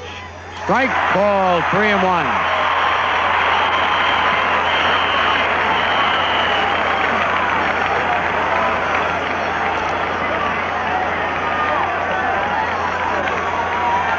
See if the Yankees play a little hit and run here or something. A stretch by Leonard.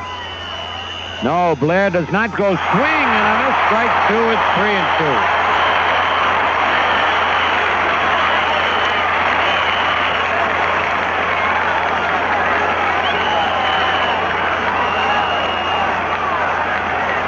A full count on Roy White.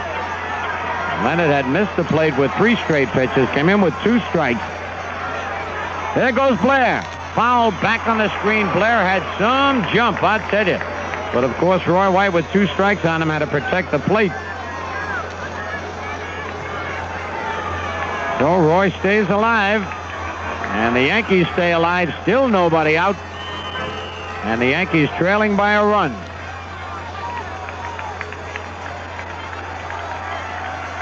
Leonard nods his head at the sign. Quick throw to first. Blair jumps back.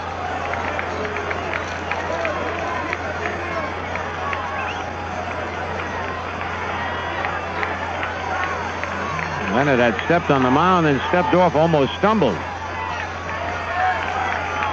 He comes set. Blair is going. Foul back and out of play. Oh, man. Tension is unbelievable. Both teams battling to get in the World Series. The biggest prize in baseball is to get in the series. That's why so many times the playoffs are much more exciting than the World Series. All right, Blair with a good lead again. Leonard sets. He's going again. The pitch, ball 4. Holy cow, Roy White with a great eye gets a walk. Runners at first and second, nobody out. Here comes Whitey Herzog.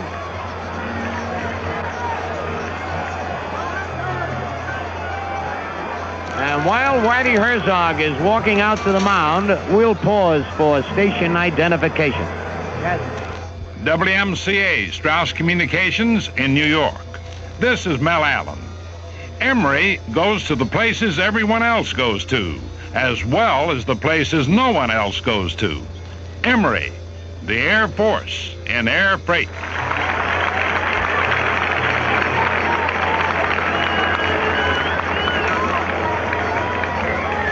Well, Whitey Herzog has really been over-managing in this ball game. First, he took Splitoff out, who was pitching a tremendous game.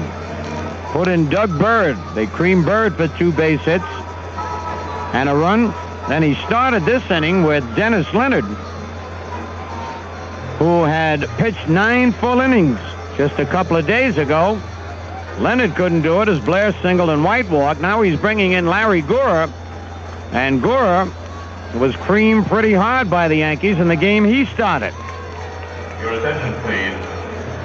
Now pitching to the which was yesterday. Number 37, Larry Gura. So Gura is out there, and Mickey Rivers will be the batter. And Mickey had 4 base hits in yesterday's game. He's 1 for 4 in this game with a stolen base and a run scored. And following Rivers is Randolph and Munson, with the Royals leading 3-2 in the top of the 9th inning.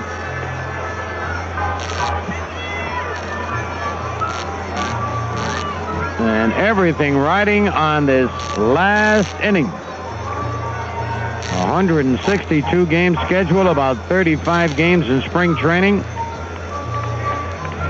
The 5th playoff game. And all for that pot of gold at the end of the rainbow, the World Series. Gora still taking his warm-up pitches.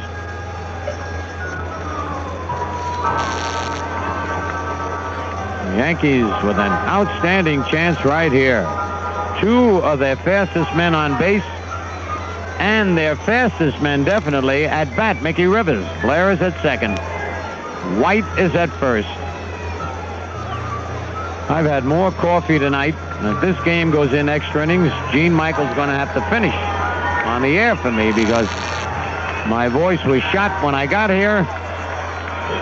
All right, Mickey Rivers steps in with Blair at second and White at first. Lecoq is in at first.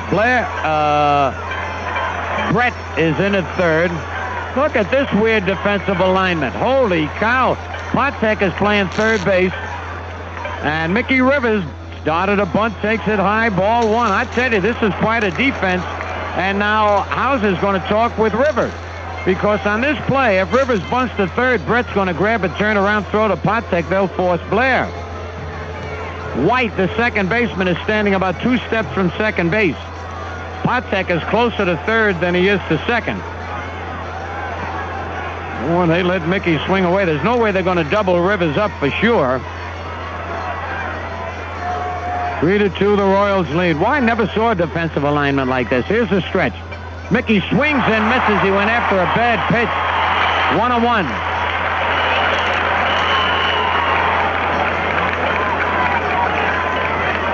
That's it. Herzog's got that infield so confused, they don't know what they're doing out there. Lecoq looks in at the bench. White looks in at the bench. Stretch by Gora. And Mickey runs up the bunt, takes it low, 2-1. Oh, I tell you, he's got to bunt to first base. If he bunts to third, they got to force easy at third base. And now Hauser yells Mickey Rivers out of the box and says, swing away, Mick, don't bunt. Now, that might be a decoy. But we'll wait and see. Larry Gore comes to the belt. And the pitch, he swings and fouls it back on the screen. And now Brett wants to know what to do. Patek goes back to his normal position. I tell you, Mickey had a lot of things going for him there, that weird defensive alignment. A ground ball any place but right at Brett. All right, Blair leads at second. White leads at first. 2-2 on Mickey Rivers. He's just got to get a piece of it. Hit a slow ground ball. The pitch. And he gets a base hit to right field. Blair's going to score. White's going to go to third. Holy cow, Mickey Rivers comes through in the clutch. Holy cow, I got to say it again. The ball game is tied 3-3. Yankees have runners at first and third. Nobody out. And Willie Randolph, the batter, and here comes Whitey Herzog, who is doing the worst job of over-managing I have ever seen. Whitey's done a great job all year. But in this last couple of games, I don't like to second-guess him. He took pitches out when he shouldn't. Martin's going out to talk with Hauser. Holy cow, Gore runs in. I don't think he's gotten anybody out yet. In the 2 games he had to get a couple of guys out. But Mickey Rivers comes through with a clutch single to right field, driving in Paul Blair. That run is charged to Dennis Leonard, who could be the losing pitcher in this game. The Yankees have runners at first and third, and Willie Randolph will be the batter. And we got another pitcher coming on, and we said that both clubs would have everybody in the bullpen, and Whitey Herzog's going to try and use them all tonight. Let's see. Anybody know who this is? Mark Littell. You know, I don't even have room to put him down on my scorecard. Mark Littell. 1, 2, 3, 4. This is the 6th Royal pitcher of the night. Hey, Bartolucci, you got any music you can play back at the studio? Give me a minute's rest. Or Gene Michael, anything you'd like to say on the air? What, he wants to sing? No, forget that. This is unbelievable. You talk about a team that did not give up all year under the most adverse conditions, press, radio, television, ball players fighting to come up, win their divisional title, to beat a tough Red Sox and Baltimore club, battle these Royals down to the last game. Coming into the 8th inning, trailing by 2, they picked up 1 in the 8th, 1 in the 9th. The score's tied, and now they got runners at first and third with nobody out. We're not conceding the game to the Yankees, but to be able to come back with a partisan crowd rooting on every pitch, they are very quiet right now, I can tell you that. And again, the Yankees, nothing but speed out there. White at third, Rivers at first, and Randolph the batter. And the infield is playing halfway, which gives the Yankees another advantage.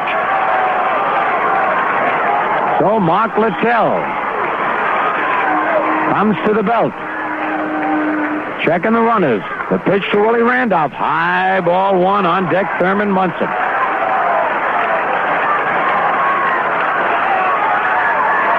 Reggie Jackson doing some cheerleading on the bench. Boy, did he get a clutch pinch hit single. Littell steps off the rubber. Randolph steps out of the box.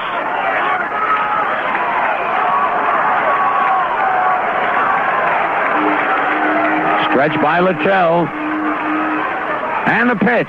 Low and away, almost a wild pitch. It's 2-0.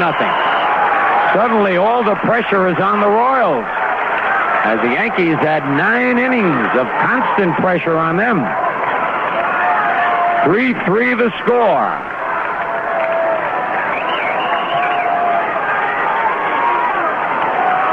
Stretch by Littell. And the fastball is in there. Strike call, 2-1.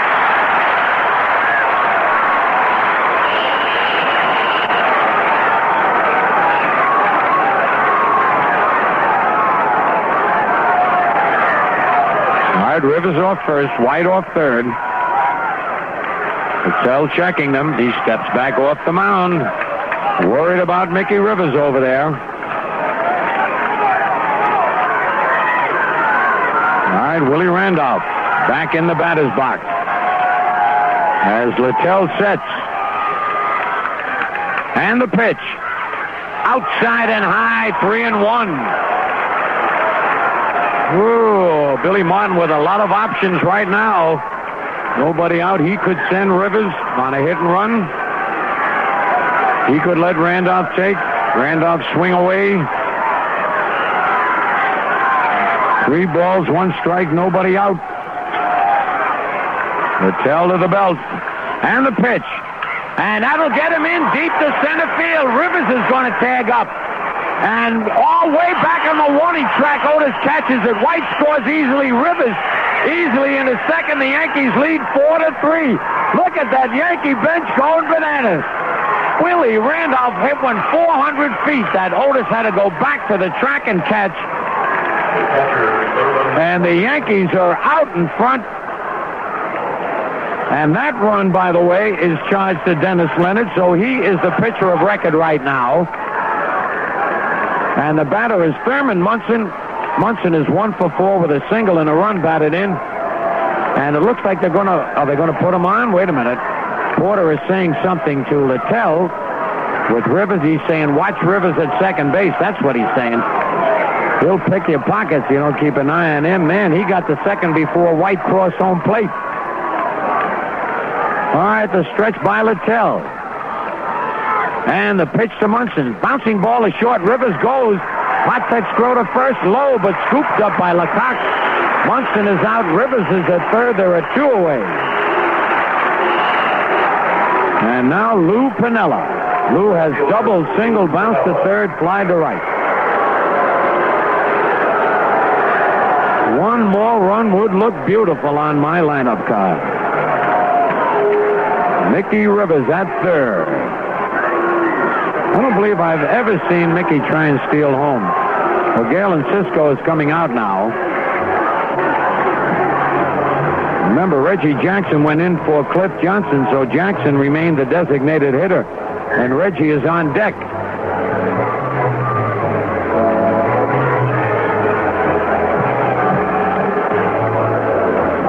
Galen Cisco talking with George Brett, Darrell Porter, and Mark Littell, and now Dick Hauser comes in to talk with Lou Piniella. A lot of meetings going on all over this ballpark. Jerry Walker and Gene Michael having a big meeting for the bottom of the ninth. Everybody goes back. And Lou Piniella throws his gum away, as he usually does when he comes up to bat. Littell will pitch from a stretch position to keep an eye on Rivers. 2 out, 2 runs in. The Yankees lead 4-3.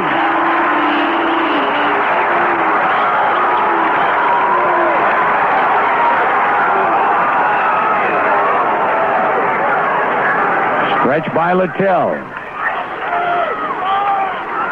And the pitch to Piniella. Bouncing ball towards the hole. Brett one hands it to his left.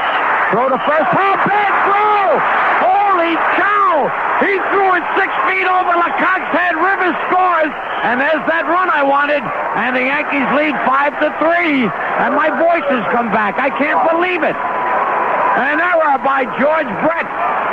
And going to second base is Lou Piniella. And the Yankees are out. I can't believe my voice is back.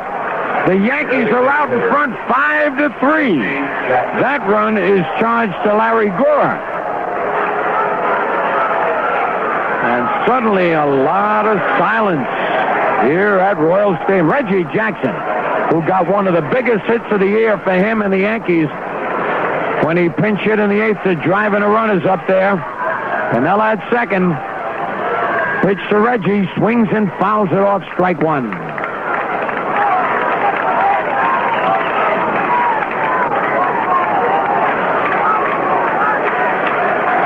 On deck, Greg Nettles. The Yankees have scored 3 times here in the top of the 9th. They lead 5-3. Littell kicks, delivers a ground ball, and White to his left has it. Throws Jackson out. Reggie hit the ball well, but the Yankees pick up 3 runs on 2 base hits, 1 big error, 1 man left. At the end of 8 1/2, the Yankees 5 and the Royals 3.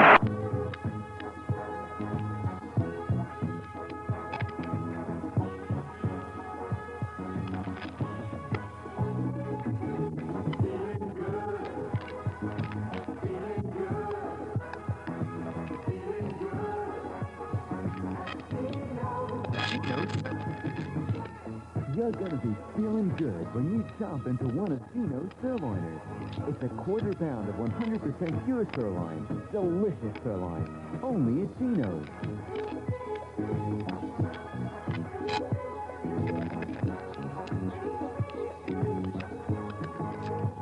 Take your appetite to Geno's and treat it to a juicy, delicious 100% sirloiner.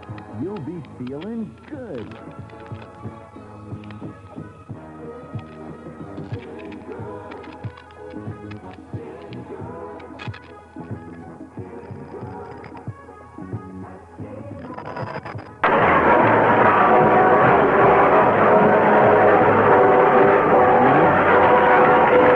We're going to the bottom of the 9th inning. The scheduled batters are Darryl Porter, Frank White, and Freddie Patek.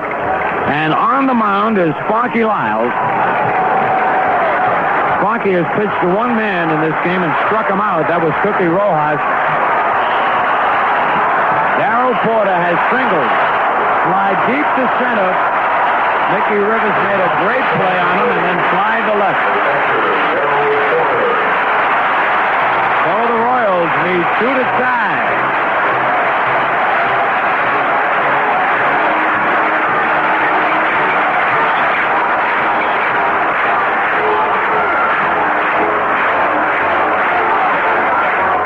Sparky Lyles.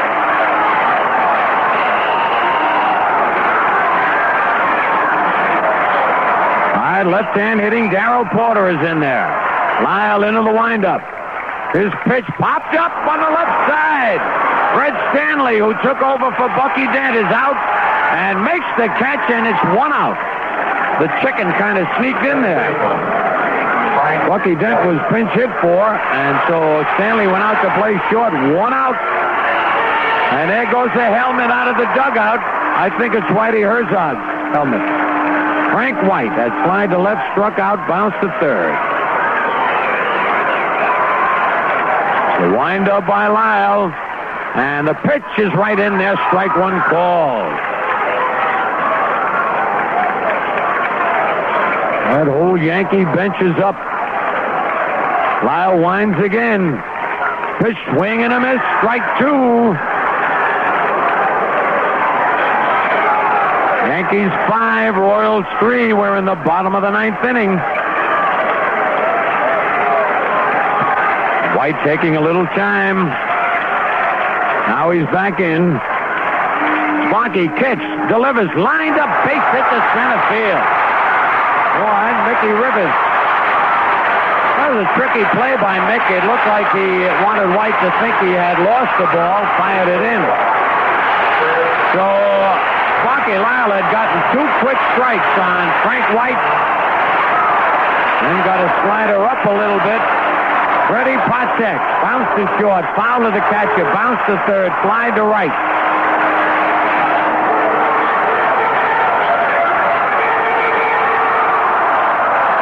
Time is called. Yankees lead by 2.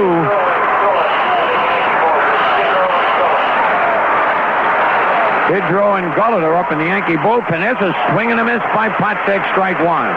And that's where Sparky's got to keep that slider. He does it 95% of the time. Once in a while he'll hang one, as he did to White.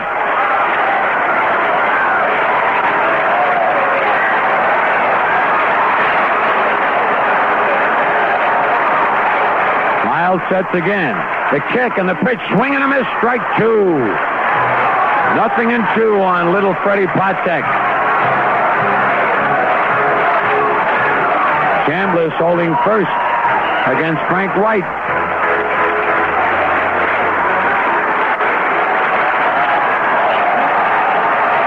Pitch by Sparky. The kick.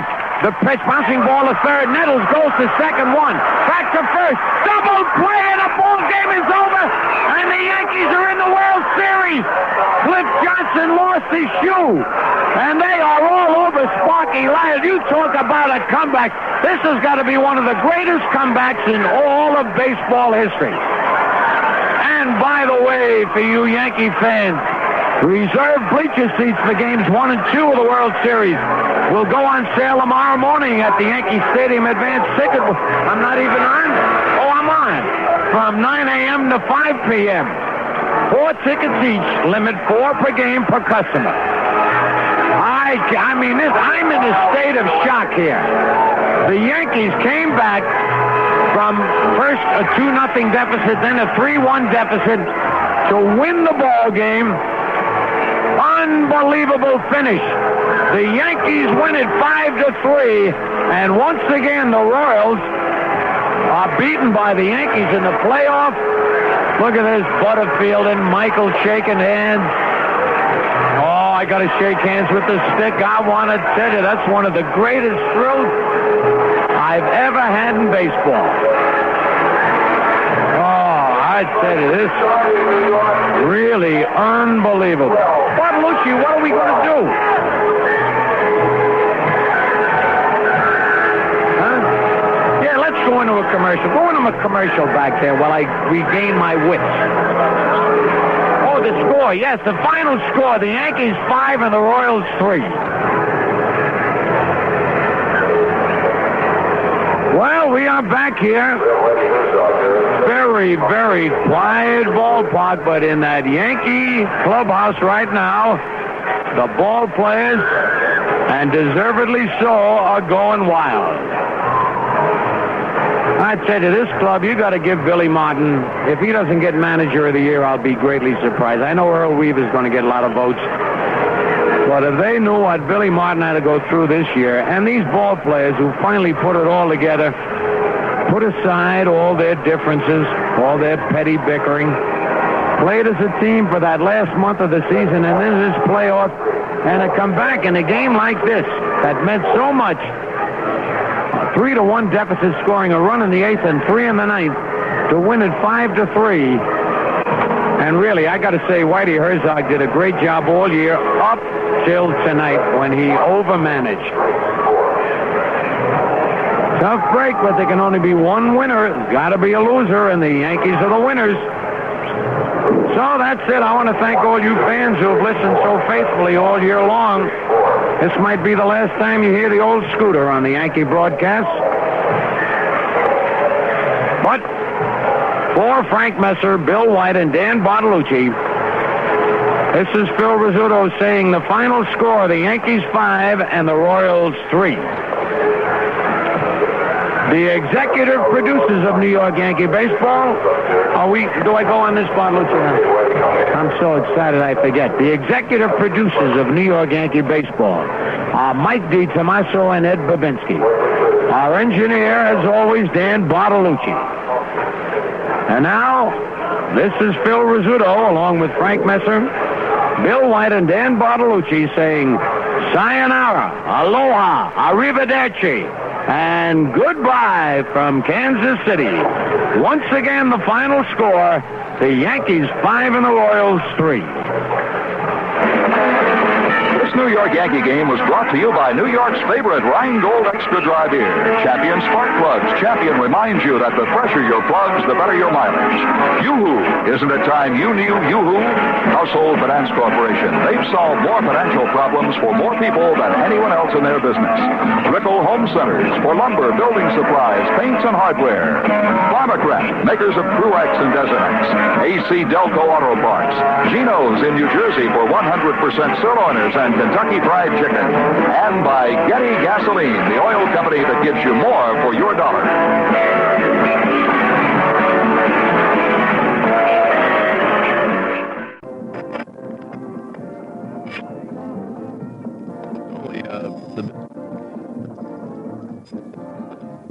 Well, that was only the best ball game in teams most exciting conditions. Have won it. They're American League champions. 2 years in a row, the same two teams battling, and the Yankees have won it. They're American League champions. And this is John Sterling, and I'll be on with Mel Allen in just a moment, and we will try to talk about this game. We couldn't talk about this game if we had an hour and a half, but we're going to give it a try.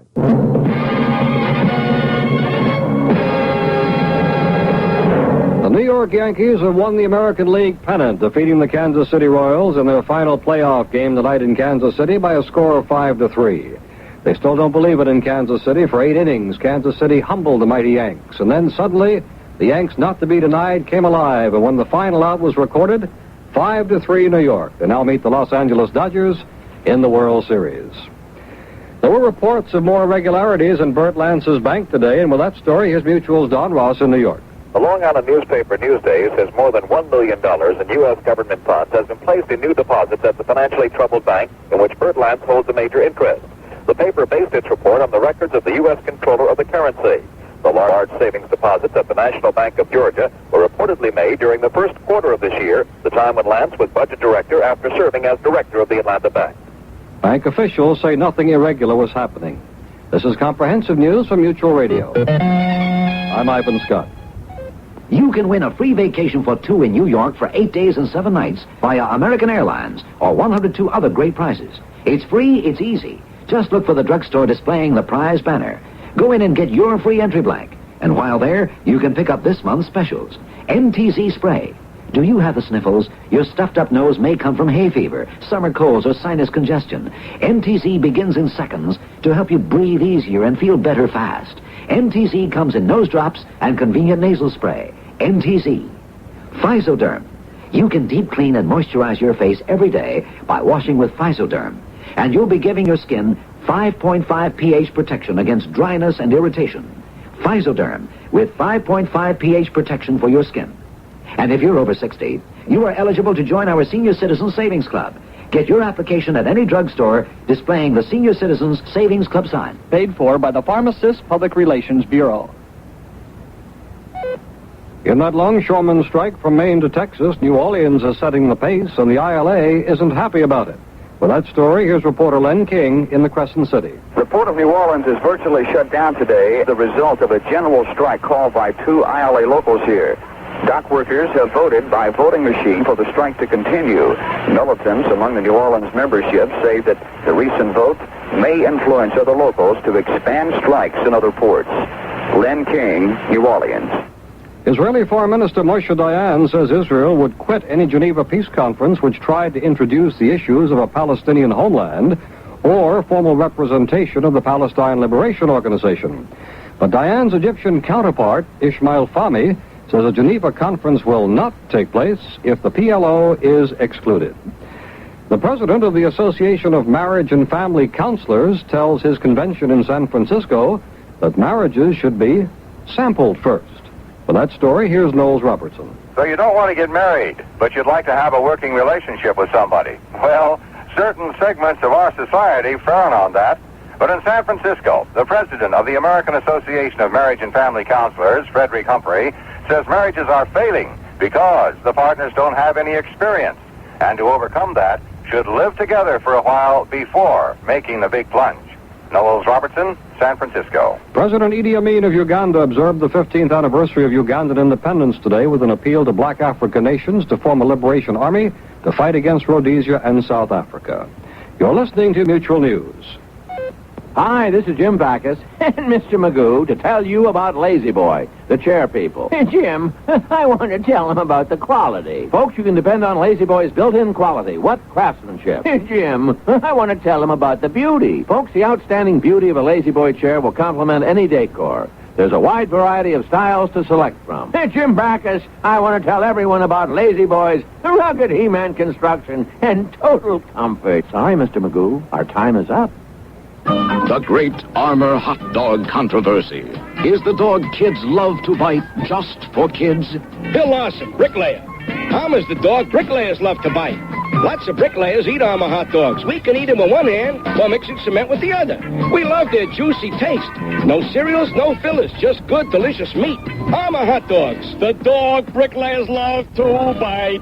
Reach for quality. Reach for the stars. Armor. Ivan Scott, Mutual News, Washington. Your network leader in news and sports.